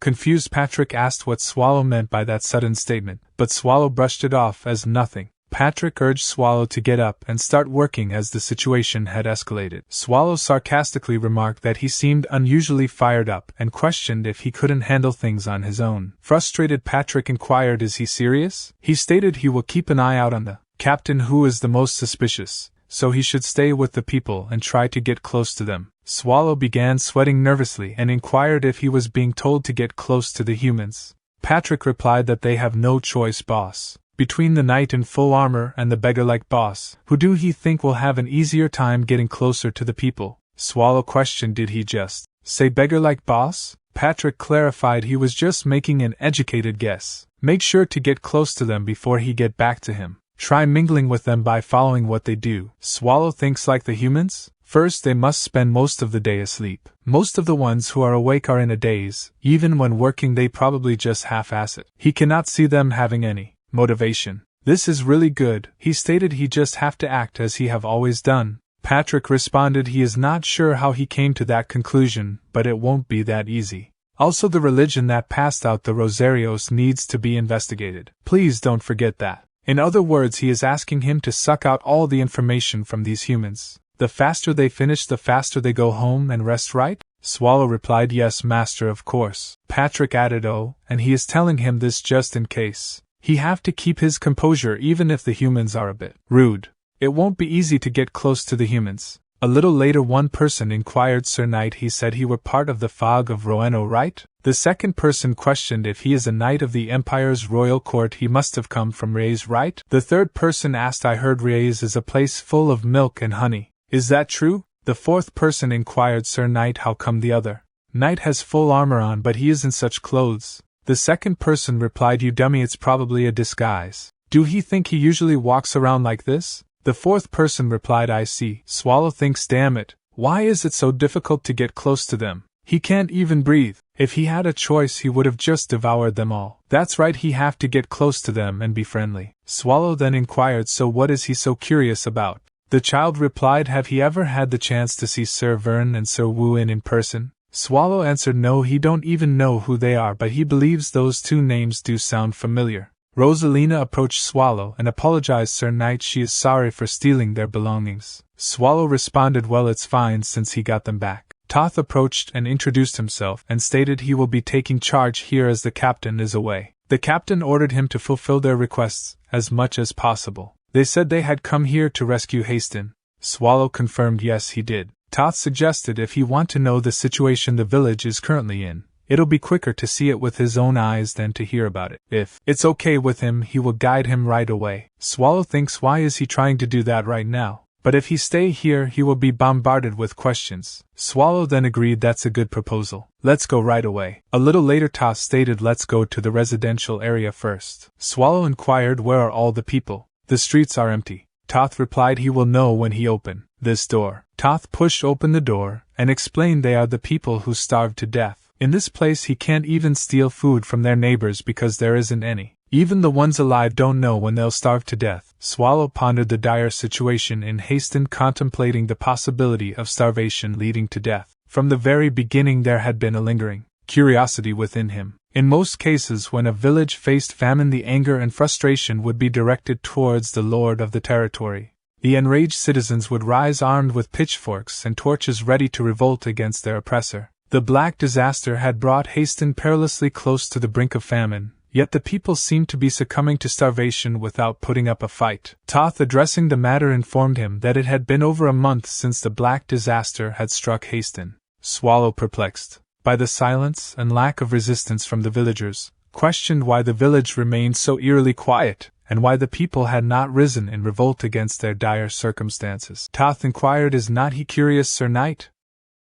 In the present, at the core of the ancient Mells expressed a strong desire to go to Haston with Mr. Swallow, finding it boring to stay in the dungeon. Renee reminded Mells that Mr. Swallow had entrusted them with the dungeon, and questioned if there could be anything more important than that. Renee believed that Mr. Swallow trusted her more than Mells, referring to Mells as a thieving cat. Mells realized that Renee's statement was true, and Renee emphasized the need for Mells to stay focused at all times, as they never knew when humans would invade. Mells assured Renee that she would checking regularly and even used a mid-rank magic observer's eye to confirm. Renee agreed that it was a good idea since she would be cleaning. Mells then informed Renee that someone had invaded, deducing that it was likely a single person based on the observer's eye reaction. Renee urged Mells to get ready as the invader approached. Later an intense red aura rushed towards them and the person questioned why they were all so jumpy. Renee was surprised upon seeing the person, while Mells asked what was wrong. The person was the boss of Chite Castle, the great evil dungeon, Elizabeth Battery. Elizabeth inquired Renee if she had been well, to which Renee apologized for not having much prepared if she had known ahead of time about Elizabeth's visit. Elizabeth reassured Renee that there was no need to be bothered and jokingly suggested that Renee could give her blood if she really wanted to prepare something. Renee firmly replied that it wouldn't be possible. Elizabeth expressed disappointment, and then inquired about Mells, wondering if they were someone new.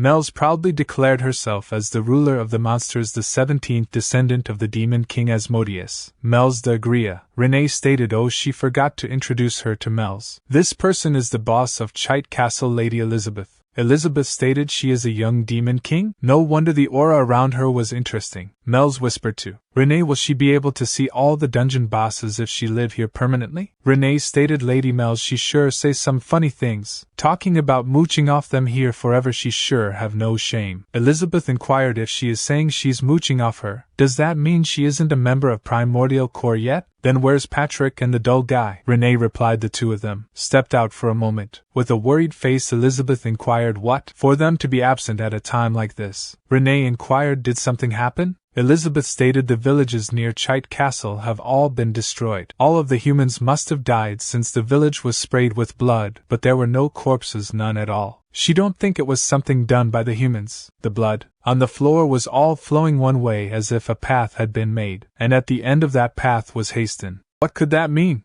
Mells wondered to think the corpses all disappeared. Could it be the undead? Elizabeth replied yeah, but there aren't many who could do something like this. Most undead do not have intelligence. The ones that do have the special title of Elder and are of a higher tier. The army of the dead moving together means that someone must be controlling them. The lord of the undead, immortal King Erivos. He's the most suspicious one. Trembling Mells exclaimed the name Erivos while covering her mouth with her hand. Elizabeth stated she don't have concrete evidence, but she need to notify that dull guy. Do she have any monsters that can send messages? Renee replied no, the dungeon is currently empty. Elizabeth inquired if there should be some form of communication available. Renee responded by saying that there wasn't, but she believed in Mr. Swallow's decisions. Elizabeth privately thought that believing in such a person was unfortunate, and commented that it was a good thing Patrick was resourceful. She expressed concern and stated that someone needed to inform him. Renee inquired what they should do, to which Mel's agreed and suggested that it was time for this great one to step up. She concluded that it couldn't be helped. Meanwhile at Harston, Toth explained that the Black Disaster was the catalyst for all the troubles. Shortly after the disaster, someone set fire to the fields, destroying all the crops that were ready for harvest. The fire spread rapidly, reducing everything to ashes. During this time, a rumor began circulating that the crops in the area affected by the Black Disaster were contaminated, and consuming them would result in painful consequences. As a result, Harston became a cursed land. When news spread that even the Emperor had given up on Harston, the people fell into despair. However, within that despair there was a glimmer of hope. A wealthy commoner couple stepped forward and generously distributed their unaffected crops to the residents. Some individuals even proposed that they should unite under the couple's leadership. Just as everyone was starting to feel hopeful and believe in a better future, the couple was found brutally murdered in their home. It was assumed that someone with a greed for food had killed them. After that incident, trust among the residents vanished. With no trust, there was no cooperation, and everyone fought to protect their own food, ultimately starving to death. The inhabitants of the back alleys managed to survive thanks to the rumors of contaminated crops. Swallow stated unlike the rumors, they were fine even after eating the crops, right? Toth replied so far yes. Swallow thinks there's no way the crops that haven't even touched his body would be contaminated. Someone must have spread those lies with bad intentions. Toth stated then let's go to the next place. A little later Toth stated at first everyone thought that they would be able to overcome this disaster quickly. And this is the result of being self-assured, since bugs would gather if the corpses were left on the streets.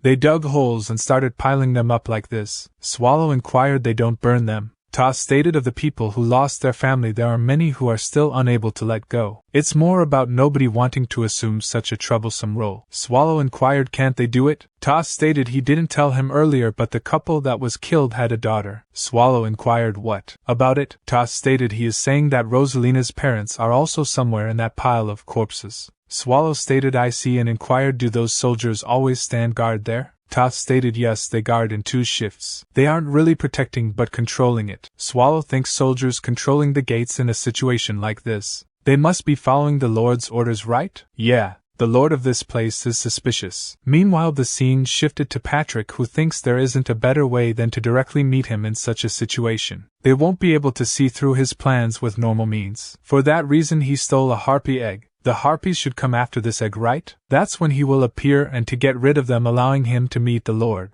It's a brilliant plan. He must be a genius. A little later Patrick stated that was the plan, but damn it, he didn't expect so many of them to come. The scene shifts to a girl exclaiming no, it can't be happening, as she sees her brother who committed suicide. Then his brother stated Lala, she has to survive. Don't forget she has to live. Frightened, she wakes up from her dream. Her maid questions, did she have a bad dream again, my lady? She the Lord of Haston Lalison of Veritark, and replies no, it's nothing. The maid inquires, do she want to sleep more? Lalison of Ver states that she will go and get some fresh air. She thinks it has been a couple of weeks since she obtained this position. She can still recall the day his brother died. His family members ran away with the family's money without restoring Haston. In such a situation there is only one way for her to survive, to restore Haston. A little later in the throne room she inquires about the promised salvation. The person named Uhumo replies that's right. Lalisinavir shouts just take a look outside. Is this the salvation he spoke of? He stated he do not break his promises. Soon he will put to sleep all the problems that the people of Haston are facing, so she shouldn't worry so much. She thinks this person never speaks in detail about his plans, but right now she have no choice but to believe this person. He stated everything is going according to plan, so my lady just keep living her comfortable life like she have been,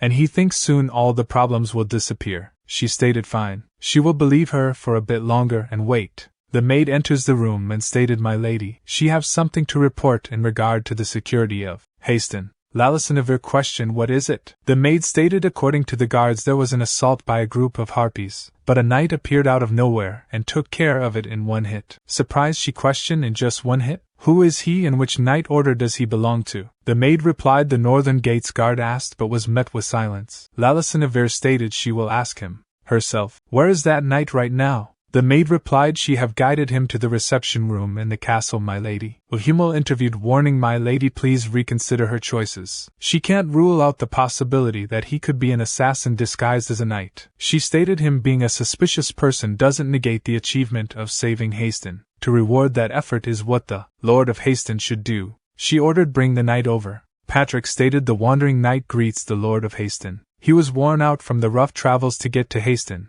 but seeing the noble lady alone seems rewarding enough for the hard times. She exclaimed she was told that it was due to his bravery and honor that Haston was protected. She thanked him on behalf of all of Haston. Patrick replied it is his blessing and thinks he can tell she's not fit to be a lord just by looking. Based on her age, she seems to be the younger sister of the previous lord.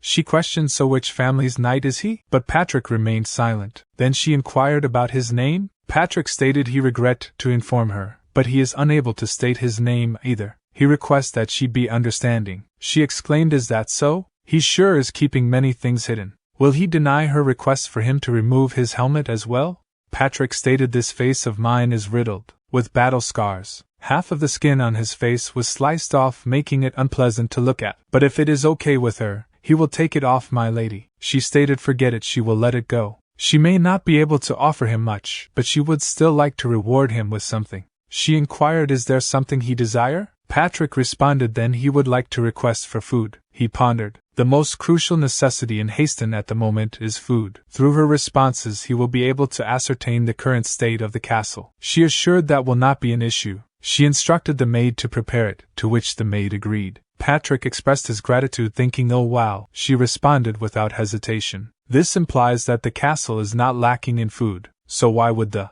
lady leave the people of Haston in such dire circumstances? Additionally, the energy he sensed from him indicates he is an undead. That man exudes a sense of familiarity. Patrick inquired, "My lady, may he pose a question?" She inquired, "What is it?" Patrick queried, "There is something that has been troubling him for some time." "You there? What is his true identity?" After a little later Patrick reported, "Well, something of that nature occurred." Swallow questioned, "Shouldn't the lady have taken action instead of remaining passive?" Patrick responded when he asked out of genuine curiosity. She allowed him to depart. Swallow remarked, "Such a casual approach. If he sensed familiarity, shouldn't he be an undead? Yet he chose not to intervene." Patrick explained, did he expect him to engage in a confrontation there? Moreover, just because he felt a sense of familiarity does not necessarily indicate he is an undead. He can discern such energies from necromancers as well. Humans who practice dark magic, depending on the level of dark energy accumulated in their bodies, also emit undead energies. Swallow inquired, how is it possible to meticulously inspect each individual in such a manner? He would have.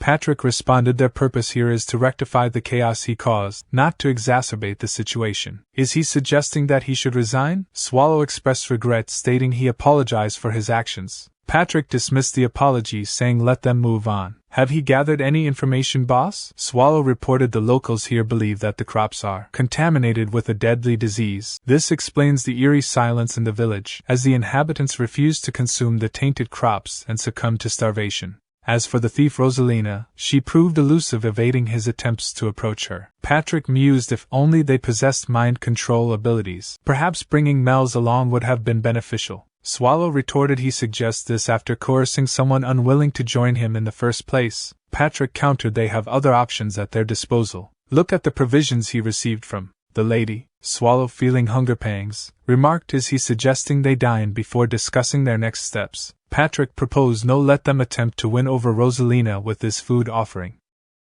A little later Swallow spoke, addressing Rosalina, you there? Rosalina responded yes. Swallow inquired, why is she becoming so surprised? Before Rosalina could reply, Swallow interjected, take this wafer. Let them partake in a meal together. Upon noticing a mark on the wafer, she exclaimed, is this not the communal wafer bestowed by the priest? He pondered, but Patrick gave this to him? and questioned, "Who is the priest?" Rosalina remarked, "So he also have faith in that individual, Sir Knight." She did not anticipate encountering a fellow believer. She is pleased. None of those around her share her beliefs. Is it not peculiar? Everyone appears so foolish. All one must do is have unwavering faith and salvation will be granted. Do he not agree, Sir Knight? He simply replied yes. She guided they have arrived. For some reason this place always feels eerie. It is dim, so tread carefully. Swallow acknowledged. The priest proclaimed the calamity that has befallen Haston is a test presented to humanity for their wicked deeds. Furthermore, that individual possesses the power to overcome this predicament. As believers who have earned his favor, they should be celebrated as the chosen ones. Rosalina directed, "Please take a seat." As the assembled individuals voiced their concurrence with the priest continued, "Never forget the divine message that has been bestowed upon them. Today once again they shall partake in the blessings provided by that individual." Swallow reflected, "It does not appear particularly extraordinary. Is it merely a form of indoctrination?" Suddenly everyone rose from their seats, leaving Swallow bewildered. Meanwhile she chuckled and remarked, "It seems they have arrived at the perfect time. It is now time for the Eucharist liturgy." He inquired, "What is that?" She explained, "It is when the priest distributes the wafer." He pondered, "That is the same item Patrick received from Lord Haston. Why was it in the Lord's castle?" She quietly whispered Sir Knight this is a secret she share with him alone. "It is said that when the Savior of Haston arrives, those who truly believe in him will find eternal happiness." He inquired about this eternal happiness, to which Rosalina explained, "Yes, he will draw closer to them. It is believed that an even greater blessing will be bestowed upon them." Swallow pressed for details on this greater blessing, and Rosalina admitted, "She is uncertain, but surely it would be more significant than a mere wafer resembling meat." The priest approached Rosalina, recognizing her presence. She greeted him respectfully, and he presented her with the day's blessing. Expressing gratitude, Rosalina accepted the offering. The priest remarked on him unfamiliarity, expressing hope for him continued attendance. Swallow replied, "Will consider it." The priest invoked his mana, suggesting that the Savior would appreciate his visits. Swallow, noticing the manipulation, muttered, "This deceitful act. What is the purpose?" The priest, alarmed, dropped the wafer. Swallow whispered, "His illusions may deceive others but not him. Do not overstep his boundaries by probing into his affairs. He may overlook his actions towards humans, but do not test him." The priest, trembling, stammered, "Is he are not human?" Swallow replied softly, "His memory may be faulty, but he will remember him." Rosalina inquired, "Sir Knight, is everything all right?" Swallow reassured her, "It is nothing. He was simply expressing gratitude for the meal provided. Let them depart." Rosalina stated, "Thank him for today." Swallow stated, "Get home safe. There are so many suspicious things that he might not even need the actual evidence. And he thinks this cult leader coming to the isolated Haston, using unknown mana brainwashing and watching over them, as well as the guy with the aura of an undead who was by the Lord's side. With how well everything fits in place, it'll be hard for even him to miss. There's definitely someone behind them." A little later Mel's inquired, "How did he know?" As expected of the great Lord Swallow, Mel's questioned, "What's wrong?" Swallow stated his annoyance has grown. Mel stated she was wondering how bad it would be since he said he destroyed it. "While the view from here isn't that bad." Swallow stated she didn't actually come here because she was curious about that.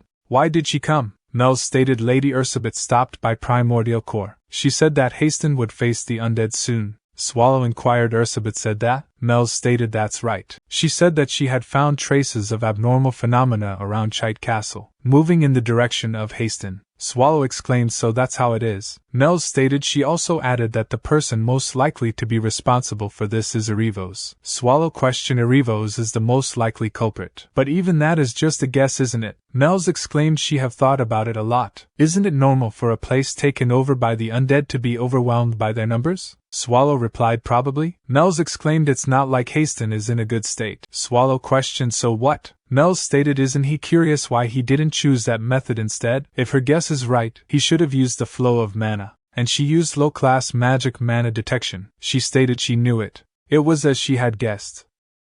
At that moment the priest approached the pile of deceased bodies. Utilizing his mana, he reverted to his original form. He known as the gatekeeper of the decaying corpses in Evil Dungeon.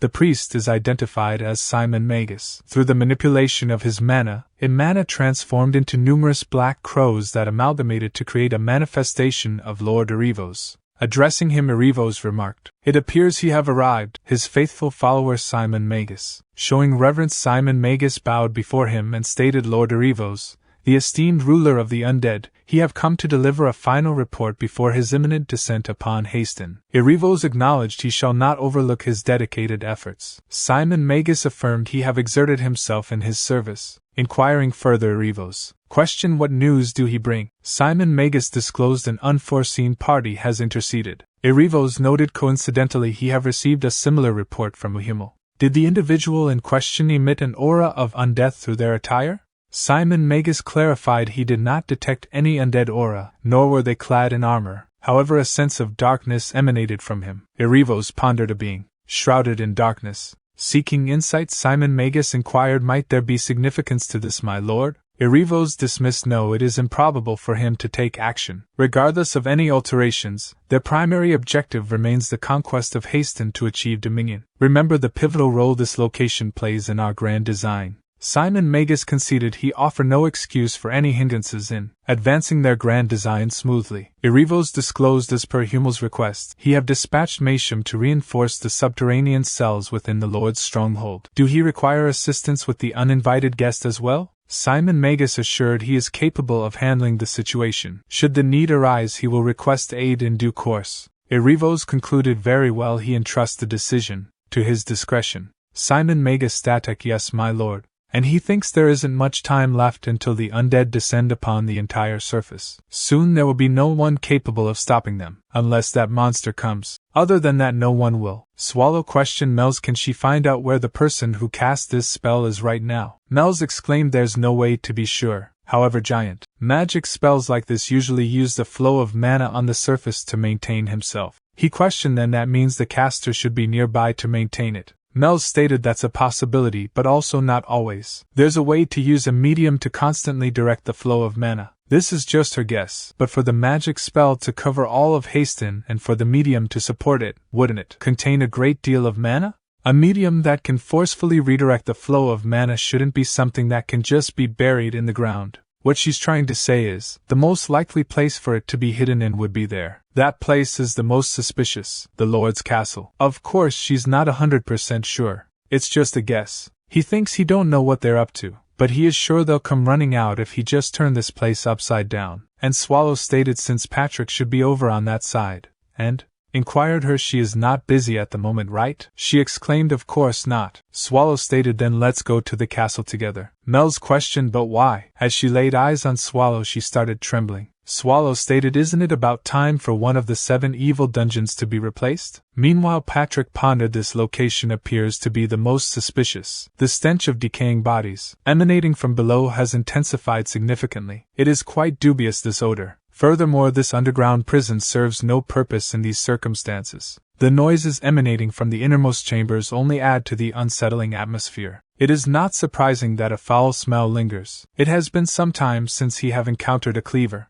Patrick inquired. He apologized for interrupting his work, but may he inquire about the identity of his master? The creature turned around and launched an attack at Patrick. However, Patrick remarked that strike was befitting of his stature. Yet he refused to be struck by such a sluggish assault, correct? Is this all the strength he possesses even when utilizing both arms? He is disappointed. The fact that he is openly engaging in such actions within the castle's prison implies collusion from that individual and even Lord Haston, correct? Regardless of the circumstances, he no longer need to operate covertly now that he is certain he may simply vanish. Patrick swiftly dispatched the creature. He remarked that was revolting. Suddenly someone approached him from behind and attempted to strike him, causing his helmet to fall off. Patrick exclaimed, goodness, that was quite a surprise for a Dullahan to appear in this location. What could be his intentions? Patrick inquired, hey, you there? Whose orders is he following to guard this place? The Dullahan remained silent, and instead launched an attack at Patrick with its sword, which he deflected using his left arm. Observing the weapon closely, Patrick realized that sword. It's the evil sword. It's tricky to handle as it corrodes the opponent's weapon. It's quite powerful, unlike a Dullahan. Patrick then attempted to negotiate, asking can they resolve this peacefully as fellow undead? However, the Dullahan ignored his words and continued its aggressive advance, prompting Patrick to evade the attack by bending backward. Patrick stated refusing to engage in conversation as an undead with intelligence, sought to uncover the reason for his presence. With a sigh, he remarked that the lord of the place should have all the answers. Using low glass magic, Patrick caused the Dullahan to slip and fall to the ground. Seizing the opportunity, he picked up the short axe and cast a strengthening spell on it, and delivered a decisive blow. Since the Dullahan seemed unwilling to talk, Patrick swiftly ended the confrontation, showing the sword that he grabbed from Dullahan back and stated he will borrow this sword since it seems like he is not using it. Employing both a heavy sword strike and a great axe strike, Patrick swiftly defeated the Dullahan. Later, in the Lord's room, Lala awoke feeling cold, only to find Patrick standing before her, and inquired about her sleep. She widened her eyes in surprise. Then, she angrily exclaimed, "How dare he intrude here in the middle of the night?" Patrick responded, "Isn't it obvious that he has some business with her?" He then asked was her name Lala, and then he greeted her, and stated he would give her exactly 5 minutes. Summon the man who was with her earlier. After 5 minutes, Patrick apologized for calling them so late at night, but he happened to pick this up on his night walk, as he placed the Dullahan head on the table, which startled Lala. She inquired, "What is this?" Patrick questioned, "Do he really not know what it is?" "This is the helmet of a Dullahan, Lord of Haston Lalison of Veritark. Why is he working with an undead?" Lala asked, "What is he talking about? What undead?" Patrick expressed his disappointment. "Is she going to keep up the act until the end? If she isn't acting, is she really unaware of who she is working with?" Well, he is not surprised, seeing as she is the unfit lord of this place who does not know what is going on in this land of hers. Ahumo raised his voice and declared, "My lord, there is no value in listening to more of this nonsense. Summon the guards and apprehend him." However, before he could continue, Patrick interjected, stating he personally eliminated that Dullahan in the mansion's basement prison. Lala, visibly nervous, inquired, "In this basement prison?" Patrick confirmed, "Yes, in her basement prison lie piles of corpses. If he may offer another piece of information, the individual next to her is also undead." Patrick said that while drew his sword and pointed it towards Ahumo. Upon hearing this, Lala exclaimed in anger. She refused to believe his accusations. Do he think she would accept such claims simply because he said so? This man has promised her the salvation of Haston. Accusing him of being undead jeopardizes the safety of Haston. Patrick chuckled and inquired, "So is she suggesting that she knows who has been threatening the safety of Haston?" Ahumo interjected, urging both of them to calm down. "Sir Knight, you mentioned earlier that this helmet belonged to a Dullahan. Dullahans are not creatures one encounters easily." Patrick became excited and exclaimed, "He knows that?" He was just as surprised. He even doubted himself seeing such a high-level undead in this place. Moreover, that Dullahan felt peculiar. It didn't speak, despite its expected intelligence as an elder undead. Its movements during the fight were also abnormal. So, after burning its soul, he investigated further and found a mind control magic circle engraved on the inner side of its armor, along with the name, Masham. It appears to be the name of the vice-captain of the raid force, Masham and Harda brothers, who gathered to raid a brutal undead 30 years ago. It was rumored that he was a formidable knight, but he vanished after the raid. Now, for the question. Who does she think was the brutal undead they were attempting to raid? Lala inquired about the identity of the individual. Patrick, with his sword directed at Ahumo, said he will pose the question in a different manner this time. He would like him to respond from in her place. "Where can the brutal undead known as Arrivos be found, Mr. Undead Underling?" Lala, with cold sweat running down her face, asked. She's not sure what he means. "Isn't that the name of a boss in the great evil dungeons?" Meanwhile, Ahumo started laughing. Lala questioned, "Didn't he say he would save her and the territory?" Ahumo, with a sinister smile, replied, "Of course. The plan might be changed, but he guessed it can't be helped. A peaceful resolution is now out of the question." Lala inquired, "What is he doing?" Ahumo didn't respond and was about to cast a spell when Patrick quickly intervened, cutting his arm and stating, "The two of them should stay still." Lala then asked, "Is it true that he is an undead?" After transforming back to his original form, he declared he is Ahumo. He will eliminate her and all others in this territory, turning it into a land of the dead. She should feel honored that beings like her is being offered the chance to be saved. This is all part of the plan of the Lord of the Undead, the immortal King Arrivos. Patrick expressed, he never could have imagined such a scenario. Aren't the undead known for fighting in large numbers? He never expected them to invade in such an organized and strategic manner. Ahumo remarked he took an interest in Patrick from the moment he saw him. He commended him for exceeding his expectations by defeating Masham. Patrick responded, "It's the first time someone has praised him for defeating their subordinate." Ahumo noted, fascinating. He is becoming more intrigued by him. He is undead like him. Why isn't he serving Lord Arrivos? Lala inquired. Is he also an undead like him? Patrick believes that he may have been discovered. They still require a leader to manage the land and collaborate with them. He didn't intend to harm her. Patrick then mentioned that his mood suddenly changed. He proceeded to sever the other arm of Uhumel and advised that it would be in his best interest to follow his commands obediently. Uhumel inquired if threats would be effective against an undead being. Patrick responded, stating that threats would not work, but Uhumel should consider the consequences of not cooperating. He warned that the individual accompanying him is much more powerful than Uhumel realizes and could disrupt their plans easily. Uhumel found this information intriguing and suggested that it could also impact humans.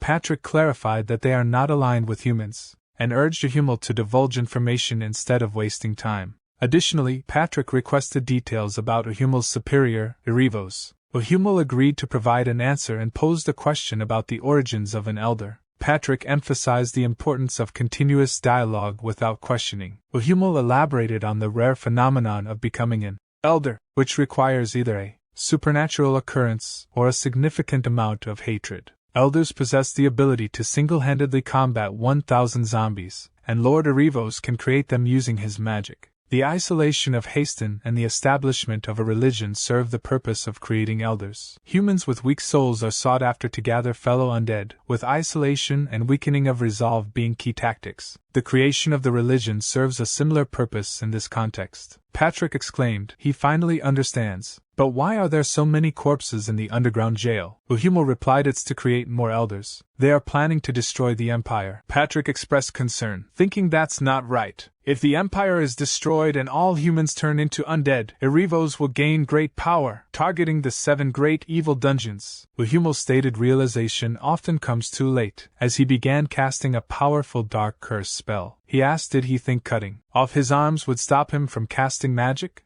How foolish of him. Patrick laughed and complimented Uhumel, saying he is quite skilled. He can cast spells with just words. Uhumel retorted, did he really think he would tell him the truth? No being can oppose Lord Arrivos. The only one who could is an ancient monster who slumbers for years after moving. Nothing can thwart his lord's plans. As Uhumel prepared to attack Patrick with another spell, Patrick broke free from the binding spell using sheer strength alone. Patrick inquired, is that so? May he ask one question? If he was to organize all that he has said, whatever his great plans might be, if the ancient monster appears, whether it be him or Arrivos, their plans will be ruined, correct? But Uhumel exclaimed, what nonsense is he talking about? Suddenly, the roof of the mansion collapsed and fell on Uhumel, with Swallow sitting in front of Patrick. See that? Patrick remarked, that was such perfect timing.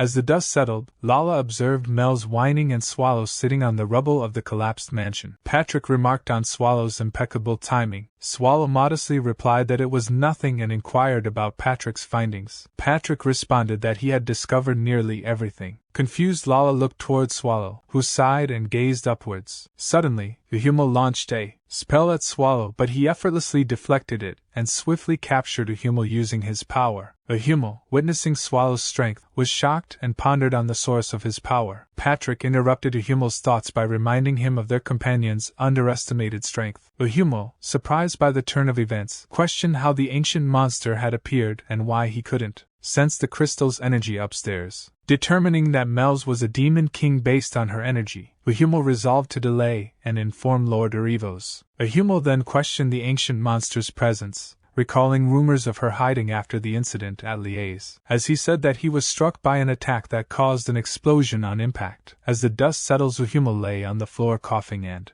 declared, you guys are already too late. Mel's retorted, he sure talk a lot, and cast a spell at Uhumel to erase his soul. Swallow remarked, would you look at that? He's still laughing? Mel's explained, maybe it's because he's undead, but he's pretty persistent. Just before Uhumel's soul vanished, he cried out, worship him. Their lord has descended upon this land. Patrick inquired, boss, does he know what that meant? Swallow replied, yes, he see it. He sure is putting a lot into his entrance. Meanwhile, outdoors, some people playing chess noticed a peculiar sky. One of them asked, look, doesn't the sky seem a bit weird? The other person questioned, how so? At that moment, Rosalina was running while glancing backward. Thoth called out her name, and Rosalina asked he was awake. Thoth responded that's what he should be asking her. Where has she been? Rosalina mentioned that she went for a walk at Jarbet Plaza to clear her head, but then regretted mentioning a place affected by pollution. She apologized in advance, expecting him to be angry with her. Thoth, surprisingly, did not get mad and mentioned that the captain and others decided to leave Haston the next night. The captain doesn't trust the knights, and Thoth offered to explain more on the way. Later, at a place with piled-up dead bodies, Thoth thought about Rosalina's parents buried there and mentioned they wouldn't be able to return once they leave. He left the choice up to Rosalina on what to do next. She mentioned he should know that, but she didn't understand why the captain wanted to leave Haston. She questioned if Haston could still be saved and suggested waiting a bit longer. He responded by saying he wouldn't try to convince her about religion being a personal choice. He pointed out the uncertainty of waiting for salvation while her parents were in a difficult situation. He emphasized that actions, not just belief in a specific God, could bring salvation. This made her question how she could contribute to salvation and strengthened her determination. She agreed with Thoth's perspective, took his torch, and confidently moved towards the dead bodies to set them on fire. However, she was interrupted by Simon Magus, a priest they knew, who inquired about her activities in that late-night setting. Thoth asked for his identity, but Simon focused on questioning Rosalina's intentions. Rosalina inquired about Simon Magus's presence, but he remained silent. She then urged him to stop, but the torch accidentally set fire to his clothes. Thoth, concerned, advised Simon Magus to let go, while Rosalina suggested he put out the fire. Ignoring their pleas, Simon Magus pushed Rosalina, causing Thoth to catch her before they both fell to the ground. As the fire consumed Simon Magus, revealing his undead nature, Thoth and Rosalina were shocked. Thoth identified him as undead, but Simon Magus silenced them, and he used his spell to make dead bodies start moving. Confused, Rosalina asked what was happening, prompting Thoth to urge her to run to safety. Shortly after barricading the entrance, Thoth remarked, "This should buy them some time." However, Rosalina suddenly fell to the ground, stating she can't move anymore. Thoth turned to her and acknowledged they don't have a choice. While staying inside may be safer than venturing outside, the first floor isn't secure either. Let's head to the second floor. Rosalina agreed, but expressed difficulty in moving her legs. Thoth then offered her to climb onto his back. They need to move quickly. Grateful, Rosalina thanked him, noting his potential fatigue. As Thoth glanced out the window, he pondered, "Can they both make it out alive?" Before he could dwell further, Rosalina remarked on the foul smell in the room, questioning if it was due to the corpses. Concerned about their safety, she asked, "Are they safe now?" Thoth responded, "No, it's still dangerous here. Stay focused if she wants to survive." Rosalina inquired, "What does he mean?" However, Thoth remained silent and proceeded to approach a nearby corpse, soaking his scarves in its blood. Rosalina then asked, "What is he doing?" Thoth continued without responding, advancing towards her with a weapon that he'd taken from the corpse. He swung at her, prompting her to shut her eyes. Upon reopening them, Rosalina witnessed Thoth clutching his pendant, and declaring, "He is only telling her this now. But this thing has been bothering him for a while. She should believe in something more believable from now on." Rosalina questioned, why didn't he warn her? That scared her. Suddenly, the sound of a door breaking open was heard, leading Thoth to remark, "The door must have given in." Rosalina inquired what should they do. Thoth responded, "What else can they do?" Rosalina decided that she needed to find an object that could also be used as a weapon. Thoth didn't respond and headed towards the door. Seeing this, she asked, "Where is he going?" Thoth smiled at her as he looked towards her, then left the room, and he used his scarf that he dipped in the blood of the corpse to close the door. He thought if he do this, they won't be able to find Rosalina due to the smell. Rosalina, scared, stated, "What is he doing?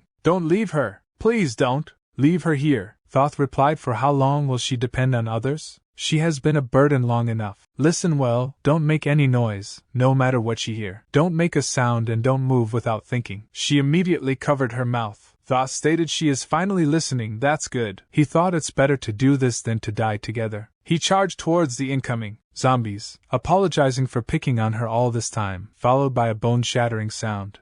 Simon Magus ordered his minions to attack. On the other hand, the people of Haston gathered together and marched towards Lord Mansion by saying that's an eerie red sky. This must all be because of that new lord. They knew something was weird. She hasn't even shown her face once in the past few weeks. The heavens must be angry. In that instance, they heard the screams of person who walk up to them, saying it's dangerous. But people don't heard his mumbling and ask what's wrong with him. Is he hurt? Then a person with blue hair came forward and he will take a look at his wounds. The person next him asked, you guys are from the Magic Tower? The person with blue hair replied yes, he was a trainee at the Magic Tower's Wing Guild. Then trainee used his healing spell, but he immediately remarked he isn't bleeding from his wounds. Seems like this blood's someone else's. The person that is in the front stated, hey guys, there are more coming. This person behind him asked everyone who can still move should have already gathered. Who could it be? At the moment, the person that is treated by trainee mage of tower stated, shouting, the undead are coming. The persons that are in front become nervous as see an undead. They started asking what is that? But the undead instantly rushed towards them to attack, but a knight appeared and immediately defeat the undead. Then the knight turned towards the gathered people and stated, undead aren't as strong as they seem. So choose, are they going to run, or are they going to stand together and fight? Trainee mage immediately agreed that he and his party will fight. The knight asked, who are you guys? Trainee explained they were once trainees of the Magic Tower's Wing Guild. On the day of the Black Disaster, they were out on assignment and were able to survive. They would like to be of some help, even if it's late. The other persons started to agree one after another to fight the undead. Then knight ordered all those who have the strength to pick up a weapon to the front lines. Everyone else should work on setting up a perimeter defense. They will defend Hasten till the last man. A while later, knight hearing the sound of footsteps, and stated they're coming, and order the mages to ready their magic. As the mages attack with their spells, an explosion occurs. Hearing that, Novan thinks, damn it, what is going on out there? Thoth and Rosalina, where could you guys have gone off to at such a time? At the moment, he saw Rosalina sitting nearby with the support of wall. He quickly approached her, asked is she okay, and asked what happened to her. She replied Thoth, he told her to stay put, but she came all the way out here, because she was afraid. She said, Captain, Thoth, he is dead because of her. Novan asked, did Thoth resent her when he died? And he stated no, he's not the type of person to do that. So, Rosalina, it isn't because of her, it's thanks to Thoth that she was able to live. She note, Captain, those weren't normal undead, they need help. Novan asked, what is he saying? They need the help of those knights. Novan remarked, those guys are probably in the Lord's castle. She asked, Captain, what is he doing? He replied, she probably don't even have the strength to walk, drink this, and make the trip. Novan stated, he is the captain, he can't just leave his comrades to fight. Rosalina, go bring those knights. They will hold them here, and he is sure the inner parts of the castle will be safer than this place. Thoth, he can't put Rosalina, whom you've sacrificed your own life to save, back in danger. However, Patrick note they really made a mess of things. He should come take a look as well, boss. It's no joke. Mel's added, they're really struggling out there. Swallow replied, why would he take a look when it doesn't have anything to do with them? Patrick stated it does have to do with them, and he is already lying down. There goes his habit of giving up just because things got a bit troublesome. Patrick note, looks like the humans are at an advantage at the moment. They aren't doing bad? While yawning, Swallow asked, how long do he think it'll take? Patrick replied, it won't be long. They have plenty of arms, and the perimeter defense is pretty good for something put together in a rush. However, if that's all they have, they will quickly tire out and be run over by the thousands of undead. On top of that, according to Hummel's words, there should be an elder mixed in with the undead. Doesn't it seem like Arivos put a lot into preparing this? Boss, he think that they should slowly start repaying the favor. Swallow remarks, repaying, of course they should, but they have something to do before that. Patrick asked, what is he planning to do? And then he stated, don't do it. But Swallow replied, he thought you told me to do some work. Then he moved towards the Lord of Hasten and asked her name. She replied, it's Lala Sinaviratark. He note, Lala whatever. Good, he memorized it. Then introduced himself by saying he is Swallow, and asked, she want to live, right?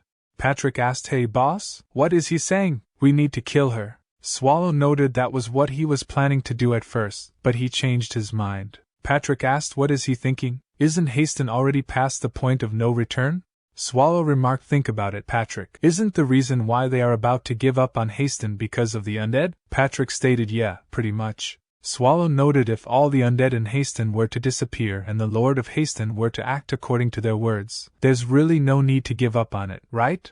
Patrick remarked he thought you would say something weird, but he guessed it's something worth considering. Then he thought to make use of the Lord instead of killing her might not be such a bad idea. Patrick asked, but don't the humans have loose lips? Mel's added, that's right. There's no way the humans who have learned the truth will keep it a secret. Swallow replied he don't think they're all like that. He believed that this human has a reason to stay alive. While she might have been scared after seeing him, she didn't avoid looking at him, even after seeing his true form. She seems useful. Patrick remarked, that's true. For a normal human, that's amazing.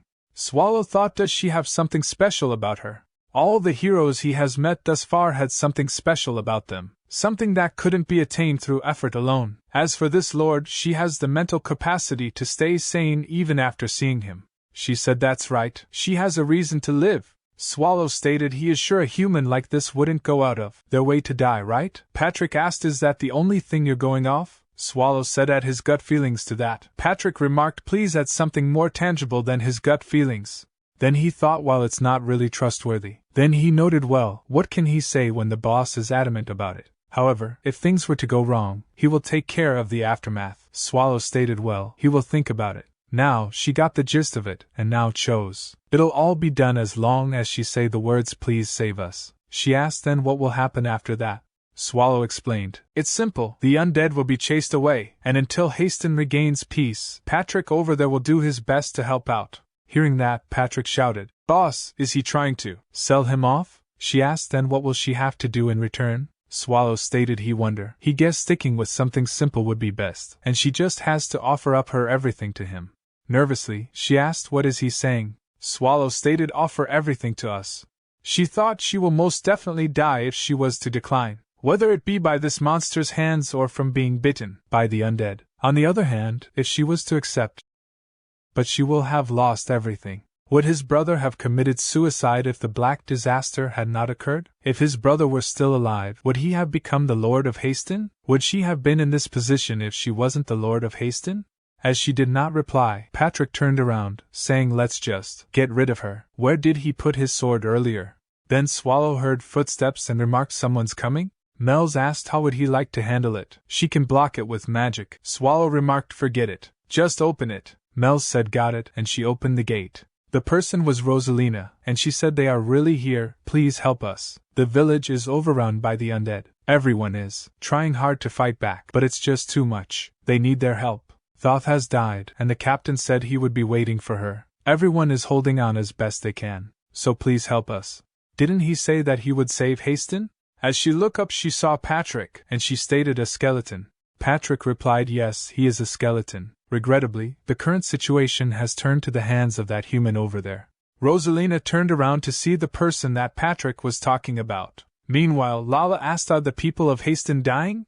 Patrick stated that reminds him, it's about time they reached their limits. Ms. Mells, can he ask her for a favor? Mells replied, of course. She was curious as well. She cast a spell, from which a demon appeared. She ordered him to go to the city center. As the demon reached that location, a screen popped up in front of them, showing the fight of humans and undead. Both Rosalina and Lala became shocked as they saw the scene before their eyes. Patrick stated there are ghouls as well. He doesn't like those since they smell bad. Looks like it'll be hard for them to stay alive much longer. Seeing that, Rosalina recalled the memory that she has with the people that are killed one by one in front of her eyes. She started crying while saying, how could they stand by when they have the power to stop this? Aren't they strong? Please kill them all. Please save us. She then turned to Lala and asked, what was she doing when everyone was dying off one by one? Then Lala, the Lord of Haston, asked Swallow, please save us.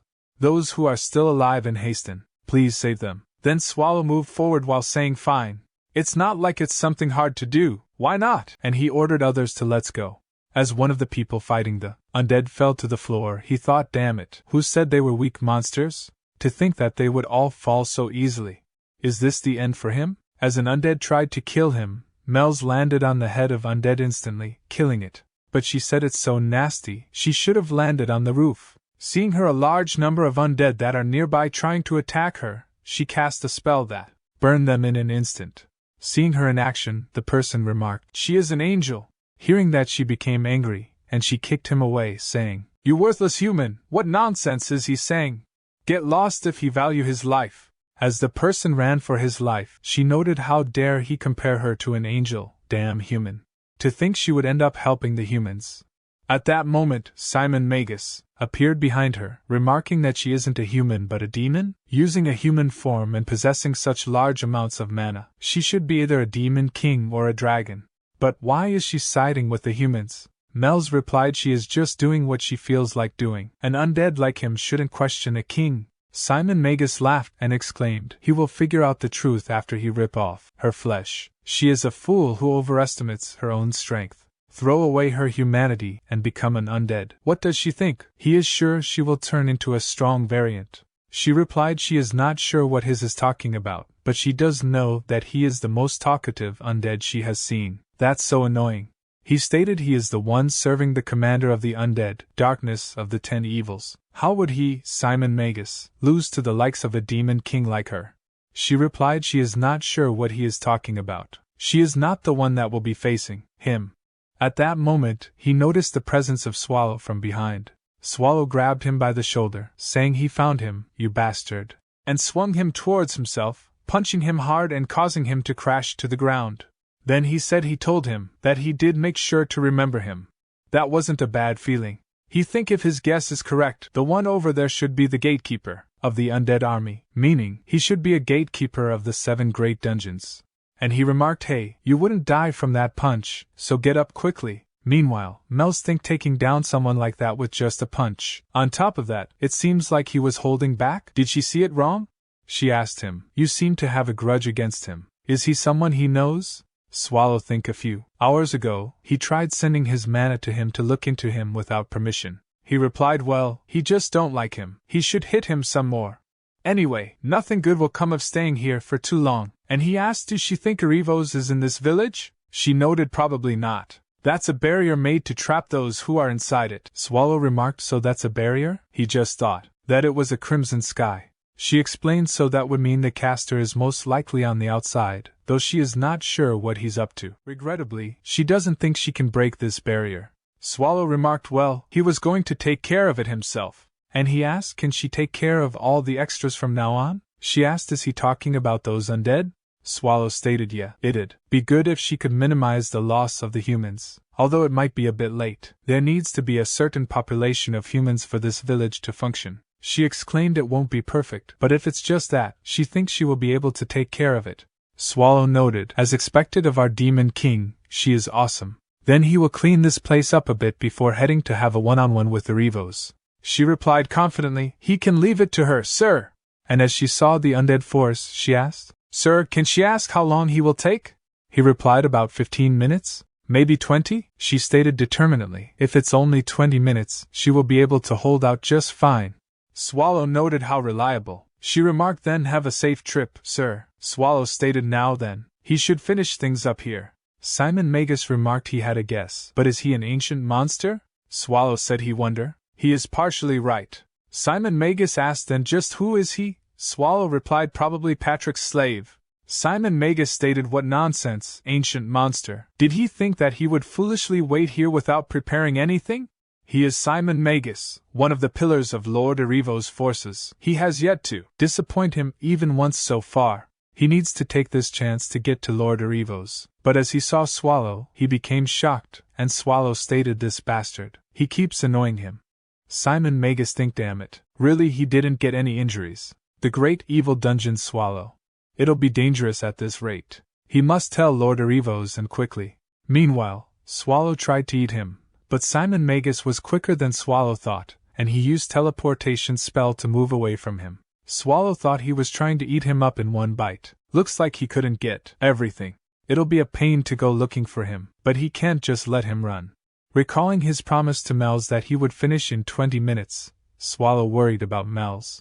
So he can't waste time here like this. That bastard probably went to look for his mommy, and Arrivos should be somewhere outside the town, so he should have run toward the walls, right? Well, whatever. He is sure blasting the whole area in the direction he ran off and should take care of him. If it's just this, the village won't be too badly damaged. Then he heard a voice, and he thought, is that Patrick's voice? He must be imagining things.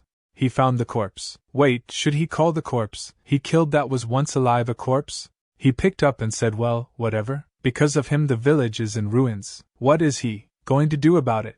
What? Don't blame others? If he didn't like it, he should have stayed alive. He can explain it to Patrick himself. Did they call this the barrier? A power that Mel's couldn't break alone. So it's a pretty strong barrier, he guessed. But how strong can it be? As he touched the barrier, his hand twisted, and he said it's stronger than he thought.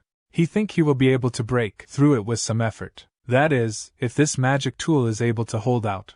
If the magic tool breaks and he is unable to keep his polymorph going, he is sure he will be scolded by Patrick. Well, let's just say it's his fault if things don't work out. He is counting on him, corpse.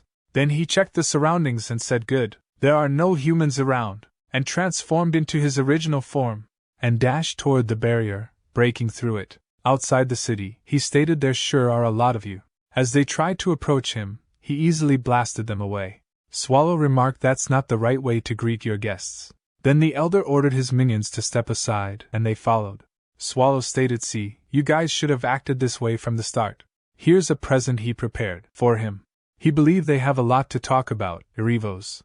Irivos note ancient monster, is he suggesting that it's acceptable for those races to be oppressed by humans? The humans are prideful, crass, and selfish. Even when they've carved out a good life for themselves, they've always wanted more, invading the lands of other races. Swallow stated he is talking too much, get to the point. Irivos remark human needs to disappear, and he has the power to easily get rid of the Empire. He had always thought that taking down the Empire would be impossible unless they were able to take Riez down, until he heard that the Black Disaster had hit Riez. If only he had mentioned the thought of wiping out the humans, all of the demons would have been willing to put their life on the line.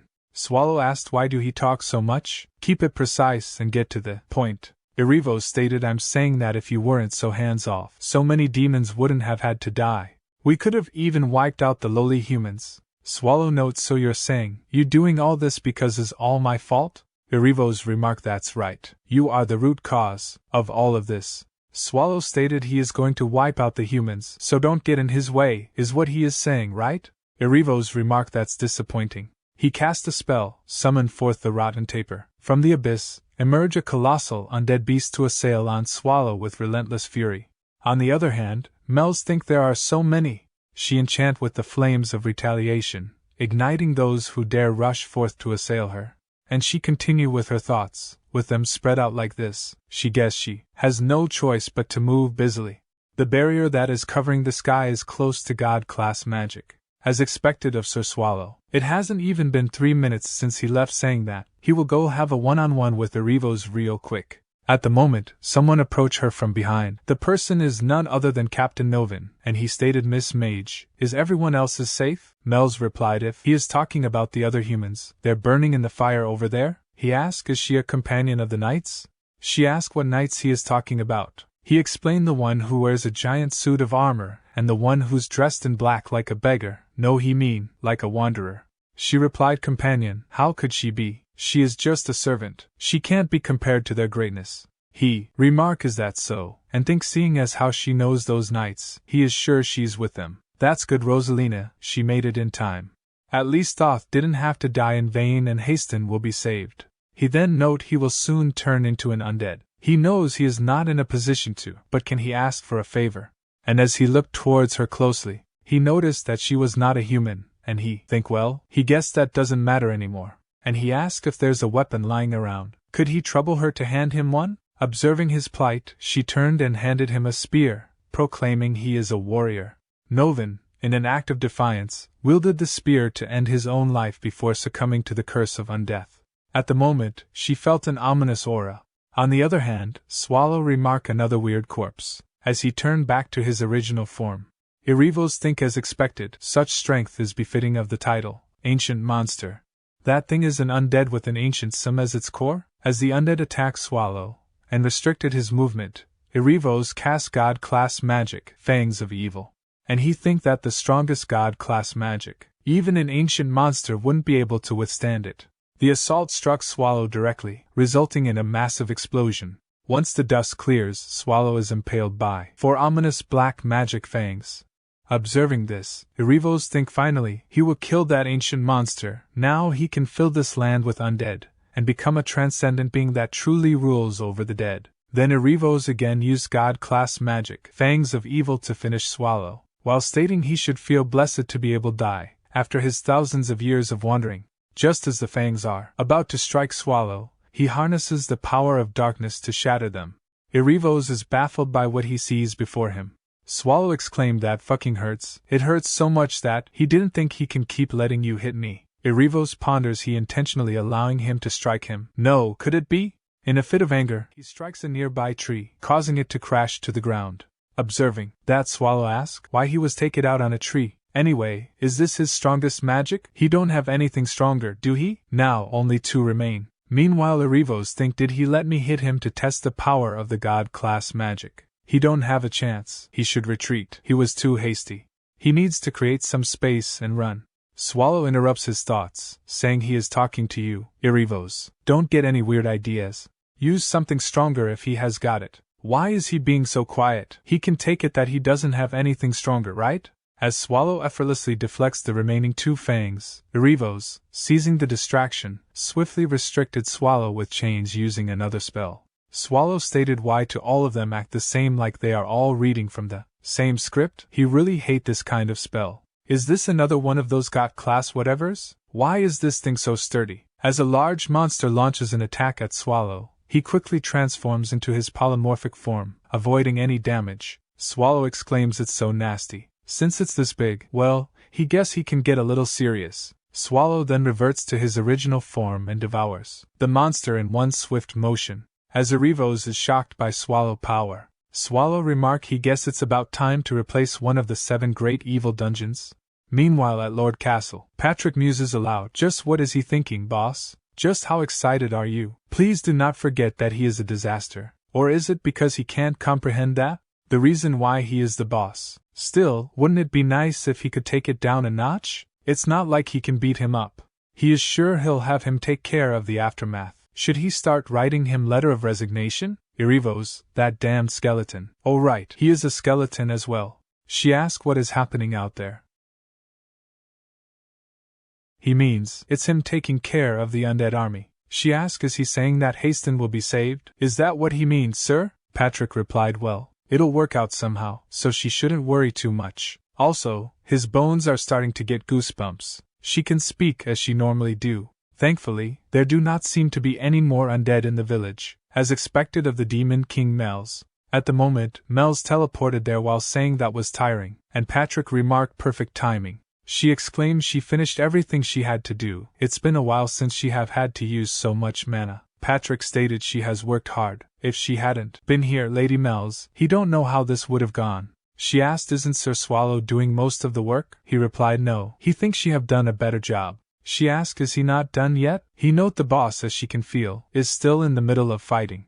She remarked that power is a sight to behold. He note it's even greater when she think about the aftermath of that. Also, there's the fact that he always ends up causing more work whenever he goes out to fix things. There will be a lot of work for him after this for sure. All he has to do is stomp on them a couple of times. Why is he dragging things out like this? He really has no consideration for him, the one who has to clean up after him. Then he turned around and asked her for name. Is she Rosalina? She replied yes. He stated the territory lord was the only one they promised to keep alive, so he should clean things up here first. He stated there's no point in keeping anyone alive other than the lord of this place.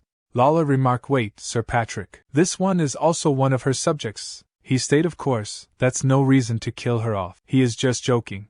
And think it's not like she can do anything by herself when those back alley thugs have all died off. More importantly, with her mind in such a state, there's no point in doing anything to her. If killing her happens to affect the lord of this place somehow, it'll be a loss for them. Well, let's just say that everything has been taken care of on this end. And he asked Mel's, can she put someone to sleep? She remarked that's not a problem, but who he wants to put to sleep? He stated he did like to speak with the lord alone. So she cast a sleeping spell on Rosalina, and put her to sleep. Patrick note, now then, shall they get started? As she can see, they have been doing their part in saving Haston, so she should do her part and keep her promise. She asked what she has to do. He remarked she can't leak anything she has seen so far. Well, he believes she would know that even without him having to tell her. He will be telling her a story now, so listen carefully. It is a story about a heroic territory lord who took on all the insults to protect her territory. The Lord, who realized that the undead were going to overrun her territory, made up her mind to protect the territory and its citizens. But she was in a situation where she was being watched by the undead, and there weren't enough soldiers in the territory. However, even before help could arrive, the people of the territory started insulting her in rage, faulting the Lord. As the people were dying to the undead while waiting for reinforcements, the Lord had no choice but to hold steadfast. After what seemed like a century, the reinforcements from the Empire came, drove the undead away, and saved the territory. She is not a scaredy cat of a lord who was in hiding. She is a lord who sacrificed herself to save the subjects of her territory. She asked, is he telling her to lie to his subjects? He replied, didn't she say that she wanted to live? Go and hand out all the supplies in the castle to help the subjects that are still alive. Soon after, aid from other cities will come. She asked, how is he so sure that the aid will come? He note, not that he is sure of it. He will make it happen, since they will be taking care of making the young Lord of Haston a hero. If it's so quiet, the boss must be done with everything. They should start heading towards the boss. Lady Mel's a teleport would be appreciated. She replied she don't think she can use a teleport because her mana has bottomed out. Lala inquired, can she ask him something? Why is he going so far to save Haston? And she think they are dungeon monsters. There's no way that it's for the people's lives. He note, didn't she say that you wanted to live? Then know her place and don't try to find out too much. Meanwhile, Swallow stated, well, it was about time to replace one of the 7 great even dungeons. He feels sorry for him. He would have avoided all this if he had just kept quiet somewhere, right? Whether it be this guy or others guy, why can't they just leave him alone? He has been stabbed so much that his back is itching. Erivo's remark, ancient monster, he is once again shocked by his strength. Swallow replied, no, he don't really care about that. Let me ask you something. Why did it have to be Haston? Had he not attacked this place, he wouldn't have had to make his way here. Erivo stated, Haston is the most effective location to invade the Empire from. Swallow replied, no, he is not talking about things like that. And he think that means this bastard came here knowing that it was his territory. Erivos laughed and asked what do he think the reason is. And as he tried to cast a spell, Swallow immediately restricted with his darkness, but that caused the explosion, and undead immortal king, Erivos, head fall to the ground. Swallow think, what's this? So he wasn't trying to use transfer magic? Well, he guessed it doesn't matter. He was going to die anyway. Let's see, what should he do about this? This place will be unusable unless it gets fixed up. At that moment, he heard Patrick's voice calling his name. As he nervously turned around, Patrick stated, stop right there. Do not move. He come here to find him. He really missed him. You miss me too, right? Swallow think he is in trouble. Then the scene shifted to Rosalina, taking cover from rain, and thought about her fellows who had died. She exclaimed, there's nothing left. What kind of help is this? She is the only one left. Whose fault is it? Who's the one that killed everyone? Meanwhile, as Swallow and others returned to the dungeon, Renee welcomed them. She was waiting nicely and quietly for them. She even cleaned everything nicely while waiting. Swallow replied she did well. Mel's fell to the ground, saying she is really tired. Patrick added he feels like dying. Renee asked, Mr. Swallow? He must be really tired, right? Would he like dinner first, or would he like a bath first? Swallow replied, he is drink the bath water. Patrick thought, what's going on? And he asked, just what has she been teaching her while they were away? Ursabet Bathory inquired, she wonder if everything went well. Swallow asked her, can she leave now? Patrick added, yeah. Well, if she added up the number of humans who died of starvation and to the undead, it would be around 3,000. And don't forget about how this damned boss blew up the whole town. Aside from that, it turned out pretty well. She asked, just what did he do over there? He replied, he just cleaned up the undead. She asked further, did he really only clean up the undead? He added he cleaned them up perfectly. She questioned, she is asking what exactly he cleaned up perfectly. Swallow placed the head of Erivos on the table and stated, don't bother him, he is going to sleep. As she observed it closely, Swallow drank the bath water. She noted, wait, isn't this just the shell? That surprised Patrick and Renee. A little later, Swallow explained that true, he did use magic at the end. Patrick stated, no matter how he look at it, this is just bad work, boss. He did a bad job cleaning things up. Leaving the Lord who knows everything alive was already questionable, but now even Erivos is alive. Just what did they do in Haston? Swallow noted. Ursabet said that Arivos would have lost at least 70% of his life. Patrick replied that's true, but in the end, there was still conflict between the great evil dungeons. He needs to be more careful of things now. Well, they should be fine for now since Arivos won't be able to make a move for a while. He should stop slacking off now. As he has said before, even if he can take care of the aftermath of Haston, accepting monsters into the dungeon is something that has to be done by him. As he turned around asking, "Is he listening?" and he saw Swallow, sleeping. Meanwhile, Rosalina arrived where people were gathered talking to one another. A green-haired person said, "There have been rations for 3 days in a row. What's the point of just filling their bellies? His wife and kids are all dead." A blue-haired person stated, "What, praise the Lord? Is everything okay as long as his belly is full?" The green-haired person replied, he did rather follow them to the afterlife than to live like this. The blue-haired person replied, they should fill their bellies even if they follow them. Then the green-haired person noticed Rosalina, and he asked, what is she giving up as well? She should fill her belly before she leave. Rosalina stated, where would she even go? Of course, she is also suffering. She wants to run away. But why do they have to be the ones to run away? What did they do wrong for them to die? They should think about it. Who was in the wrong? Who killed everyone? This is unfair. It's really unfair. Don't point their hate at the wrong target. There is no point in a meaningless death. If they are going to die anyway, they should take revenge on the being that put them in this situation. All of them asked what do they have to do. She remarked they should all know. They have to kill all the undead. The scene shifts to the king's palace, where the king is giving a speech. Ethelbreaz is kneeling in front of him, listening attentively while royal guards stand down. The king addresses Ethelbreaz by his full name, or Edelbreaz gar Livestein, and comments that despite the length of the speech, Ethelbreaz did not zone out. Ethelbreaz responds respectfully, saying he wouldn't dare to do so. The king emphasizes that the lives of the raid force rest on Ethelbreaz's shoulders and expresses his high expectations of him. Ethelbreaz assures the king that he will live up to these expectations.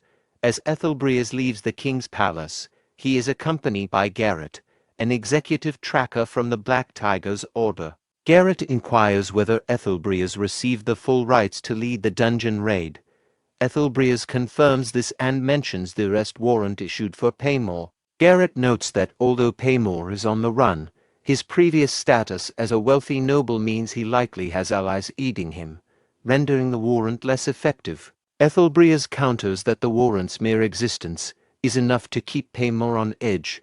Ethelbreaz then reflects on the recent turmoil in the city. He recalls the black disaster that struck Ryas a month ago, causing significant unrest within the Empire's upper echelons. Blame was widespread, and those who failed to manage the crisis were eliminated. He observes that many things have changed since then. Shortly after their conversation, they both arrive at their destination. Garrett reminds Ethelbreaz of an upcoming meeting scheduled for 2 hours later and asks what he should do if he is late. Ethelbreaz instructs her to wait until he arrives. He then inquires about a woman and asks for her whereabouts. Garrett confirms that she should be inside. With a cheerful expression, Ethelbreaz energetically bangs open the door, announcing his entrance. Inside, Wern Historia is found eating donuts. With a smile, Ethelbreaz asks if she has been resting well. Wern Historia responds with a smile, calling out his name. Meanwhile, a group of 3 people enters the primordial core. Their leader instructs them to be cautious, stating they will retreat at the slightest sign of a monster. He emphasizes the importance of remaining vigilant as they approach the first room of the primordial core. With a nervous expression, the leader of the group expresses hope that the information they received is accurate. Observing the first room of the primordial core, the leader confirms that the monster has not reappeared since the Hishutalt raid force visited 2 months ago. He notes that there should be something valuable to find and decides to continue deeper inside. The third member of the party expresses excitement, anticipating they will become rich. They proceed to check the second and third rooms but find nothing in both. The second member questions the accuracy of their information, wondering if other raid forces have already swept through and taken anything valuable. The third member insists that it is not possible. The The second member doubts whether they are truly in the primordial core, given they have found nothing despite venturing so deep, suggesting there might indeed be nothing left to find. The leader points toward the next room and explains that the fifth room contains an ancient plant monster called the anthropophago, known for its thorny leaves and vines. According to rumors, if its body is treated with a special method and forged, it becomes as hard as ore, making its body parts highly valuable. The leader suggests that retrieving the anthropophago alone would allow them to break even. The second member expresses concerns about the room being empty or, worse, filled with monsters. She points out that as a C-rank raid force, they are vulnerable and could be killed by even the weakest monster in the area. The leader, in response, challenges their resolve, asking if they intend to leave empty-handed. He states that those who wish to leave can do so, but warns that leaving now means they should forget about joining in on any profitable ventures in the future. The group cautiously enters the fifth room. The second member asks the leader if he sees anything. The leader spots the body of the plant-type monster, the anthropophago, and confirms its presence. The second member expresses relief, remarking that it's a good thing they didn't turn back. The leader instructs the group to gather the monster's body quickly, so they can leave. As the leader is about to cut the monster's body, he notices something alarming and starts sweating profusely. He shouts away, prompting the third member to turn to him and ask what he said, not hearing clearly. At that moment, Swallow appears, poised to devour them. The leader tries to escape while urging the others to run away. Shortly after the attack, Swallow spits out the group's equipment. Patrick, inspecting the discarded items, remarks that, as expected, the group didn't have anything of significant value. Renee reflects on the fate of the raid force, expressing frustration at how their greed and selfishness led to their demise.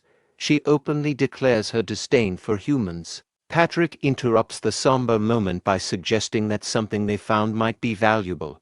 He asks for the leader's opinion. Swallow comments that they taste better than undead creatures, indicating their potential quality. Patrick identifies the origin of the fallen raid force based on the coat of arms on their clothing, noting they are from the West Crantal Kingdom, not part of their own empire. Renee adds a touch of dark humor, laughing at how far the raid force had come, only to meet their end in such a manner. Swallow reflects on the convenience of receiving a local specialty delivered right to their front door. Patrick questions how Swallow concluded the origin of the fallen raid force. He emphasizes the urgency of reinforcing the dungeon, indicating a concern that rumors about the dungeon being safe are spreading too quickly. Privately, Patrick reflects on his own feelings of detachment towards the dungeon's issues. He directs his frustration at Swallow, who seems indifferent despite it being his own dungeon. Patrick threatens to resign if Swallow doesn't take the matter seriously. Swallow, feeling nervous, agrees to prioritize the dungeon's security. Patrick shifts the conversation, acknowledging Lady Mell's role in using detection magic to quickly identify intruders. Mel's responds with laughter, and Swallow agrees that her detection magic is reliable. Renee, overhearing their praise of magic, becomes angry and asserts her own ability to use magic. Swallow praises Renee for her abilities, calling her awesome and amazing.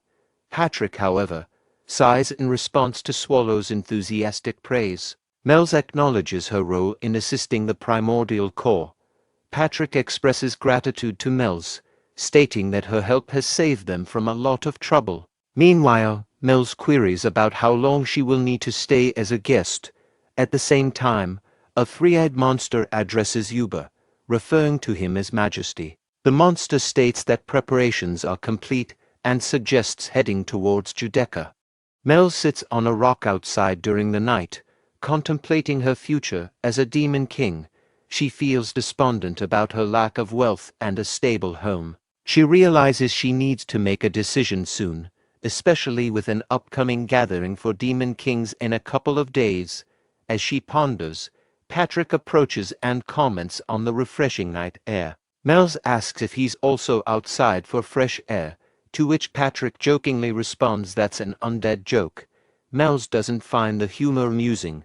Patrick then asks Mel's why she's there. She explains she's simply getting some fresh air and inquires about his reason for being outside. Patrick reveals that he doesn't require sleep and spends his time training during such moments. Mel's questions Patrick about whether he has any more improvements to make, to which Patrick replies with a metaphor about swords and rust, implying that continuous practice and improvement are necessary for skill. Patrick reflects on this being the first time he's spoken to Mel's alone like this. Patrick informs Mel's that Mr. Tentacles has nearly finished recovering. He suggests they go together to see him. Upon arriving, Mel's comments that Mr. Tentacles doesn't appear fully healed.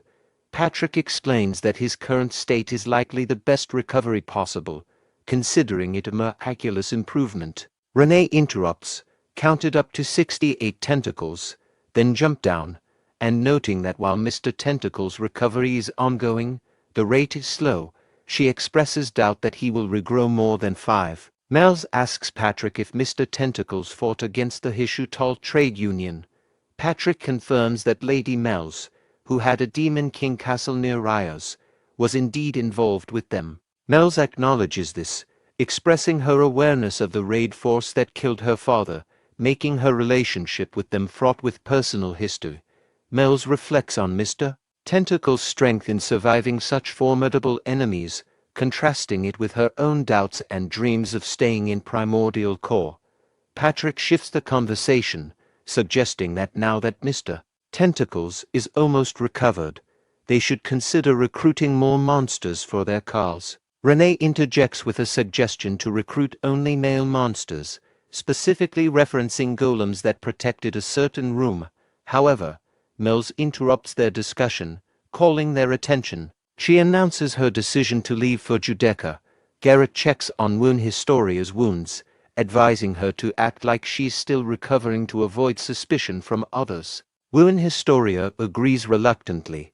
Meanwhile, Ethelbrias checks the cupboard, suggesting tea since they have snacks available. Wound Historia declines, stating she's getting ready for the upcoming meeting. Ethelbrias remembers the meeting and asks Wound Historia if the maid has been around today. She's unsure since she went out to buy snacks. Ethelbrias instructs Garrett and Wound Historia to head to the meeting room first while he takes care of some remaining paperwork, assuring them he will join shortly. Garrett urges Ethelbrias to hurry up, emphasizing the importance of his presence.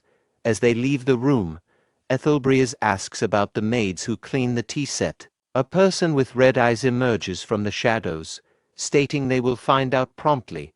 Ethelbrias instructs them not to report on their progress, indicating secrecy in their actions. He privately reflects on the thousands of confidential files in his office, concerned that someone may have tampered with them while cleaning the tea set. Ethelbrias decides that the maids involved should be located and removed precisely 4 days from now. Later, at the meeting room, Ethelbrias addresses the attendees, thanking them for their attendance despite their busy schedules. He introduces the purpose of the meeting, to discuss the Black Disaster, a threat jeopardizing the Empire's peace. Squad leader Cart challenges Ethelbrias, stating that the royal courts have announced that the Black Disaster is not Swallow. He questions whether Ethelbrias is defying the official statement. Ethelbrias clarifies that the announcement was made to pacify the citizens and asserts that he personally witnessed Swallow in action. He describes an encounter where Swallow fought directly with the hero Wuin, resulting in Garrett losing an arm. Cart reacts with disbelief, accusing Ethelbrias of fabricating lies since he hasn't heard any such reports. Ethelbrias points out the evidence, drawing attention to Garrett's missing arm and Wound Historia's expression as proof of the truth. Upon closer inspection, Cart acknowledges the truth and realizes the severity of the situation. Internally, Cart reflects on the fact that Wound Historia wasn't a match for Swallow, underlining the threat's power. Ethelbrias emphasizes the need for preparation since Swallow appeared unexpectedly and could strike again at any time. After Ethelbrias's revelation about Swallow's power and the need for the 36th masterpiece,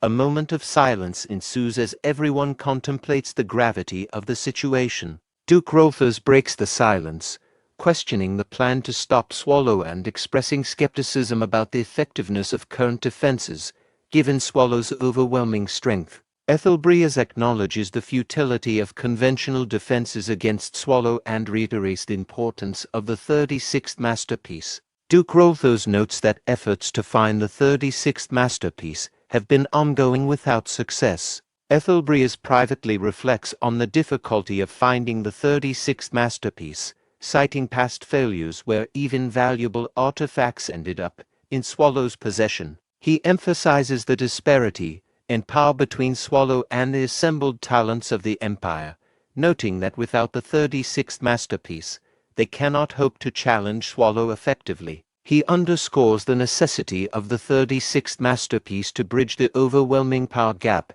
and to stand a chance against Swallow's formidable presence. Ethelbreas mentions the Pope's recent movements, describing how he spread rumors about the Swallow being God's punishment towards the Empire. The girl with dark blue hair reacts strongly, standing up and denouncing the idea as nonsense. Ethelbreas acknowledges her reaction, attributing the Pope's statements to the Empire's history of religious suppression. The girl confronts Ethelbreas, warning him to watch his words as they could be considered treasonous. Ethelbreas responds calmly, smiling at her outburst but reaffirming that he's stating the truth. Suddenly, the girl grabs Ethelbreas by the collar in anger. Ethelbreas's shadow man intervenes swiftly, pointing his sword at the girl's neck, ready to act if necessary to protect Ethelbreas. Ethelbreas calmly responds to the girl's outburst, remarking that she may be overestimating her influence. He swiftly orders his shadow man to withdraw his sword, causing the girl to become flustered by the sudden turn of events. Ethelbreas continues, emphasizing the seriousness of the situation. He warns that ignoring the Pope faction's plans could lead to the Empire's division. Internally, Ethelbreas reflects on the Pope faction's possession of 3 of the 36 masterpieces, which they call holy relics. He contemplates that seizing these artifacts would necessitate starting a war, a great holy war. Meanwhile, elsewhere in Primordial Core, Swallow reacts to Patrick's news about Lady Mell's departure with curiosity.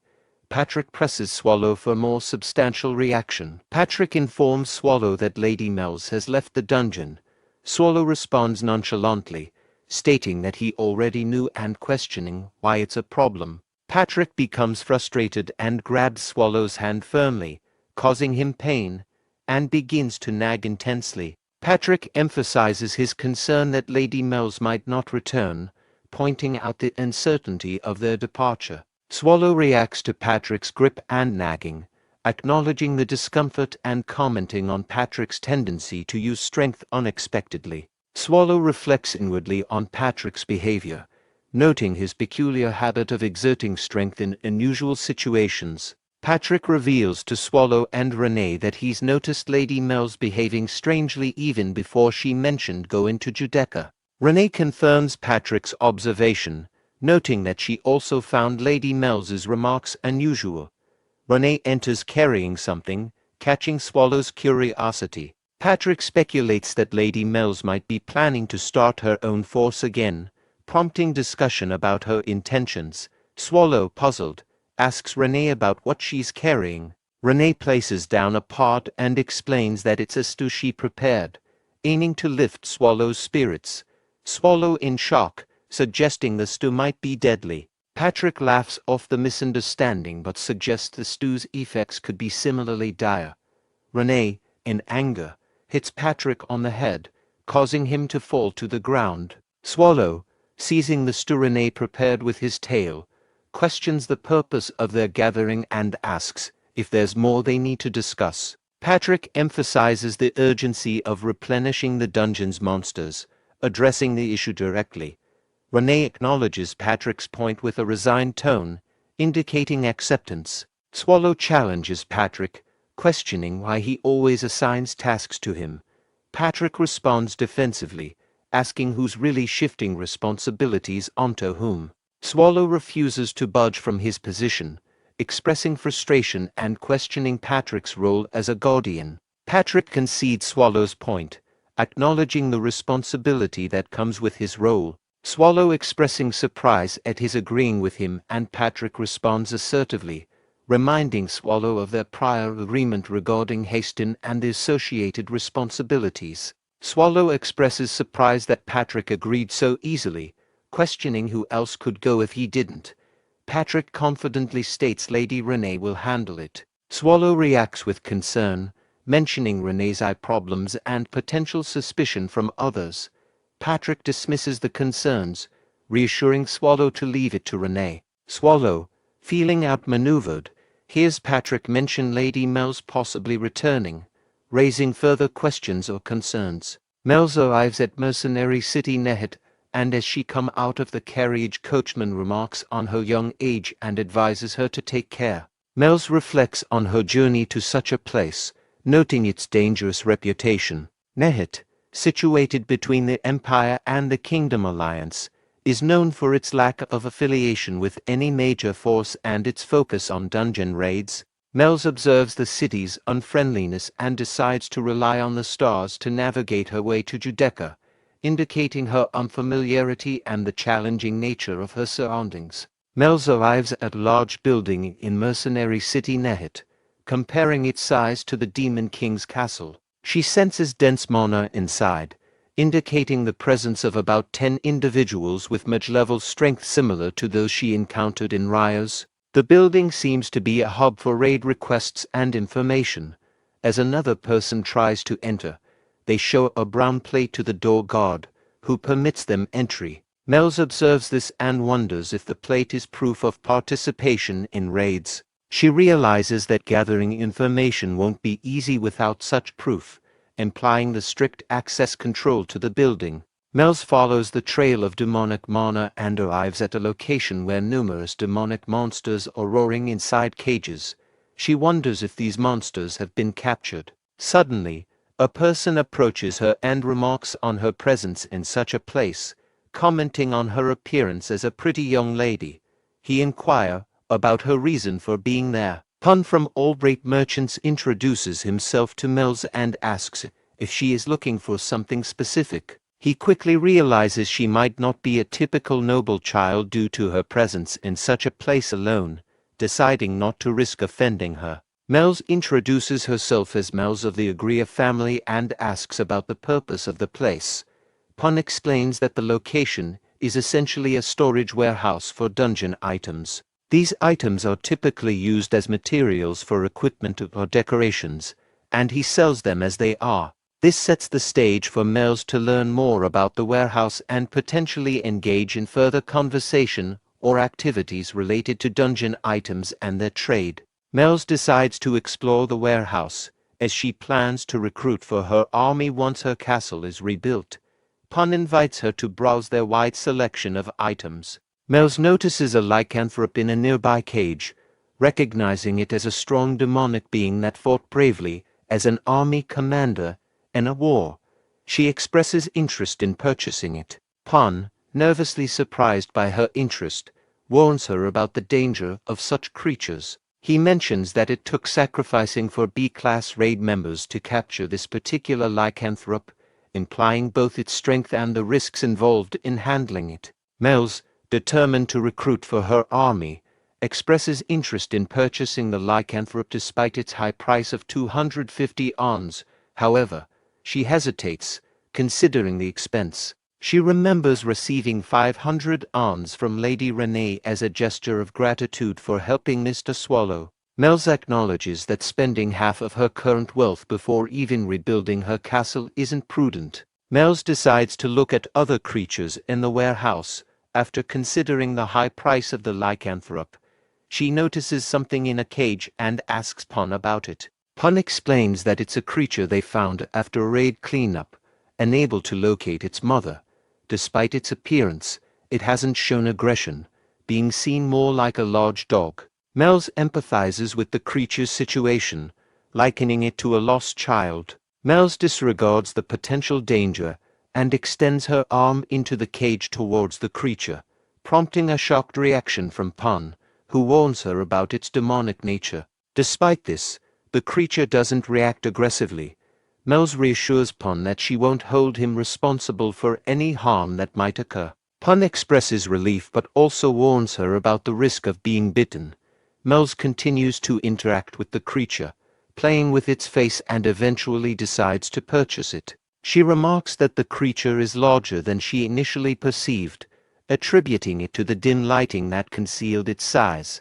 Mel's affectionately names the creature Two Ons. After adopting the creature and naming it Two Ons, Mel's notices that night is falling earlier in Nehet than elsewhere. She reminisces about the beautiful sky in the primordial core but quickly refocuses on her mission to reach Judecca. Mel's and Two Ons start moving towards their destination. Along the way, they encounter a large deer. Mel's perceives this as a sign that they are headed in the right direction and addresses the deer. She calls herself Great One and asking the deer demon to lead the way. After encountering a deer that turns out to be a demon welcoming her as a demon king, Mel's is directed to head towards the fallen monastery behind the mountains where other demon kings have already gathered. Mel's agrees and begins her journey towards the monastery. As she travels, she notices that the Two Ons is following her. Mel's affectionately scolds the Two Ons, telling it to stay behind as part of the demonic army and wait for her return. She worries about the Two Ons' safety among humans due to strict scrutiny. Despite her thoughts on the name Two Ons, Mel's decides to rename the Two Ons to something more fitting. Upon deeper reflection, she decides to name the Two Ons Devourer, finding a resemblance to Swallow in its features. Mel's forms a pair of wings on her back and tells Devourer to wait quietly while she goes on her mission. She reflects on using Swallow's name for the Two Ons, hoping he will forgive her since she won't see him again soon. Meanwhile, Swallow expresses anger towards Patrick, stating he won't forgive him and wishing he wouldn't die a peaceful death. Patrick responds, noting Swallow's long-standing curse and joking about it lasting over 100 years. Swallow retorts with a humorous curse, wishing Patrick gets osteoporosis. Patrick responds casually to Swallow's curse, suggesting Swallow view their situation as more of a leisurely activity than a mission. He then tosses something to Swallow. Swallow catches the object, which turns out to be a bracelet designed to suppress his darkness and help him maintain his human form. Swallow questions Patrick about how many of these bracelets he has. Patrick admits to having around 30 of these bracelets left, prompting Swallow to inquire whether Patrick spent all of their dungeon funds on them, given their previous discussion about their expense. Patrick dismisses Swallow's concern about the cost of the bracelet, claiming it's a cheap item. There's a moment of silence, after which Swallow questions whether Patrick was lying about the bracelet's value. Patrick clarifies that he meant Swallow should use the bracelet with care. Before further discussion, Renee arrives and addresses Swallow enthusiastically, likening their upcoming activity to a honeymoon and expressing her anticipation. She looks forward to spending time alone with Swallow, emphasizing shared meals and intimate moments together. Swallow agrees to Renee's suggestion to proceed with their plans the next day. However, Patrick stops him abruptly by grabbing his hair and reminding them both not to stray from their purpose. He emphasizes the importance of returning without causing trouble. Later, as Swallow and Renee leave the primordial core, Swallow asks Renee about their destination. Renee replies that they are heading to Nehet, a mercenary city known for its abundance of information.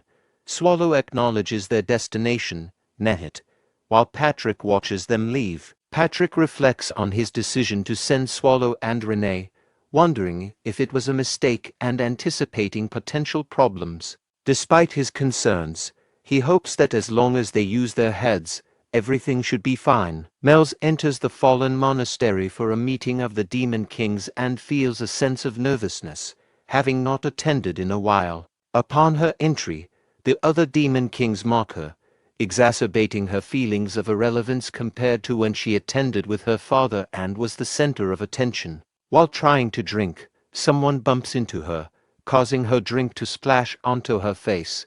Angered, Mel's turns to confront the person, noting that he is not a Demon King. Enraged by the disrespect, she prepares to attack, determined to make an example of him for daring to bump into a demon king. Mel's initially prepares to attack the person who bumped into her, but she holds back her anger when she notices him smiling before he moves away. This incident prompts the other demon kings to mock her, questioning her status as a demon king. Feeling humiliated and aware of her current inability to retaliate, Mels resolves to endure the mockery and focus on building a powerful army to regain her standing. Her determination is interrupted when someone grabs her shoulder. Assuming they are trying to provoke her again, she turns on angrily, demanding to know who dares to touch her. Mels is approached by Marmolia, who introduces herself and confirms Mels's identity. Marmolia, overjoyed, immediately hugs Mels and expresses relief that she is alive, reminiscing about their childhood together. Mels, initially taken aback, tells Marmolia to let go and criticizes her for being indignified for a demon king. Marmolia responds playfully, reminding Mels of their close friendship and informality. Noticing the attention from other demon kings, Marmolia suggests they move to a different location to talk. Meanwhile, Swallow and Renee arrive at Mercenary City Nehet. Swallow hands over to Ons and requests the best room available.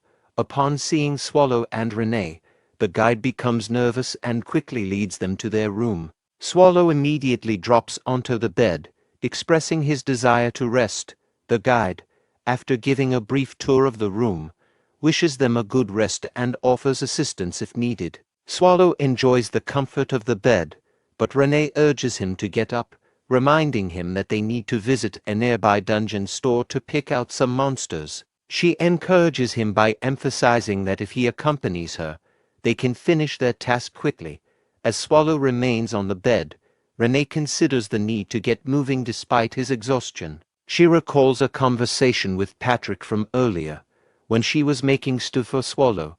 Patrick had suggested that Renee take the opportunity to spend some quality time alone with Swallow. Surprised, Renee had responded by asking if it would be like a date. Patrick clarified that instead of calling it a date, she could simply tell Swallow that she would be going alone a few times. Renee had then excitedly asked if that meant they could go on a honeymoon, to which Patrick affirmed, playfully noting her shift in terminology from date to honeymoon. Swallow, reluctantly getting up, expresses his frustration about not being able to rest properly and agrees to get the task over with. Meanwhile, Renee internally celebrates, feeling validated by Swallow's willingness to accompany her and believing it demonstrates her importance to him. She resolves to accomplish their tasks quickly so they can proceed with what she envisions as their perfect honeymoon, feeling confident and clever for following Patrick's advice. Swallow, noticing Renee's sudden laughter, becomes nervous and starts to sweat, unsure of her thoughts and plans. At the fallen monastery, Marmolia tells Mels that her castle's location has been taken over by humans. Despite sending monsters to investigate, they confirm that the area is now human territory. Mels acknowledges this transformation, expressing resignation. Marmolia then inquires about Mels's whereabouts during the past 2 months, noting that everyone had presumed her dead. Mels vaguely responds that she was wandering, while internally deciding not to mention her time at the primordial core. Marmolia grabs Mels's hand and expresses relief that she is still alive. Mels admits that she thought Marmolia might hate her, considering the past animosity between their fathers. Marmolia reassures her, saying that the rivalry between their fathers is history and that they are now both demon kings on their own paths. Mels agrees, acknowledging the truth in Marmolia's words. Marmolia then brings up the reason for Mels's visit, suggesting that Mels came to Judeca to seek help. Mels realizes that Marmolia already knew about her situation. Marmolia offers her help, emphasizing that she is doing so as a friend rather than a demon king. She encourages Mels, expressing confidence that Mels can succeed if she puts in the effort.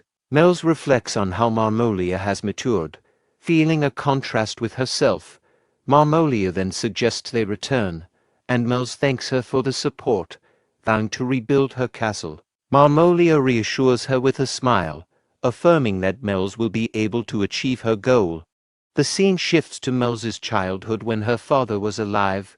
During this time, Mel's told Marmolia that her father was stronger and the true descendant of Asmodeus. Marmolia retorted that her father was stronger because he had a cooler-looking horn. Mel's reflects that even as children, they were always fighting, not because of differing personalities or outlooks, but perhaps due to their father's influence. Their fathers were always on bad terms, yet they could still be considered friends in some way. Meanwhile, during a significant moment in their childhood, Mel's used her magic for the first time, accidentally blowing away a wall of the castle. This event astonished everyone who witnessed her power.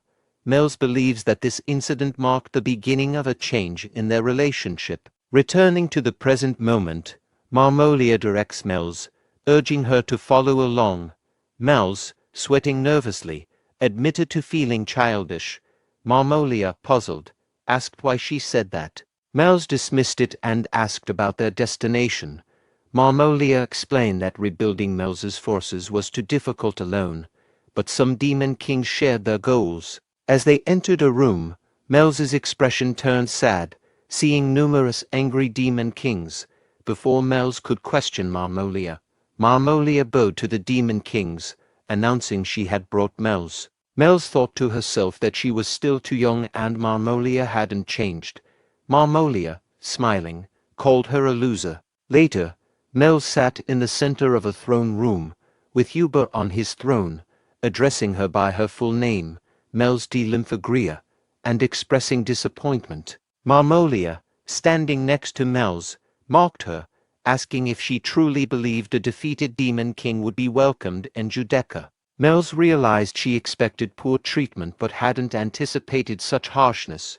Huber addressed Mel's as a descendant of Asmodeus, offering her a chance to explain herself. Mel's insisted it was a misunderstanding, claiming she hadn't lost to the humans and was telling the truth. One demon king questioned if being the sole survivor could be considered a victory. Another suggested killing her. The first demon king pointed out her dire situation, challenging her assertion of not having lost. Mel's, realizing she had no rebuttal and that the loss of the army was indeed her fault, admitted it was all her fault. One demon king condemned Mel's as the disgrace of their race, while another criticized her audacity in coming to Judeca. They agreed she should be stripped of her demon king title to prevent further shame. All the demon kings present decided unanimously to kill her, fearing she would tarnish Judeca's reputation. Huber intervened, deciding to defer judgment until the last day of Judeca, ordering Mel's to be imprisoned until then. Meanwhile, Swallow and Renee attempted to enter the massive building Mel's likened to a demon castle. The guard initially stopped Swallow and Renee, citing the area as restricted and requiring an insignia for entry. Swallow asked Renee if she had one. Meanwhile, the guard dismissed them, commenting on their appearance as Swallow resembling a beggar and Renee a maid who seemed unsteady. However, Renee picked out a golden-colored insignia for her bag, which the guard recognized as belonging to a class raid member. Immediately changing his tone, the guard welcomed them inside the dungeon store, expressing gratitude for their efforts in safeguarding humanity. As they entered further, Swallow asked Renee when she had prepared such things. Renee explained that she had kept the clean ones while cleaning the corpses of raiders who ventured into the primordial core. Swallow agreed, noting there should have been plenty lying around. Renee approached a notice board displaying comprehensive dungeon information, remarking on its thoroughness. Swallow expressed concern about whether they could read through all the information in time, asking Renee what they were specifically looking for. Renee replied that they were searching for a powerful monster that humans had been unable to defeat no matter how hard they tried. Swallow pondered aloud about bringing a monster from the great evil dungeons but quickly dismissed the idea, realizing it wouldn't work. Turning to Renee, Swallow suggested considering monsters just below the great evil dungeons level. Renee agreed after a moment of thought, confirming those would be suitable. However, Their discussion was interrupted by a staff member approaching them, requesting them to leave as they needed to start cleaning. Renee asked if they could stay longer, but the staff member explained that everyone else had left, and they couldn't keep the place open just for them. Swallow, frustrated at the idea of having to return tomorrow and potentially disrupt Renee's plans, briefly considers drastic action, but is interrupted when Renee signals to a staff member and inquires about more raid requests. The staff member, noticing the extensive pile of requests already on their table, wonders why they would need more. Renee directs them to a specific set of raid requests. Later, Swallow and Renee sift through the papers but find that most of them lack information on useful monsters, disappointing their search for formidable monsters. Swallow suggested considering an ancient metal slime from one of the raid requests. Renee agreed it sounded promising, but noted the dungeon's distant location as a drawback. Swallow lamented not recruiting Mel's instead.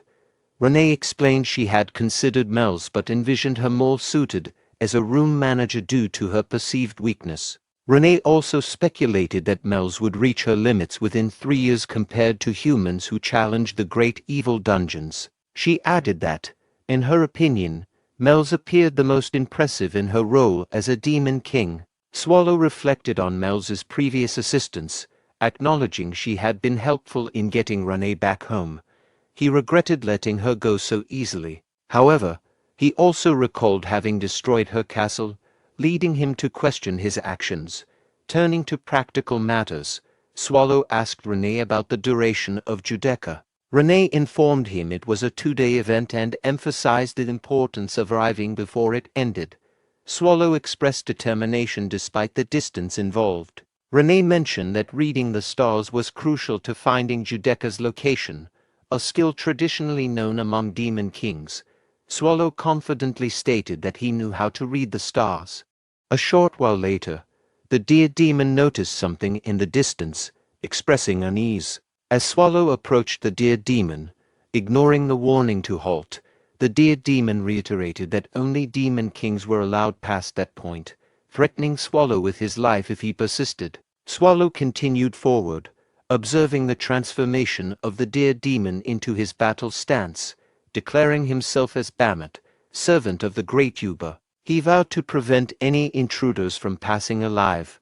Marmolia visited Mel's cell and taunted her, commenting on her appearance and the situation. Marmolia sarcastically asked if Mel's liked her new accommodations, remarking that she looked better than expected. As a supposed friend, Marmolia claimed to have intervened on Mel's behalf during discussions about her punishment, convincing others not to kill her outright. Instead, they decided to strip Mel's of her horns and fangs, a severe punishment that would humiliate her among other demons. Marmolia cruelly speculated on how many would look down on Mel's in such a state. Despite the harsh treatment, Marmolia proposed a twisted offer for Mel's to become her underling, suggesting that if Mel's served obediently, she might even earn a higher position by showing loyalty and subservience.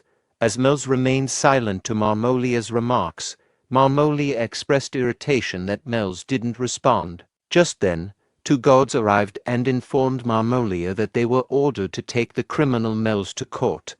Marmolia instructed them to proceed, and the guards escorted Mel's away. Later, at the court, a demon king announced the beginning of Mel's trial to determine her punishment. The demon king accused Mel's of losing the trust of demons under her leadership and bringing shame upon the demon king title. They specified that as punishment, Mel's would have her horns cut off and her fangs pulled out, addressing her by her full name, Mel's de Lymphagria. The demon king offered Mel's a final chance to defend herself, asking if she had anything to say in her defense. Mel's responded, reflecting on her time in the cell and pondering the concept of strength and weakness. She questioned why the weak perish while the strong survive, emphasizing that the demon king army was meant to protect her. She argued that the weak soldiers died while the strong demon king survived, failing to understand what the issue was. In response, all the demon kings present reacted with disdain,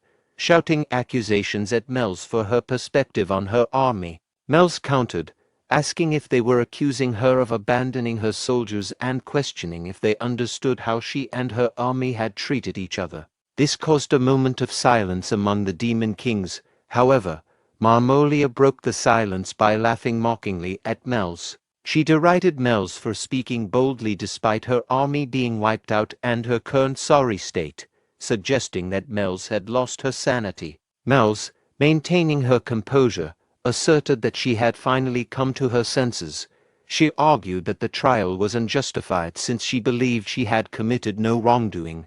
Criticizing the preemptive discussion of her punishment before a ruling was made, Mel's challenged the legitimacy of the proceedings. Her remarks made Marmolia visibly nervous. Mel's continued, addressing Yuba directly and dismissing Marmolia's authority, referring to him as Sir instead of Lord. This shocked Marmolia, who was accustomed to referring to Yuba with utmost respect. In response to Mel's defiance, the other demon kings reacted angrily, shouting at her for daring to speak to Lord Yuba in such a disrespectful manner. They suggested even harsher punishments, including the removal of her tongue along with her fangs. Yuba, however, remained unperturbed by Mel's words. He remarked that someone who had lost everything like Mel's had little impact on him. As Mel's resigned herself to the inevitability of her situation, she reflected on the ignorance of those who considered themselves demon kings, finding it laughable. Despite the impending punishment, she felt a strange sense of relief. Just as a demon king announced the commencement of Mel's punishment for insolence, another demon approached to cut off her horn. Laughing cruelly, he taunted Mel's about the pain she was about to endure, sarcastically inviting her to enjoy it to the fullest. Suddenly, amidst the tense atmosphere, they heard a loud noise of dogs barking. Amidst the commotion in the court, a demon king questioned the source of the barking noise, while Marmolia expressed disappointment that the proceedings were interrupted. The demon making the announcement expressed disbelief that dogs would be heard in Judeca, considering it a sacred place. Meanwhile, Mel's wondered if Swallow had indeed come all the way to Judeca. She doubted it but found the thought comforting amidst her turmoil. She hesitated to believe he was there but couldn't shake the hope. As she turned around, her eyes welled with tears. Then, unexpectedly, Swallow addressed Mel's, noticing her distress and asking if she was having a tough time. The scene shifts back to 900 years ago, where Swallow has defeated all the demon kings gathered before him. Swallow, surveying the defeated enemies, expresses disdain for them, dismissing them as insignificant despite their titles. He notices one demon king is still alive and approaches him, commenting on the demon king's horn and age, which is difficult to gauge compared to humans. Swallow demands the survivor lift his head and, after doing so, admires the horn and inquires about his name. The surviving demon king, a child named Yuba, is visibly frightened and sweat-covered as he answers. Yuba, now an older figure, recalls his past encounters with Swallow and becomes visibly nervous and sweaty while observing Swallow, who is seated calmly. Meanwhile, Tuans happily leaps onto Mel's and starts licking him. Mel's, slightly irritated, remarks that Tuans should have waited patiently and implies that it followed Mr. Swallow. Marmolia, seeing Mel's reaction, becomes flustered and turns to Swallow and Renee, questioning which demon king they serve. She expresses concern that their presence is disrupting the sacred process of judgment. Renee reacts angrily, accusing Marmolia of not knowing her place and expressing outrage at her comments. Swallow interrupts Renee, advising her to let it go and apologizing for the interruption. He explains that he and Renee are travelers who happen to stop by, and they don't belong to any specific demon king. Swallow then questions why the demon kings are embarrassed about Mel's behavior, suggesting that they are punishing her because she no longer has power. He provocatively suggests that if he were to destroy all their armies, it would resolve any issues regarding their status and treatment of Mel's. This statement infuriates the gathered demon kings, who react with anger to Swallow's provocative remarks. In the tense meeting of demon kings Vehement, one of the demon kings, became infuriated with Swallow's comments. He accused Swallow of overstepping his boundary by insulting the assembled demon kings and threatening Soyuba, a significant figure among them. Veerman's anger led him to vow to tear Swallow apart, vowing that not even Swallow's corpse would remain.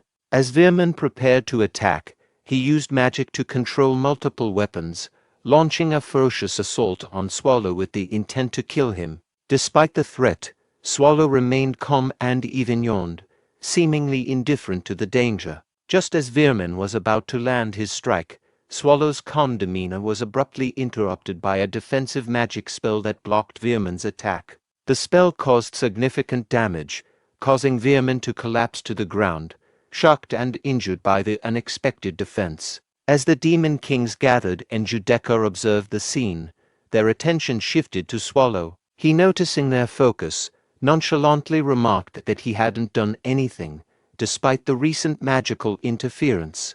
The Demon Kings then realized that Yuba was responsible for the defensive magic spell that had thwarted Veerman's attack. This revelation led to confusion among the Demon Kings, who began questioning Yuba's actions. Yuba addressed their questions by explaining that he couldn't allow anyone to make a move against a great being like Swallow. He expressed his intention to strictly punish the aggressor, Veerman, for his action. Marmolia then showed respect to Swallow, acknowledging him as the supreme being and referring to him as Sir Swallow. This recognition prompted a discussion among the Demon Kings, who identified Swallow as the Swallow from Primordial Core. As Yuba continued to kneel in deference to Swallow, Veerman, having regained consciousness, inquired why Yuba had intervened to stop his attack. Yuba was internally frustrated, thinking that Veerman's lack of understanding was dangerous. He reflected that if he hadn't intervened,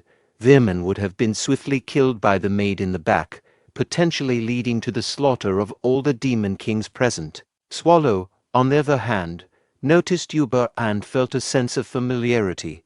He asked Yuba about his presence and remarked that he recognized him. Swallow then recalled that Yuba was the Demon King he had encountered 900 years ago, noting the significant change in Yuba's appearance since then. Yuba responded respectfully, attributing his current status to Swallow's past benevolence, acknowledging that Swallow's actions from the past had greatly influenced his rise. Swallow instructed Yuba to rise, expressing that he wasn't present for the formalities. Yuba, however, was haunted by past fears and recalled the unsettling memory of Swallow's unexpected appearance 900 years ago. Swallow, echoing his words from that distant past, questioned Yuba's assumptions about his visit.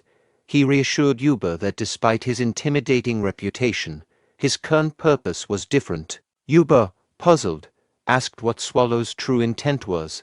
Swallow revealed that his visit was actually to see Mel's, prompting Mel's to inquire about the reason for his visit. Renee informed Mel's that after discussing with Swallow, they had concluded that Mel's was needed in Primordial Core. Renee extended an offer for Mel's to become a member of Primordial Core. Mel's, surprised, asked if this meant her. Renee explained that as part of Primordial Core, Mel's would be appointed as a manager of one of its rooms. This role would involve overseeing demonic beings assigned to that room, who would also be part of her Demon King army. Mel's was taken aback, clarifying her role as a room manager. Renee explained that, aside from Swallow, Primordial Core would do its best to ensure Mel's army consists of demonic beings suited to her. Swallow confirmed that this was the main reason for their visit and made a formal request to Mel's.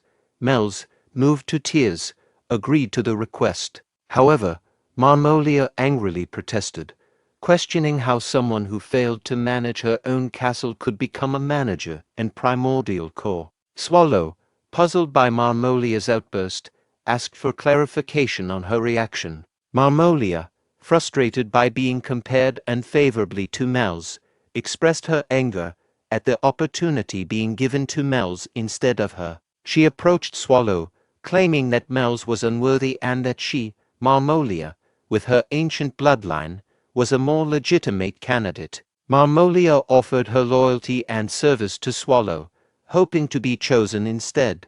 As she attempted to touch Swallow, Renee intervened by cutting off Marmolia's fingers, admonishing her for trying to touch Swallow with dirty hands. Marmolia, in pain, cried out about her injured fingers. Uber apologized for the offense and assured Swallow that he would handle the situation.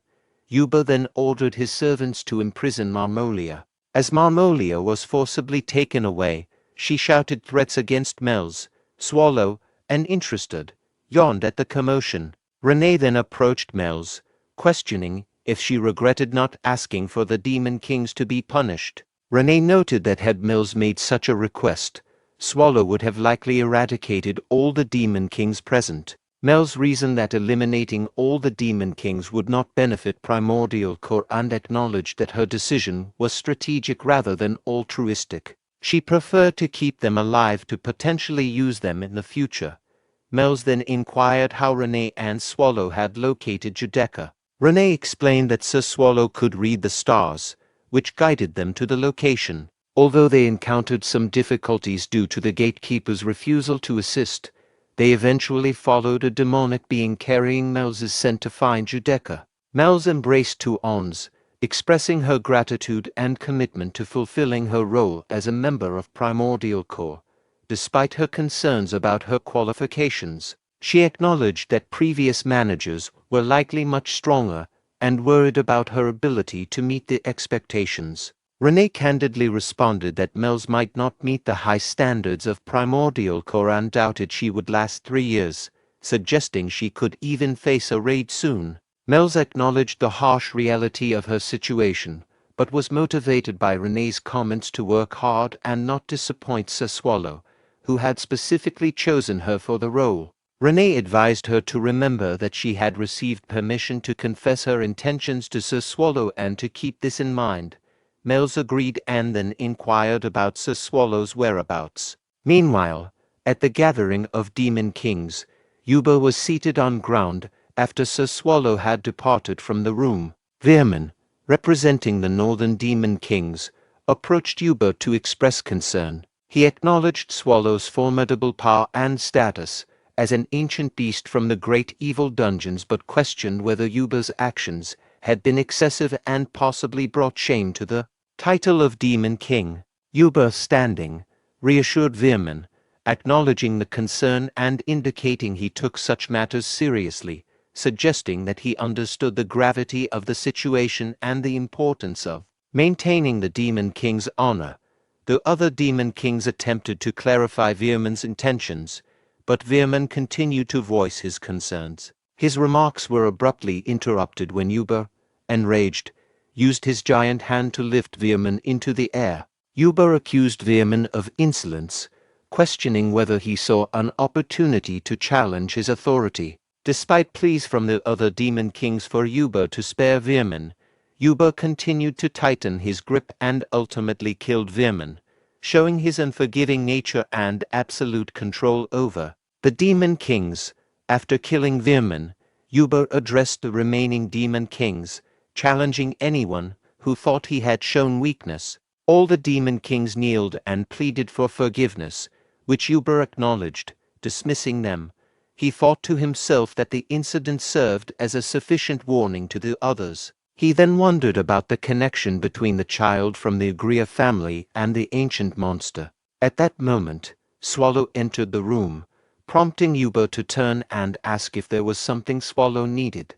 Swallow expressed his dissatisfaction, noting he had forgotten something earlier. Yuba, already feeling he had done enough to appease Swallow, resigned himself to whatever might come next for the sake of his subordinates.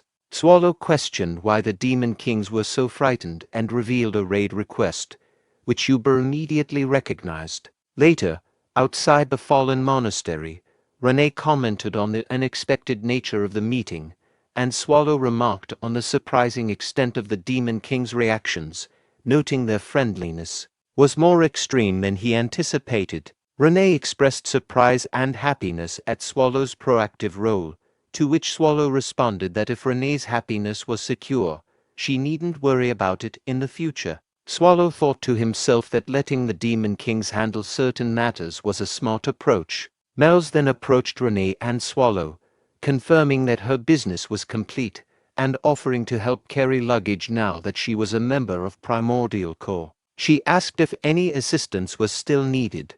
Renee reassured Mel's that there was no need for further help and inquired if she needed anything else from the current location. Mel's responded that she had obtained everything she needed and was committed to becoming a strong demon king upon returning to Primordial Corps.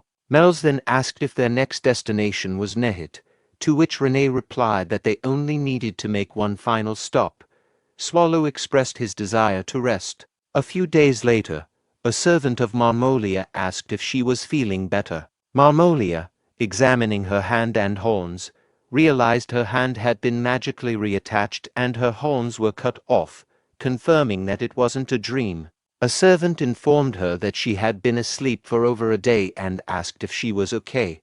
Marmolia dismissed the concern and inquired about Mel's. The servant explained that Mel's had left with Swallow and reassured her that despite her broken horns, other demon kings would provide a suitable excuse. He emphasized that although support was limited, there were still many forces loyal to her, including his own. He urged Marmolia to move past their previous conflicts and consider reconciling with Mel's. Marmolia, enraged, rejected the idea of reconciling with Mel's, dismissing her as someone unworthy of being called a friend. She expressed a desire to kill Mel's and stated that she could not rely on the other demon kings. Marmolia declared that she needed a more powerful ally who could challenge Primordial Corps. Laughing maniacally, she identified someone she believed could stand against Primordial Corps, indicating that she had found a potential powerful adversary. At the Nehitin, Mel's and Renee were reviewing various raid requests. Mel's noted that the requests were highly detailed, similar to those humans make, and attributed this to the efforts of the Demon Kings. Renee mentioned that, according to Swallow, the monsters selected were at least of a high level. Mel's acknowledged this as a testament to Swallow's influence. However, Renee was not satisfied with a particular monster, the succubus Queen Elizabeth, whom she dismissed as unsuitable based on her race and profile. Renee tore up the raid request page, expressing her dissatisfaction. Mel's and Renee continued reviewing raid requests. Mel's suggested considering the Undermountain's giant lamia, but Renee dismissed it because the notes described the lamia's skin as really beautiful, which she deemed a flaw. Renee expressed frustration with the overall quality of the monsters listed. Mel speculated that Renee's earlier comment about the monsters not meeting the standard might have been influenced by her own beauty, but her thoughts were interrupted when Renee insisted they keep looking. Mel's agreed to assist in the search, while Swallow remained asleep on the bed, snoring. Ethelbrias, at home, is searching through various books, frustrated by not finding what he needs. His thoughts drift to a previous conversation with Swallow, where Swallow questioned how Ethelbrias planned to handle the aftermath of a situation. Ethelbrias reflects that he must deal with Swallow for the sake of the Empire. However, his contemplation is interrupted when Garrett knocks on the door and informs him that it is ready. Ethelbrias responds with a request for tea before discussing further details with Garrett. Garrett uses her magic to pour and serve tea to Ethelbrias, then asks if the tea is satisfactory. Ethelbrias sighs and explains that the only somewhat credible information he found in the books was about the Primordial Corps, which was already known. However, as he delved deeper, he encountered troubling details that began to concern him. Garrett, curious, asks for clarification on what exactly is bothering him. Ethelbrias tells Garrett that what troubles him are the identities of the gatekeepers and the purpose of the dungeon. While they can disregard the tentacles since their origins are unknown, he has found no records about the gatekeepers or the dungeon's purpose despite extensive searching. He reflects privately that, considering many variables, the situation remains puzzling.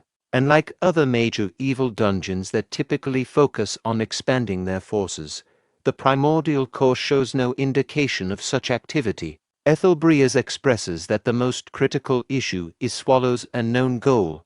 Garrett interrupts, saying she has important information to share and advises Ethelbrias to listen first. Ethelbrias, eager, asks what the matter is. Garrett informs him that the Third Eye has sent an emergency message.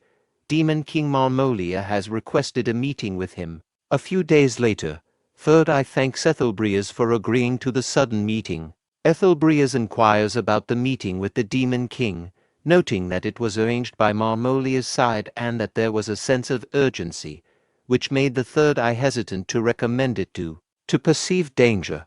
As Marmolia arrives, she remarks on Ethelbreas's youth and appearance, expressing surprise at his being young and handsome for the leader of the humans. Ethelbreas introduces himself as our Ethelbreas Garlivestein and points out that the message specified that Marmolia wouldn't be bringing any bodyguards. Marmolia comments that Ethelbreas isn't alone either, implying that there may be hidden forces present. The Third Eye suggests they sit down to discuss matters. Once seated, Ethelbreas proposes getting straight to the point. Marmolia, acknowledging Ethelbreas's impatience, warns that if the negotiations fail or if any deceit occurs, she will destroy a nearby village of 400 humans called Rosoid. Ethelbreas counters that Marmolia is the more suspicious party. Ethelbreas and Garrett then notices something odd in the teacup and destroys it. Ethelbreas declines the tea, expressing hope that there won't be any more tricks. Marmolia praises Ethelbreas for his carefulness, revealing that she tested him because she didn't sense any aura or mana from him, but she acknowledges his skills. Ethelbreas, eager to focus on the main issue, pushes for the discussion to proceed. Marmolia then requests that Ethelbreas assassinate a demon king named Mels, who will soon be leaving Nehet. She promises a handsome reward if Ethelbreas succeeds, suggesting that the demonic beings the robed figure needs for a living experiment should be sufficient motivation. Ethelbreas, however, declines the offer. Marmolia laughs at Ethelbreas's refusal, questioning if the issue is with the payment. Ethelbreas clarifies that payment isn't the problem. Marmolia then inquires if there's another reason, suggesting that as the leader of the humans, Ethelbreas must have his own agenda for attending the meeting. Ethelbreas responds that Marmolia seems to be in a hurry, noting her cut horns and lack of menacing presence. He perceives her demeanor as if she's being pursued by something, leading him to suspect that her sudden and unusual request for a meeting could be either a trap or indicative of a serious situation. Marmolia, standing up angrily, accuses Ethelbreas of looking down on her.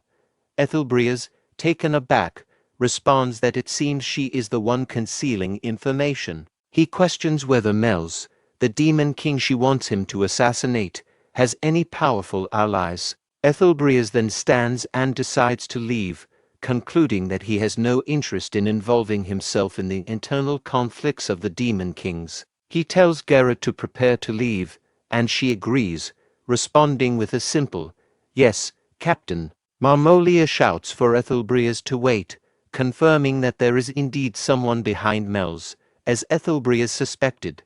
Ethelbreas responds that if that's the case, they can consider the meeting over. Marmolia reveals that the entity behind Mels is the ancient monster from the primordial core, Swallow. Ethelbreas, surprised, immediately turns down. Marmolia then suggests that there must be a way to evade Swallow's notice and kill Mels. Ethelbreas agrees to take on the task, stating he will accept Marmolia's offer and will indeed kill Demon King Mels, specifically mentioning Mels's full name, Lymphagria. Marmolia is confused by Ethelbreas's sudden agreement and asks for clarification. Marmolia is surprised that Ethelbreas knows Mels's full name, questioning if he was already aware of the Demon King. Ethelbreas responds that it's impossible not to know of Mels, given the Demon King's presence near Rias. He emphasizes the urgency of the task, as Mels is about to leave Nehet soon. Marmolia, noting Ethelbreas's reaction to the name Swallow, suspects there may be a connection between them. She warns Ethelbreas to stop any pretense, reminding him that they are holding 400 villagers from Rosoid hostage, and urges him to remember this serious threat. Ethelbreas coldly responds to Marmolia's threat about the hostages, saying she can kill them all if she wishes. Marmolia is taken aback by his reaction. Ethelbreas explains that death in such a grand cause would be a glorious sacrifice for the revival of the great empire. Marmolia, outraged, protests Ethelbreas's callousness. Ethelbreas then demands the promised payment, asserting that, since the negotiations are complete, Marmolia must provide a demonic being for experimentation. He points out that the perfect subject for this purpose is already present, the Demon King herself. Marmolia's servant steps in front of her, angrily demanding that Ethelbreas show respect and Marmolia to get behind them. Marmolia expressed frustration, feeling that people are intentionally irritating her. She was offended by a human's attempt to demean her and responded with a ruthless command to eliminate everyone involved. The scene then shifts to Renee, who is attempting to wake up Swallow, saying it's morning. Swallow responds groggily, asking for just 5 more minutes. Renee points out that Swallow made the same request 3 hours ago.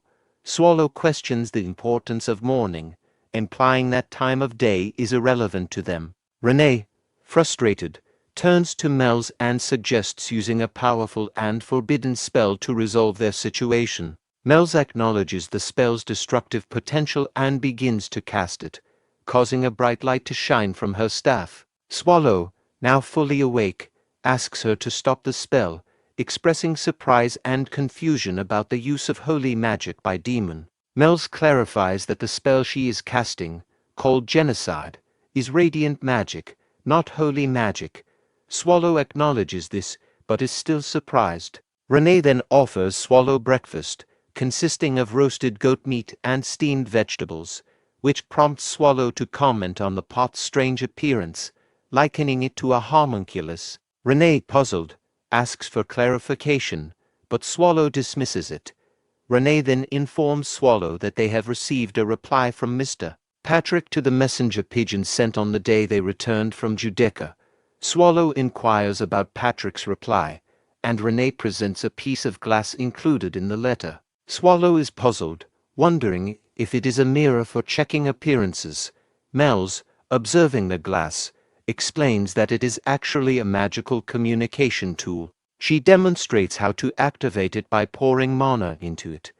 Once activated, Patrick checked if his communication device was working by asking if he could be heard. Swallow, however, comments on the odd appearance of Patrick's nostrils, presumably due to the communication tool's display. Patrick, speaking through the magical communication tool, questions why Swallow immediately picked a fight, then confirms that they can hear him. He explains that he contacted them because he heard about Mel's hard work from Renee's pigeon and wanted to offer help with monster recruitment. Swallow then asks where Patrick obtained the communication tool.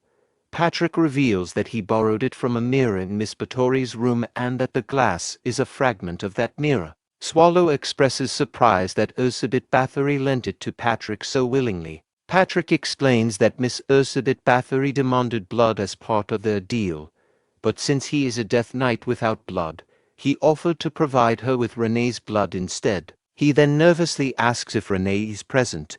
Renee, angered, responds that she is indeed there. The communication briefly cuts off, then reconnects with Patrick, introducing himself as the real Patrick. However, before he can continue his message about Mel's, Renee interrupts, declaring that it is too late for negotiations, as she has already prepared her blade to deal with him. Mel's agrees with Renee that it might be too late for Patrick, implying that the situation is dire. Patrick then shifts to the main topic, stating that he reviewed the extermination request Renee sent and agrees that it does not list any particularly noteworthy monsters. He mentions that he compiled additional information on monsters he has prepared and sent it. Renee is surprised, as she doesn't recall seeing such information. Mel's points out that there is something attached to the back of the letter. Upon reviewing it, Renee finds that the attached information includes details about monsters not listed in the original extermination request. Patrick explains that compiling the information on the monsters took him some time. He acknowledges that while the monsters may seem unimpressive individually, they are strong as a group and can use the cave terrain to their advantage. He adds that he has been monitoring them for a long time, then starts laughing. Swallow questions whether Patrick's long time refers to the period before he and Renee began recruiting monsters. Realizing that Swallow might be onto him, Patrick quickly cuts off the communication. Meanwhile, Swallow's frustration and anger become evident. Mel's concludes that Patrick has genuinely disconnected this time. Renee agrees with her assessment. Swallow, determined not to let Patrick evade responsibility, expresses his anger. Meanwhile, Third Eye Organization remarks on the untrustworthiness of demons, noting the large number of soldiers prepared by them. He asks Sir Ethelbreas if he can have a monster that appears to still be alive. Ethelbreas grants permission and then demands compensation from Demon King Marmolia. Marmolia responds with a threat, warning that any harm inflicted on her will provoke retaliation from other demon kings. Ethelbreas dismisses Marmolia's threat and expresses gratitude, stating that their current situation gives them a chance to eliminate Swallow. Marmolia finds this claim amusing and laughs, confusing Ethelbreas. When he asks what's funny, Marmolia responds that she finds the idea of eliminating Swallow absurd. She asserts that it is impossible and implies that Ethelbreas does not fully grasp the threat posed by the ancient monster, Swallow. Third Eye tells Ethelbreas that Marmolia is not worth further attention and expresses gratitude for the valuable material they have. Ethelbreas questions whether it's truly possible to use this material effectively. The Third Eye assures him that they will meet Ethelbreas's demand by creating the ultimate homunculus, based on a demon king. The scene shifts to a mountain range where Swallow, Renee, and Mels are riding on a one-eyed demon summoned by Mels's magic. Swallow reflects on the recent events, realizing they had an enemy within their ranks. He recalls Patrick's advice about the importance of trust between a lord and their vassals, and how he should personally handle recruitment to ensure loyalty. Swallow sighs, feeling deceived by Patrick's manipulation. Mels informs Swallow that they have arrived at their destination. Swallow agrees that it is about time. Earlier, Patrick had indicated that their top recruitment priority is the Guardian Golem protecting their hit. The Golem's ability to quickly gather and regenerate stones after destruction makes it ideal for a dungeon. Mels identifies the location they have reached as the place where this Guardian Golem is likely found. Renee asks if the golem they are looking at is the one Patrick mentioned. Mels explains that the golem endlessly regenerates, and if it is a magic stone golem, its regeneration is dependent on the core magic stone remaining intact. Swallow suggests that finding and taking the magic stone should solve the problem. Renee raises a concern about whether the golem can fit into the cave. Swallow responds, noting that if he can fit, the golem should be able to as well. Mels observes that the golem appears very strong and decides to restrict its movements, so they can retrieve the magic stone before it regenerates. She begins to cast a spell, but Swallow interrupts her. Swallow thanks Mels for bringing him to the golem and insists on handling it quickly. He then jumps down towards the golem, which attempts to punch him. The golem successfully lands the punch on Swallow. Mels is worried about Swallow's safety, while Renee remains unfazed. The golem tries to force Swallow into a collision with the ground, but Swallow manages to stop the golem's punch. Impressed by the golem, Swallow remarks that Patrick found a good one and then destroys the golem with a single punch. With a smile, he comments, "He is delegated." As the golem's shattered body falls to the ground, Mels is shocked by Swallow's strength. Renee, seeing Mels's reaction, urges her to stop hesitating and find the magic stone. Mels agrees to find the magic stone, and Swallow notes that his clothes are dirty and inquires about the next target on their list. The next day, a Cyclops mentions that the golem from Stone Mountain vanished after the ground shook the previous day. Another Cyclops reports rumors that the Silver Wolves, which once controlled the plateau above the canyon, were also subjugated. A third Cyclops speculates that these events might be the work of humans and expresses concern that they could be the next targets. The Cyclops leader interrupts the conversation, advising against worrying about potential future threats and asserting that their dungeon's location isn't known. At this moment, Mel's comments to Renee about the Cyclops' impressive size, noting their significant presence. Renee expresses surprise at finding them in such a location, praising Patrick's information as highly accurate. The Cyclop leader then turns around and demands to know who they are and how they arrived. Renee explains that they are there to make a proposal and are seeking monsters to work for their dungeon. One Cyclop realizes that they must be responsible for subjugating other monsters in the area, while another Cyclop expresses frustration over their presence. The Cyclop leader asserts that they will not be easily defeated. Renee sighs, acknowledging to Mel's that it seems their words won't be effective in dealing with the Cyclops. Later, Renee, flustered, remarks that she didn't expect the Cyclops to be so weak and is surprised at how easily they were defeated. She then asks Mel's who is next on their list. Mel's checks and replies that the next target is a monster named Yaksha. At that moment, Yaksha, hidden in a tree, comments on their successful arrival and mentions that he has heard about the defeat of the Cyclops. Renee is surprised at how quickly the news of the Cyclops' defeat has spread. Yaksha explains that their ability to remain undiscovered by humans for so long is due to their exceptional information-gathering skills. When Renee asks if Yaksha already knows their purpose, Yaksha confirms that they are indeed being asked to work for the dungeon. Yaksha agrees to the offer, but sets one condition and then addresses Swallow, confirming his identity.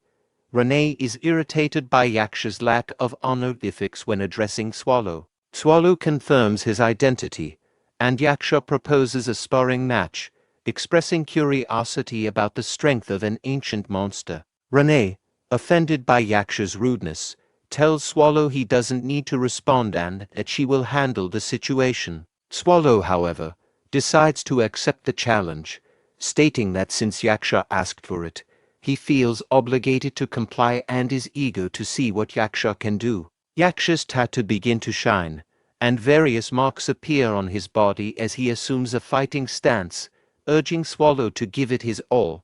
Swallow, observing this, acknowledges the challenge. Later that night, Swallow, exhausted, lies in bed and expresses frustration, feeling overwhelmed by the continuous, two-day effort. He reflects on the risks of pushing beyond normal limits, noting that both humans and monsters can be at risk when engaging in unusual activities. Renee offers Swallow some food she bought from the city, explaining that she didn't have time to prepare a proper meal. Swallow eagerly eats the food. Renee then notes that, so far, only the golem has been successfully recruited, while the Cyclops and Yaksha were defeated and sent to the afterlife. Renee and Mel's recall how Yaksha was easily defeated by Swallow with just a flick of his finger. Renee mentions that her act has already apologized for rejecting their offer, but they have still gained a lot from their efforts. Mel's describes their recent activities as a remarkable conquest, noting that they defeated everyone and took their spoils.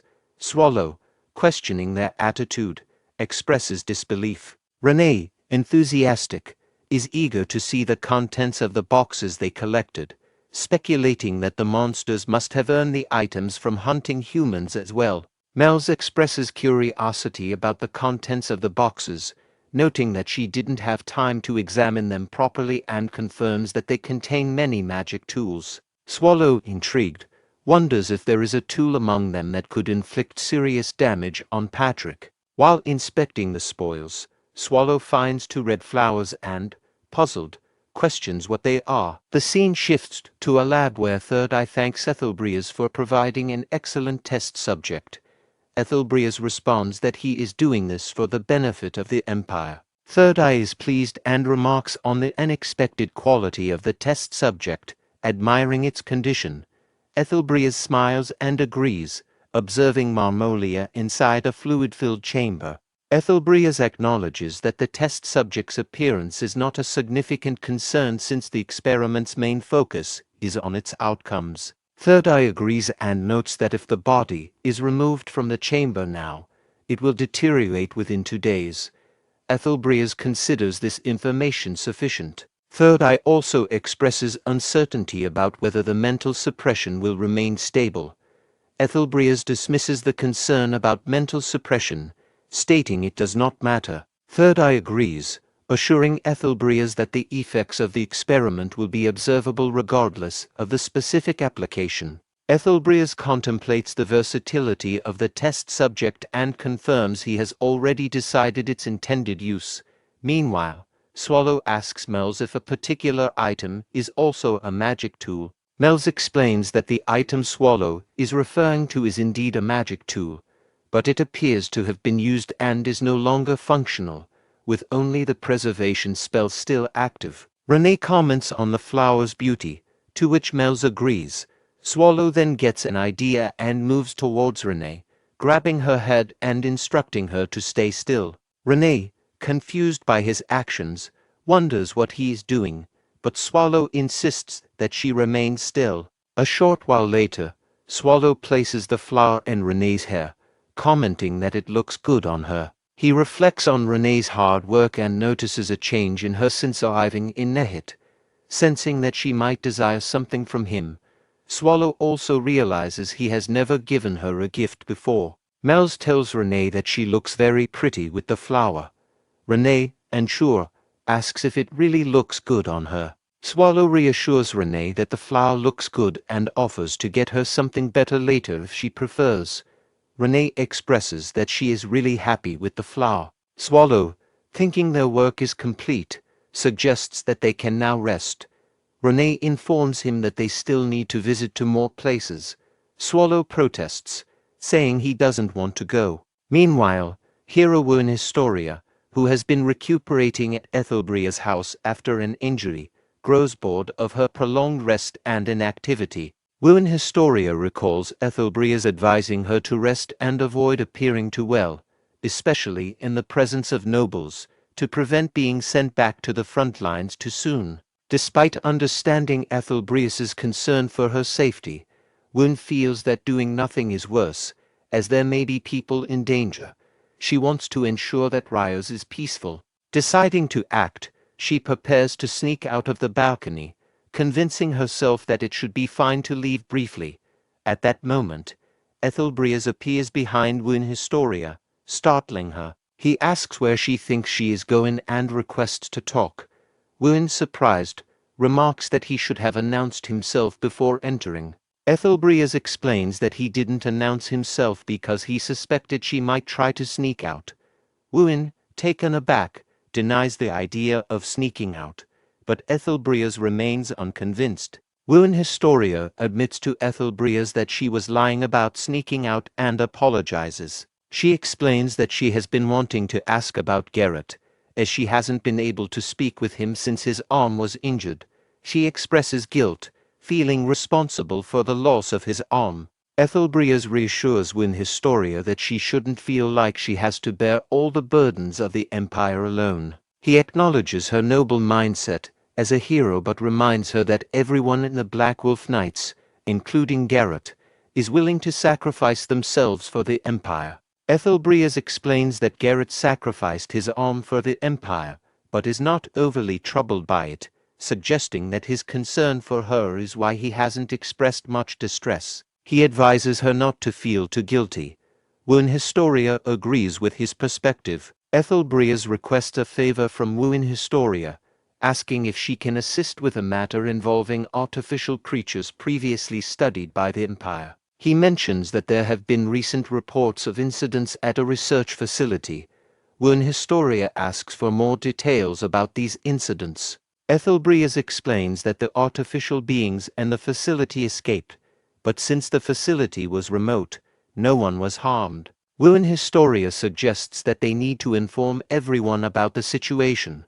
She then realizes that this incident is something Ethelbrias likely needs to handle discreetly. Ethelbrias explains that the situation must be managed secretly and with minimal personnel involved. He adds that Woman Historia cannot go to the front lines at the moment because it would raise suspicion among the imperial family and their close associates. Woman Historia asks Ethelbrias what he wants her to do in light of these constraints. Ethelbrias informs Woman Historia that he has already arranged with the security at the palace's Westgate teleportation hub and has provided them with the coordinates. He instructs her to arrive exactly in 3 hours.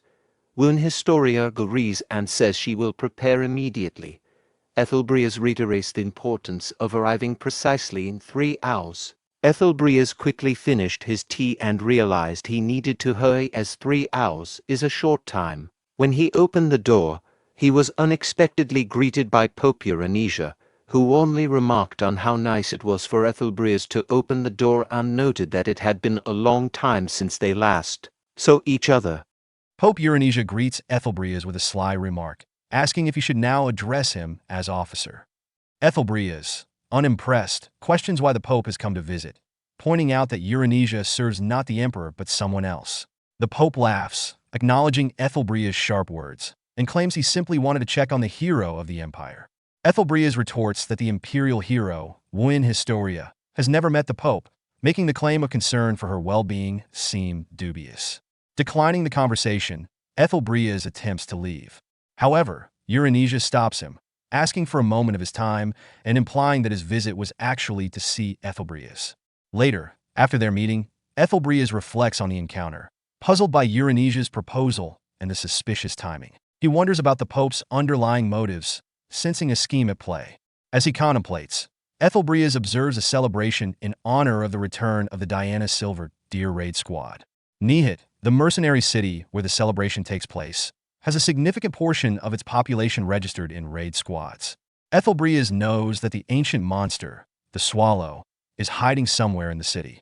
Determined to eliminate the creature, Ethelbrias concludes that he will need more information and must take a risky approach to achieve his goal.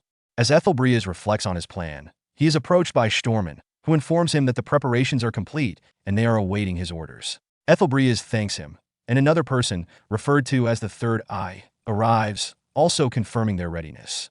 The Third Eye inquires about Ethelbrias' strategy to locate the Demon King, rumored to be hiding in the city. Ethelbrias explains that as an ordinary human, he has no unique method for such a task. This surprises the Third Eye, who presses for more details. Ethelbrias reveals that someone else is already searching for the Demon King more desperately than they are, and he plans to use that person's efforts to their advantage. He then asks Stormen how much time remains before the hero arrives. Stormen reports that there are 78 minutes left. Ethelbrias decides to start their operation early, giving the order to proceed. As they move forward, Ethelbrias reflects on the Demon King's ability to summon other Demon Kings, believing this will lead them to their target, Mel's, and ultimately to Swallow. He hints to his companions that they are about to witness a rare and extraordinary event. While the members of the Diana Silver Deer Raid Squad celebrate their successful mission in a pub, they enjoy drinks and share stories of the day's adventures. One member remarks on the dangers they faced in the dungeon, expressing gratitude for the miracle that everyone returned safely without casualties. Amid the revelry, Barchis, another squad member, excuses himself to go outside for a moment. As Barchis steps out, he reflects on how he feels nauseated, regretting how much he drank that night. Suddenly, he hears a commotion nearby, leading him to wonder if someone else is also feeling the effects of too much alcohol. Curious, he approaches the source of the noise, but quickly covers his nose due to a foul odor. Upon closer inspection, he discovers a monstrous creature devouring a person. Shocked, Barchis draws his sword and exclaims in disbelief at how a monster could have infiltrated the city.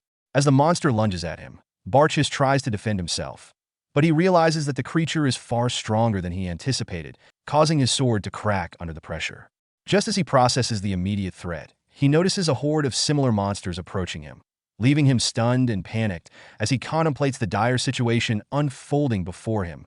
Chaos erupts in the city due to the onslaught of monsters. The Mage Tower Master expresses his outrage and disbelief at the destruction unfolding before him. He questions the reasoning behind the order for such reckless action, stating that even as an officer of the Empire, he finds it excessive and troubling. The Third Eye warns him to be cautious with his words. The Mage Tower Master reflects on the inhumane alchemical experiments conducted by the Third Eye and realizes that he underestimated their potential for causing widespread devastation. Nearby, Ethelbrias, sitting calmly, reassures him that the city will not face total annihilation. Confused, the Tower Master asks for clarification, but before Ethelbrias can respond, the sound of a collapsing building draws their attention. Ethelbrias rises from his seat, declaring that a significant entity has finally arrived. The Tower Master, upon seeing a massive, rampaging homunculus in the streets, panics and questions Ethelbrea's earlier claim that the city would remain intact. He fears for the safety of the residents, suspecting that this devastation may have been part of a larger plan. Ethelbreas coolly responds that the chaos is merely a small sacrifice. He contemplates that the ancient monster, known as the Swallow, does not aim to destroy Nihit entirely. Instead, its restraint from causing further destruction suggests a different motive, possibly leading it to confront the homunculus threatening the city. As the Tower Master watches the mayhem, he realizes the depths of Ethelbrea's madness, concluding that the officer is completely insane for finding beauty in the suffering and sacrifice of the Empire's citizens for the sake of their nation's development. In a nearby forest, Mels marvels at the size of a tree, comparing it to the renowned Graphinia forest, noting its age. Swallow, feeling weary, expresses his desire to rest now that they have finished recruiting monsters. Renee playfully agrees, suggesting they return and have a good rest. Suddenly, two awns begins to bark, alerting Mels to something amiss. A strong wind sweeps through the area, and the group notices that the city is ablaze. Renee realizes that the fire is near their inn, prompting panic from Swallow, who exclaims that he is worried about his bed. Renee reassures him, offering her lap for him to rest on instead. As the chaos unfolds, Mels detects a powerful demonic energy and wonders if it belongs to Marmolia. Swallow dismisses the disturbance as someone foolishly scattering their mana. Mels then expresses her desire to investigate the situation, asking for permission to see what is happening. Meanwhile, in the city, chaos reigns as monsters attack civilians. Barchus, a member of the Diana Silver Deer Raid Squad, intervenes heroically, slaying one of the monsters threatening a civilian life. Barchus urges that civilian to hurry and find a hiding spot, receiving a grateful response before the person flees. He then turns to face the horrific scene unfolding in the city, where numerous grotesque monsters are rummaging through the streets and attacking people. Overwhelmed by the sight, Barchus exclaims in disbelief at the sheer number of these creatures. Just then, a member of the Ursus Red Lion Raid Force approaches him, thanking him for his cooperation and inquiring about his status as a raid member. Barchus recognizes the Ursus Red Lion as a prestigious A-class raid force known for its elite members, realizing their presence could be crucial in the current crisis. The Red Lion member informs Barchus that they have cleared the surrounding area and asks if he has any information about the monsters. Barchus admits he knows little, except that the creatures appear to be artificial. He notes their differences from the homunculus known as Zephyr and points out a particularly large monster, stating that it seems to be the focal point of the chaos. The Red Lion member confirms this, indicating they are also headed toward that monster. Barchus insists he will follow them, asserting his status as an A-class member despite his earlier hesitation. However, the Red Lion member warns him against this, stating that they would likely die if they got too close to the monster. He emphasizes the danger, mentioning that he heard a voice searching for Barchus on his way there. As he places a hand on Barchus' shoulder, Barchus notices the member's apparent fear and realizes he is the one who is shaking from the overwhelming situation, not the Red Lion member. The member of the Ursus Red Lion Raid Force advises Barchus to prioritize his own safety and that of those around him, suggesting he leave the situation to their elite team. Barchus, recognizing the urgency, agrees and hands over the responsibility, allowing the Red Lion squad to take charge. The squad member smiles in acknowledgement and rushes towards the large monster wreaking havoc in the city. Once they depart, Barchus falls to his knees, overwhelmed and sighing at the gravity of the situation. Meanwhile, the Ursus Red Lion Raid Force gathers in front of the massive monster, preparing for battle. One member complains about the noise, stating that his ears are ringing, while an older member expresses concern over a strange sensation in his eardrums, suspecting it may be magic. As the members assess the situation, they collectively wonder about the nature of the monstrous creature before them, with the older member pointing out that it is responsible for the chaos in the city. He warns them that the amount of mana emanating from the monster is substantial, indicating they cannot afford to underestimate it based on its appearance alone. Suddenly, multiple magic circles form around the creature, prompting the older member to instruct everyone to take a step back.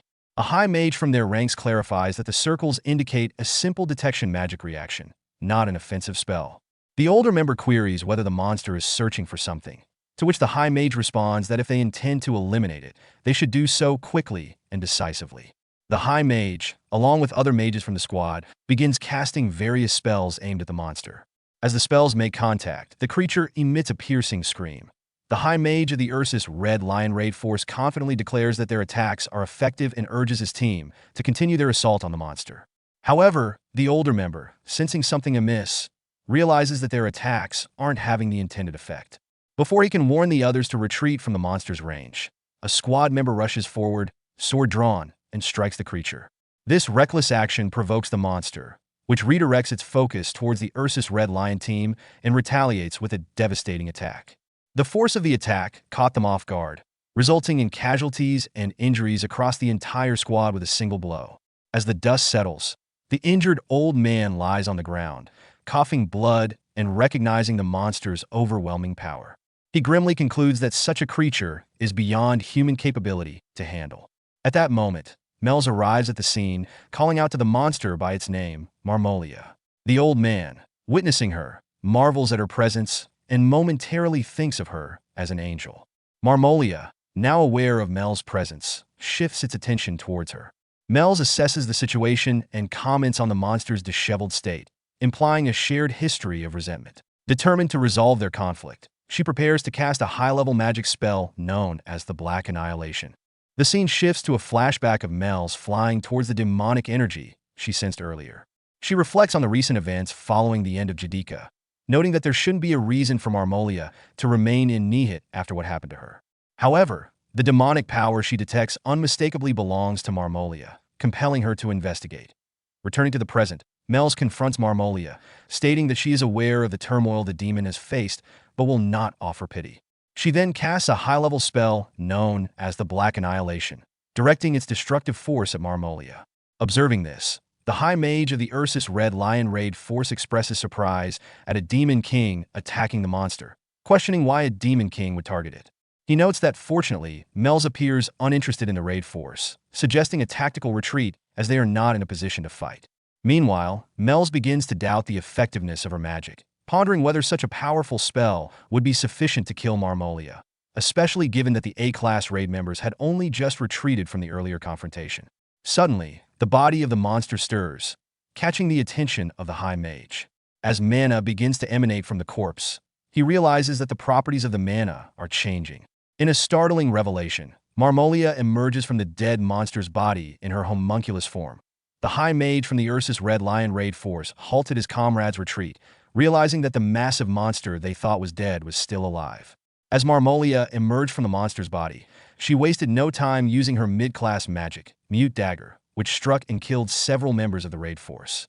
Before they could respond, she closed the distance and unleashed a powerful magic explosion, obliterating all remaining members. With the chaos settling, Mel's approached Marmolia, who was in agony, claiming her body was melting and that she felt she might die, yet was still determined to kill Mel's before succumbing to her pain.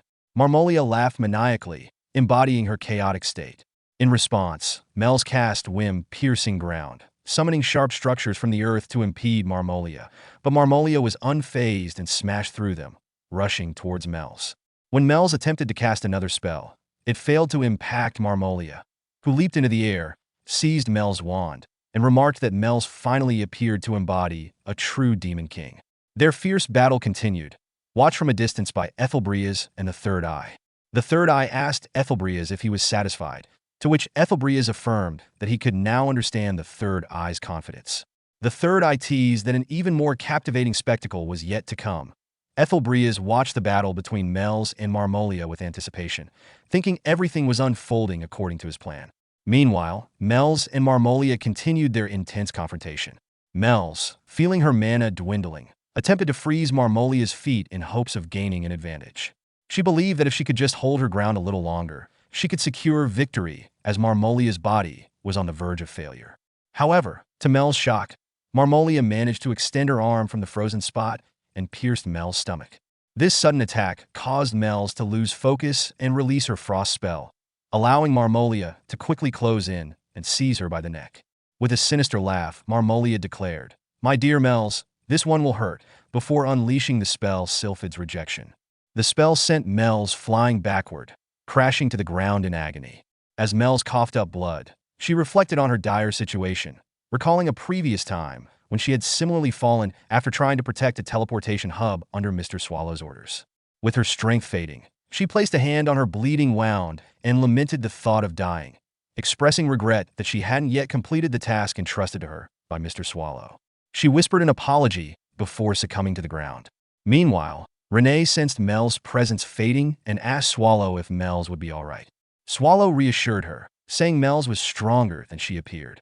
Renee expressed concern over the demonic power that had just been unleashed, but Swallow cut her off, insisting Mel's was a very capable demon king, even if she wasn't fully aware of her own strength. Ethelbreas reflected on the situation, noting that they had successfully captured the demon king. The third eye commented on the effectiveness of changing the combination formula in their experiments. Curious, Ethelbreas inquired about the specific changes made to the formula. The third eye explained that, until now, his research had focused on obtaining powerful strength while minimizing side effects, similar to their work with Nifrim. However, the latest experiment disregarded side effects entirely in favor of maximizing power, resulting in an unstable yet substantial increase in strength.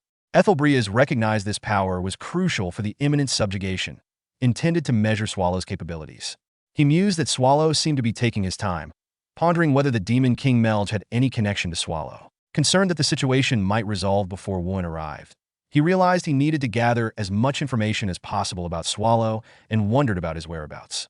Just then, Stormin interrupted his thoughts, urging Ethelbreas to look towards the battlefield.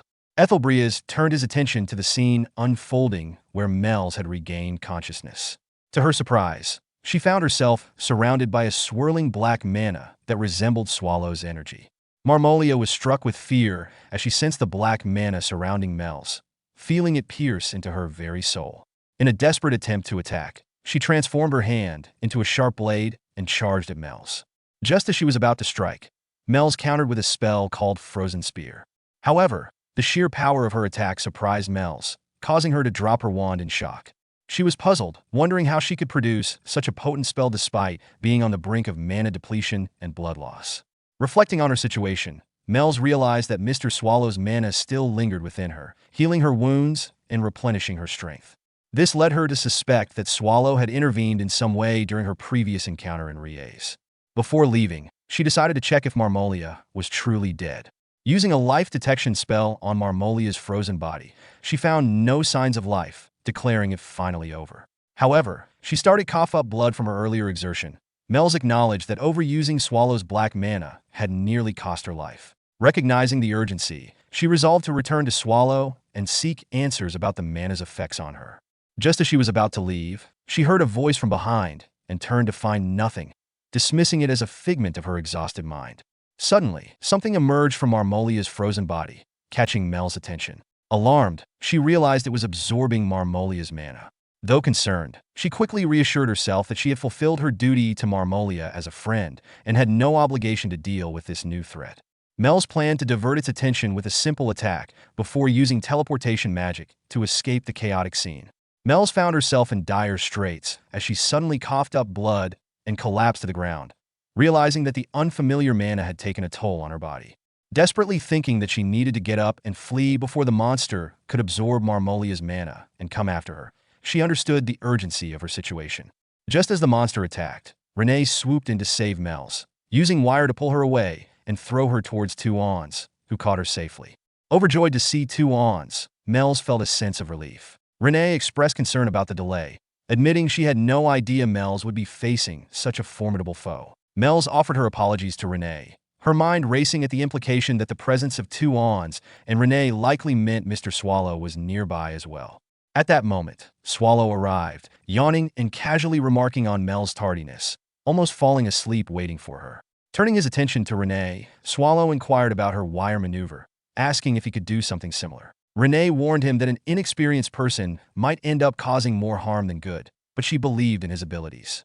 Swallow, now feeling nervous about trying, shifted his focus to the monster, expressing concern about its increasing size and calling it a bother. Renee declared her intent to end the conflict quickly, but Swallow interjected with a serious tone, insisting that he would take care of the situation himself. The scene intensified as the monster lunged at Swallow, attempting to strike him with a powerful attack using its tentacle. However, Swallow effortlessly blocked the attack with one hand, causing a strong gust of wind that blew debris away from the site. He sarcastically asked if he was looking for a handshake. Feeling the power of the Swallow, the monster began to shake. Meanwhile, Renee turned to Mel's and unexpectedly asked if she would like a cup of tea. Renee explained that such levels of preparation were essential for a maid. Mel's acknowledged this, though her focus remained on the battle. Swallow, undeterred by the creature's size or ferocity, grabbed one of its tentacles, lifted it high into the air, and then slammed it into the ground with immense force, causing the earth to crack beneath the impact. As he continued to smash the monster down, Mel's voiced her concern to Renee, questioning whether such treatment was acceptable. Renee reassured her, stating, "Don't worry. It's Mr. Swallow, after all." Despite Swallow's overwhelming strength, the monster's tentacles shattered under the assault, prompting him to toss them aside as he approached the monster's main body. In an attempt to overpower it further, he touched the monster and channeled a large amount of his mana into it. However, he quickly realized he had overdone it when the monster exploded from the sheer force of his mana, leaving a chaotic scene in its wake. Seeing the aftermath, Renee reacted with a sigh, exclaiming, "What a mess," and promptly pulled out an umbrella to shield herself from the monster's blood that splattered everywhere. Mel's, astonished by Renee's preparedness, inquired about the umbrella's sudden appearance. Despite the lighthearted moment, Mel's thoughts turned serious as she reflected on the true nature of the monster they had faced. She recognized that it had been an incredibly powerful opponent, stronger than most dragons, and likely more formidable than several demon kings.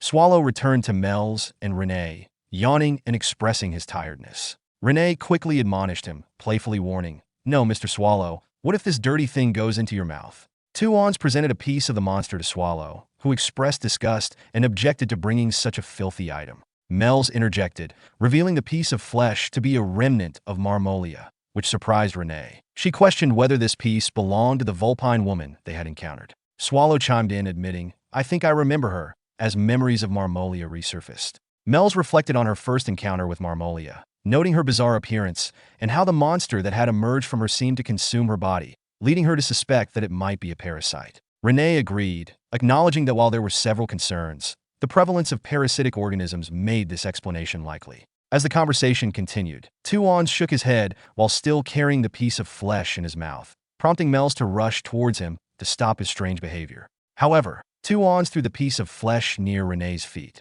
After examining it closely, she looked up at Swallow and declared that it was a homunculus.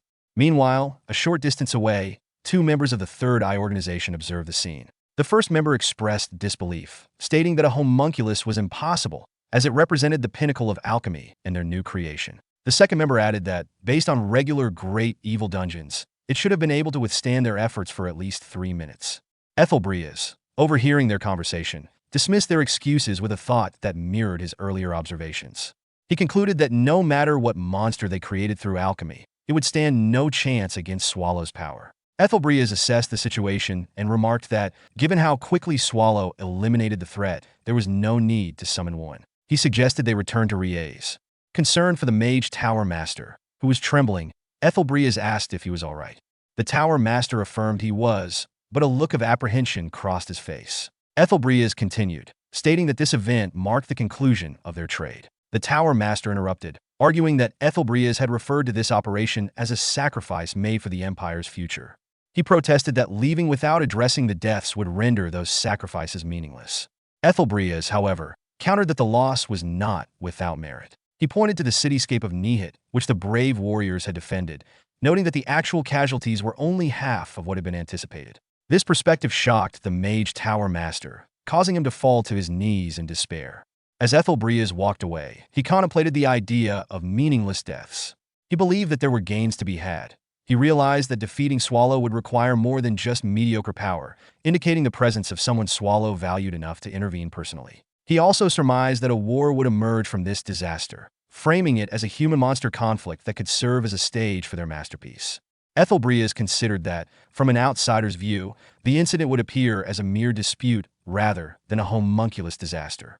His thoughts were interrupted when Stormen informed him that they were near a hub that would lead them back to Riez. He had already contacted a subordinate planted in advance. Stormen then stopped and signaled for Ethelbreas and the others to halt as well. Ethelbreas inquired about the situation, prompting Stormen to report that an unknown intruder had appeared at the teleportation hub. This intruder was identified as a monster in the form of a maid. Realizing the implications, Ethelbreas thought that the dagger maid might be attempting to block their escape, and that she likely understood the involvement of humans in the incident. He He speculated that a homunculus could recognize its kin. Ethelbreas ordered an immediate return to the Mage Tower to establish a temporary hub. He believed that the mana flowing around the tower would facilitate long-distance teleportation.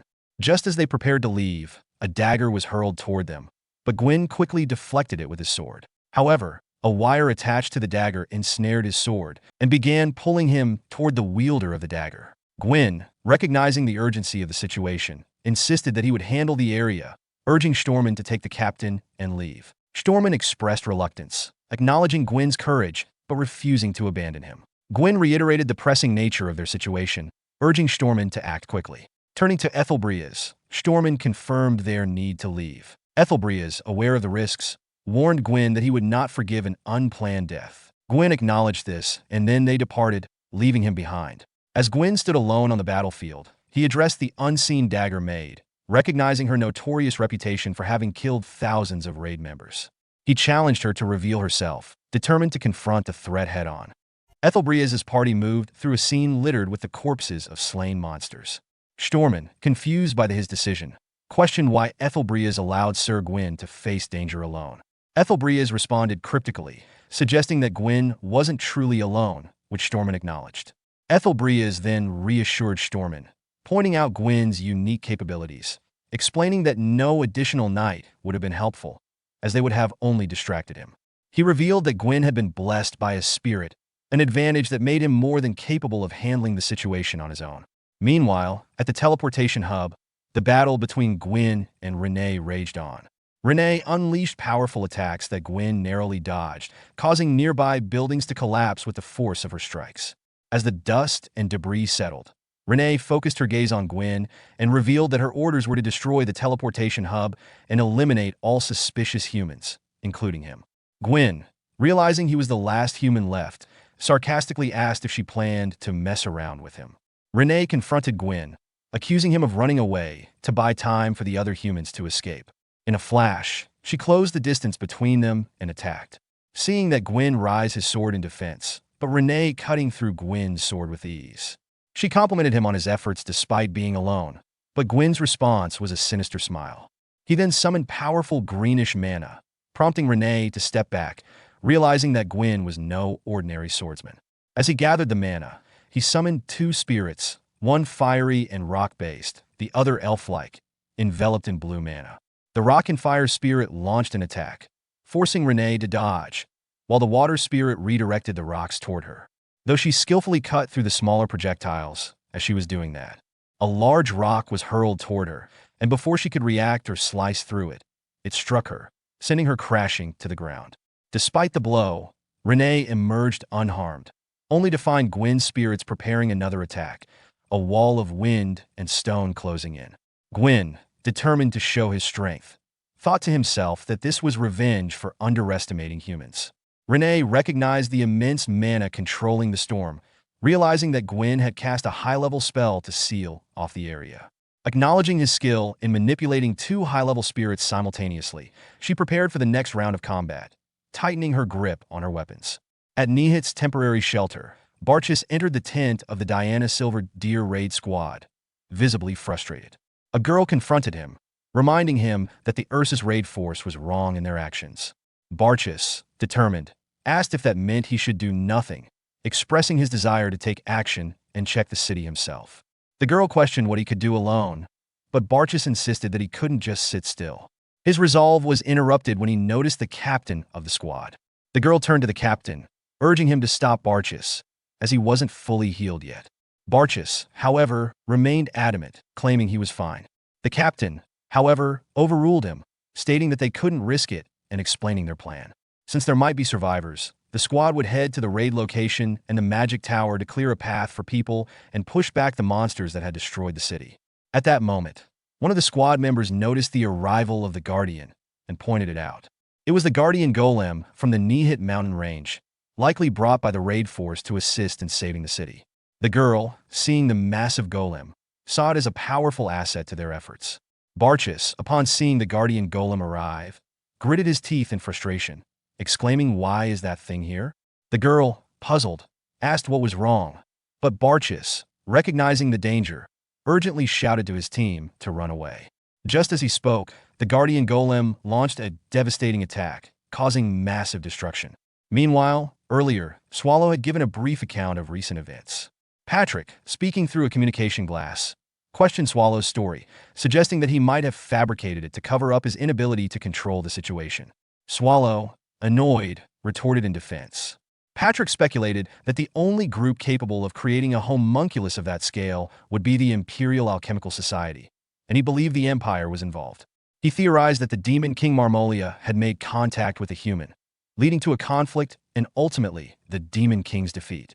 Swallow, uninterested, yawned, dismissing the lengthy explanation. Patrick, however, continued, pointing out that when a human defeats a Demon King, the head is either sent to the Demon King's army or displayed in a public area, often as a morale-boosting symbol, though it was cruel. Swallow asked why this was done, and Patrick suggested that if the Empire had abandoned the Demon King's head to create a homunculus, something more sinister must be happening. Swallow agreed with the suspicion, recalling his encounter with a flying homunculus during his search for Renee. He noted that the homunculus he saw was vastly different from others and that the research data should be destroyed, as he had previously destroyed the materials associated with it. Patrick, observing the situation, pointed out that if the Empire's homunculus research continued, they could produce beings on the level of Renee within a few years, which he found concerning. Swallow, feeling the weight of the situation, admitted that it was scary, then placed the communication glass down in exhaustion, expressing his desire to give up on the search and destroy the village instead. Patrick, unexpectedly agreeing with Swallow's suggestion, affirmed that destroying the village was the best course of action. Swallow, surprised, asked if Patrick was serious, and Patrick confirmed that the human's use of the Demon King's head for experiments required a response. He speculated that the Empire was likely watching them and would do nothing as the situation escalated. Swallow then questioned whether the Empire had noticed him as well. Patrick responded that they had likely seen him while he was involved with Mel's and left the task of disposing of the homunculus experiment to him. He remarked on how far the Empire was going in their manipulations. Swallow, now resigned, reluctantly agreed to take action, warning Patrick not to regret pushing him into it. Patrick, closing the conversation, agreed, stating that if necessary, they would destroy the entire city to deal with the situation. Swallow announced that Patrick had given them permission to destroy everything, which led to a loud noise drawing their attention.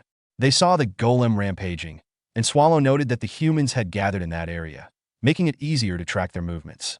At that moment, a massive wave of mana surged, prompting Swallow to turn toward it. He saw a storm caused by two spirits and deduced that it was likely a teleportation hub.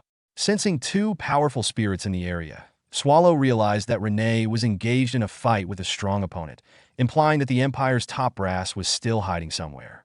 Mel's, having already healed, reassured Swallow that he was keeping an eye on the main gate of the city using shared vision and was ready to take action there. Swallow, noting that the main gate was on the opposite side, began surveying the area. He spotted a large bell under the rubble and, with one hand, lifted it into the air. Deciding to take action himself, he threw the bell at a nearby tower, causing it to collapse. Meanwhile, Ethelbria's party, gathered around a large blue crystal, was perplexed by its sudden appearance, wondering if it was the work of an ancient monster. Before they could think further, the tower began to lean in their direction, signaling impending danger. As the tower collapsed, the Third Eye mages quickly formed a protective shield around Ethelbria's party, preventing any harm. One of the mages informed Ethelbria's that they needed to accumulate mana in the temporary hub, similar to how the main hub gathered it into the crystal. But with the tower's collapse, it would take an additional 10 minutes to stabilize the system. Ethelbria's asked Stormen how much time was left until Wuin's arrival. Stormen replied that it would take about 5 more minutes. Ethelbria's, deep in thought, recalled the destroyed hub, realizing that the coordinates to Nihit might still be intact despite the device's ruin. He feared that if Wuin encountered the dagger maid and faced the eve of the Swallow without the completed apocalypse, they would all be doomed. Stormen interrupted his thoughts, asking for permission to return to the teleportation hub, assuring Ethelbria's that he would bring Wuin Historia back. Meanwhile, at the teleportation hub, Gwyn contemplated a situation. He knew the spirit's power was not limitless, and summoning them took a significant amount of time and mana. The longer the battle dragged on, the more disadvantageous it would become for him. However, as long as the storm he had summoned continued, he still held the upper hand. He could block Renee's path with the Earth Spirit if she broke through. Gwyn's objective was not victory, but to hold out for 3 more minutes until his mana was fully drained. Suddenly, Gwyn began to fall, and before he could react, he saw Renee's weapon hovering above him. He reflected on the story he had read as a child, where he had once admired the herd. He recalled that the blade, initially small in the sky, grew larger as it descended, resembling a guillotine. Confused and alarmed, he wondered why a monster possessed one of the 36 masterpieces, the fangs of the guillotine. In a split second, the weapon struck him, cutting him in half. Severely injured and on the brink of death, Gwyn collapsed to the ground as the spirits he had summoned faded away. Before he could comprehend what had happened, Renee spoke, revealing the power of her weapon. She explained that her blade and wire could extend up to tens of meters, easily piercing through Gwyn's storm. She also noted that Gwyn possessed the blessing of spirit's protection, but since he was now split in half, even healing wouldn't save him. As she prepared to finish him off, Renee picked up Gwyn's sword and approached him. Just before delivering the final blow, Stormin appeared, momentarily halting Renee's actions. He thought to himself that as long as Gwyn had the spirit's blessing, his priority was to buy time, hoping for an opportunity to help. But to Stormin's horror, Renee ignored his presence and plunged her sword into Gwyn's body. Enraged, Stormin charged at her, but Renee casually responded, saying she'd get more out of dealing with him than finishing off the corpse before her. She then threw her weapon at Stormin, who initially dismissed it, thinking it was a small blade that wouldn't be a threat. To his shock, as the weapon neared, it grew exponentially, enlarging by over 100 times its original size. Stormin managed to deflect the weapon, sending it crashing down a short distance away. Seizing the opportunity, he rushed toward Renee, confident that her decision to throw her weapon away was a mistake. However, before he could reach her, Renee retracted the weapon, which hovered above him and suddenly moved vertically toward him. Stormin tried to block the strike with his weapon, but the immense pressure caused the ground beneath him to collapse. Struggling to hold his ground, Stormin was forced into a desperate battle to stop Renee's weapon. As Stormin continued his struggle, Renee demanded information about Marmolia and the homunculus, threatening him with her weapon if he didn't comply. She then increased the weapon size once again, pushing Stormin to his knees under its overwhelming weight. Despite the immense pressure, Stormin, showing his resilience, acknowledged her victory and admitted defeat. However, he warned her that she had wasted too much time dealing with him. Just as Renee turned her attention to him, someone approached from behind. It was Wuin Historia, who had prepared a gauntlet attack. She launched the attack at Renee. Wuin Historia stands tall after effortlessly defeating Renee, impressing Stormin with her immense strength. Stormin, recognizing Wuin's power, is in awe of her abilities. Meanwhile, Ethelbreeze is focused on the overarching mission, prioritizing their safe return. He believes that the temporary hub will activate smoothly and that Stormin will reunite with Wuin without issue. Ethelbreeze is confident that there will be no more setbacks, and that even if Renee had recognized the homunculus, the Empire's citizens would never learn of it. As Ethelbreeze contemplates the plan's progress, he suddenly hears Swallow's voice questioning him about the aftermath. The fear caused by Swallow's presence causes Ethelbreeze to collapse, though it's only an illusion. The Third Eye mages surrounding him ask if he's okay, but Ethelbreeze quickly reassures them, stating he's fine. He inquires about the remaining time until the hub activates, and the Third Eye replies that it will be ready in about 3 minutes. Despite the lingering fear, Ethelbreeze urges them to continue with their work, acknowledging that the fear Swallow instilled in him previously will likely never fade. Garrett, the Black Tiger's executive tracker, arrives at the scene and remarks on Ethelbreeze's state, mocking the captain for his apparent mistake. He informs Ethelbreeze that Polaris, the master of the Magic Tower, had sent an official request for assistance to the Imperial family. Fortunately, Garrett had intercepted it, preventing the incident from being exposed. Ethelbreeze, realizing the situation, acknowledges that Polaris must have caused a mess. Garrett then reveals that the entire Edelbria's Black Wolf Knight Order is present, and that Sir Gwyn is dead, Stormin is injured, and Wuin is now engaged in battle with the Dagger Maid. Ethelbreeze urgently asks if Garrett has heard anything about Stormin's mission, but Garrett, confused, says he didn't receive any such information and rushed here immediately. As Ethelbreeze starts to move away, he orders Garrett to hurry, realizing that the entire Knight Order must leave the area immediately. Garrett, puzzled, asks where Ethelbreeze is heading. Sweating profusely, Ethelbreeze responds that they must leave as quickly as possible. Meanwhile, Mel's uses a detection spell to locate their position. She informs Swallow that she has found them, and Swallow, with a smile, acknowledges the news, preparing for the next steps. At the teleportation hub, Renee, having been struck by a powerful attack from one Historia, gets back up, glaring at the gathered Black Wolf Night Order.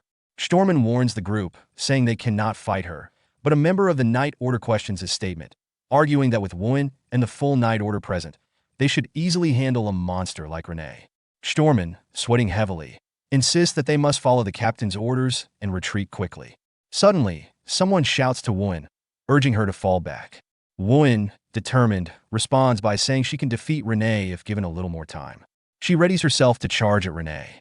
However, before she can make a move, Ethelbreeze arrives at the scene and commands her to stop. Confused, Wen turns to him and asks why. Ethelbreeze explains that now is the time to retreat and reorganize. Wen protests, believing this is the perfect opportunity to eliminate Renee, who guards the primordial core. Ethelbreeze agrees that it's a good opportunity, but insists it's not the right time to act. He reassures her that another chance will come. After a moment of hesitation, Wen reluctantly agrees with Ethelbreeze, though she appears slightly deflated by the decision. Ethelbreeze orders his group to head to the temporary hub, but their path is blocked by Renee's weapon as she approaches, stating that none of them can leave. She reveals that Mr. Swallow sent her, trusting her to stop them.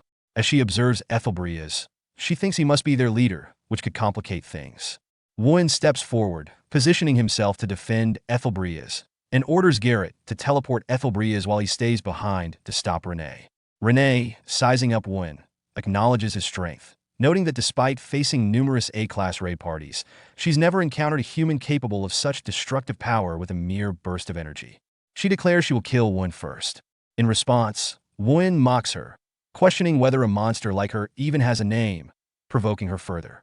As Ethelbreeze attempts to stop Wen and persuade him to retreat, Renee becomes enraged by Wen's remark.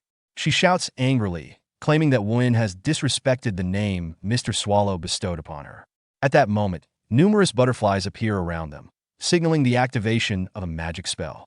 Garrett, recognizing the spell, warns the group. Then, the voice of Swallow resonates across the battlefield, announcing his arrival and stating that he came searching for Renee. Ethelbreeze is visibly shocked when he sees Swallow, the ancient monster. Swallow notices Ethelbreeze and remarks that it's surprising to meet him again, acknowledging their past encounter despite the short lifespan of humans. He finds it interesting that, out of the countless humans in the Empire, they're meeting once more. Ethelbreeze realizes that if Swallow had come here to investigate rather than simply destroying the city, there must be a specific reason. In respect, Ethelbreeze kneels before Swallow and greets him, expressing his honor at being remembered. Swallow dismisses the greeting, bluntly stating that this must be Ethelbreeze's doing.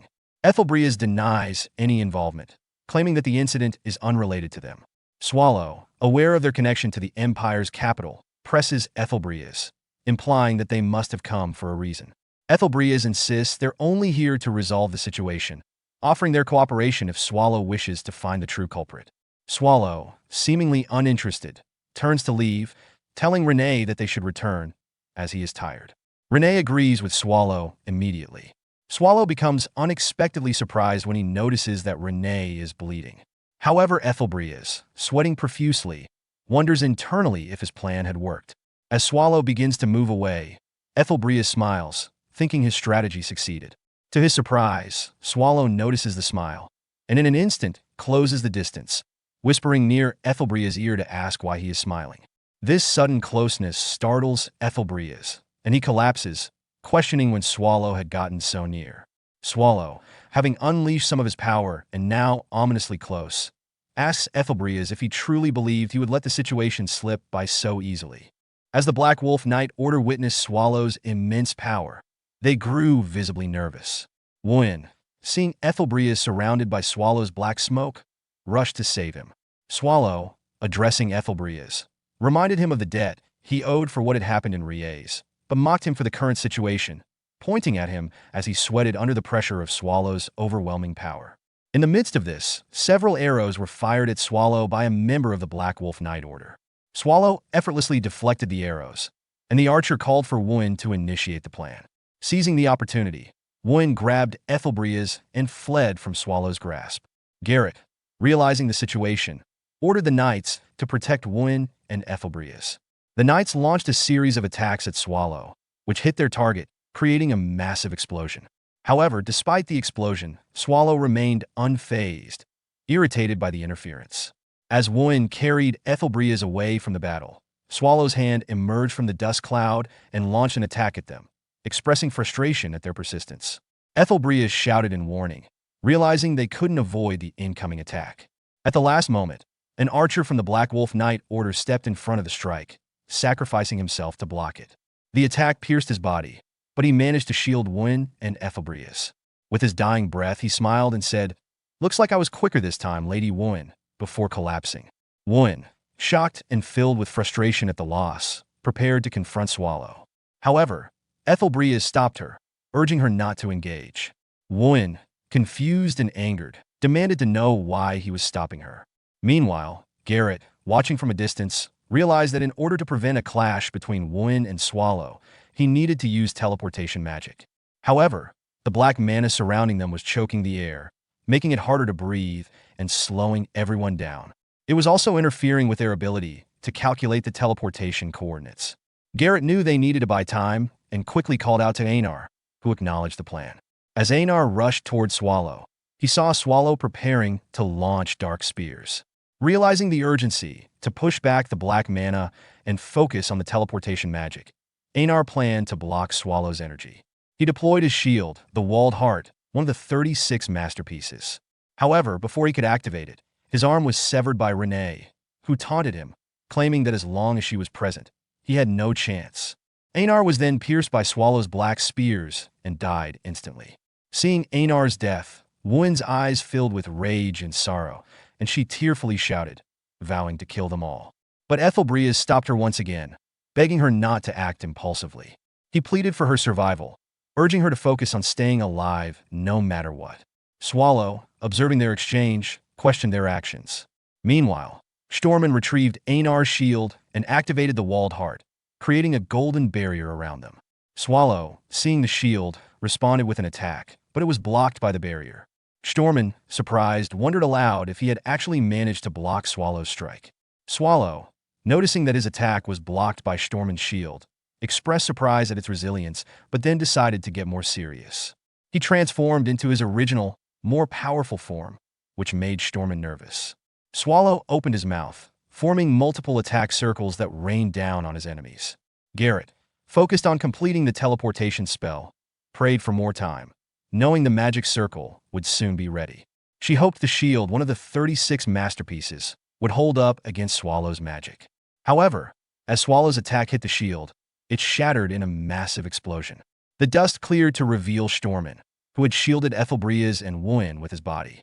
In his final moments, Stormen urged Ethelbreas to flee, telling him to leave him behind and that Wuin would take over the responsibility of the empire. Wuin, devastated, cried out, calling him grandfather, but Stormen reassured her, expressing it was an honor to have served as her escort.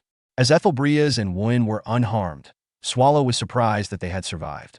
Wuin, filled with resolve, began to move toward Swallow, determined to fight him despite the odds.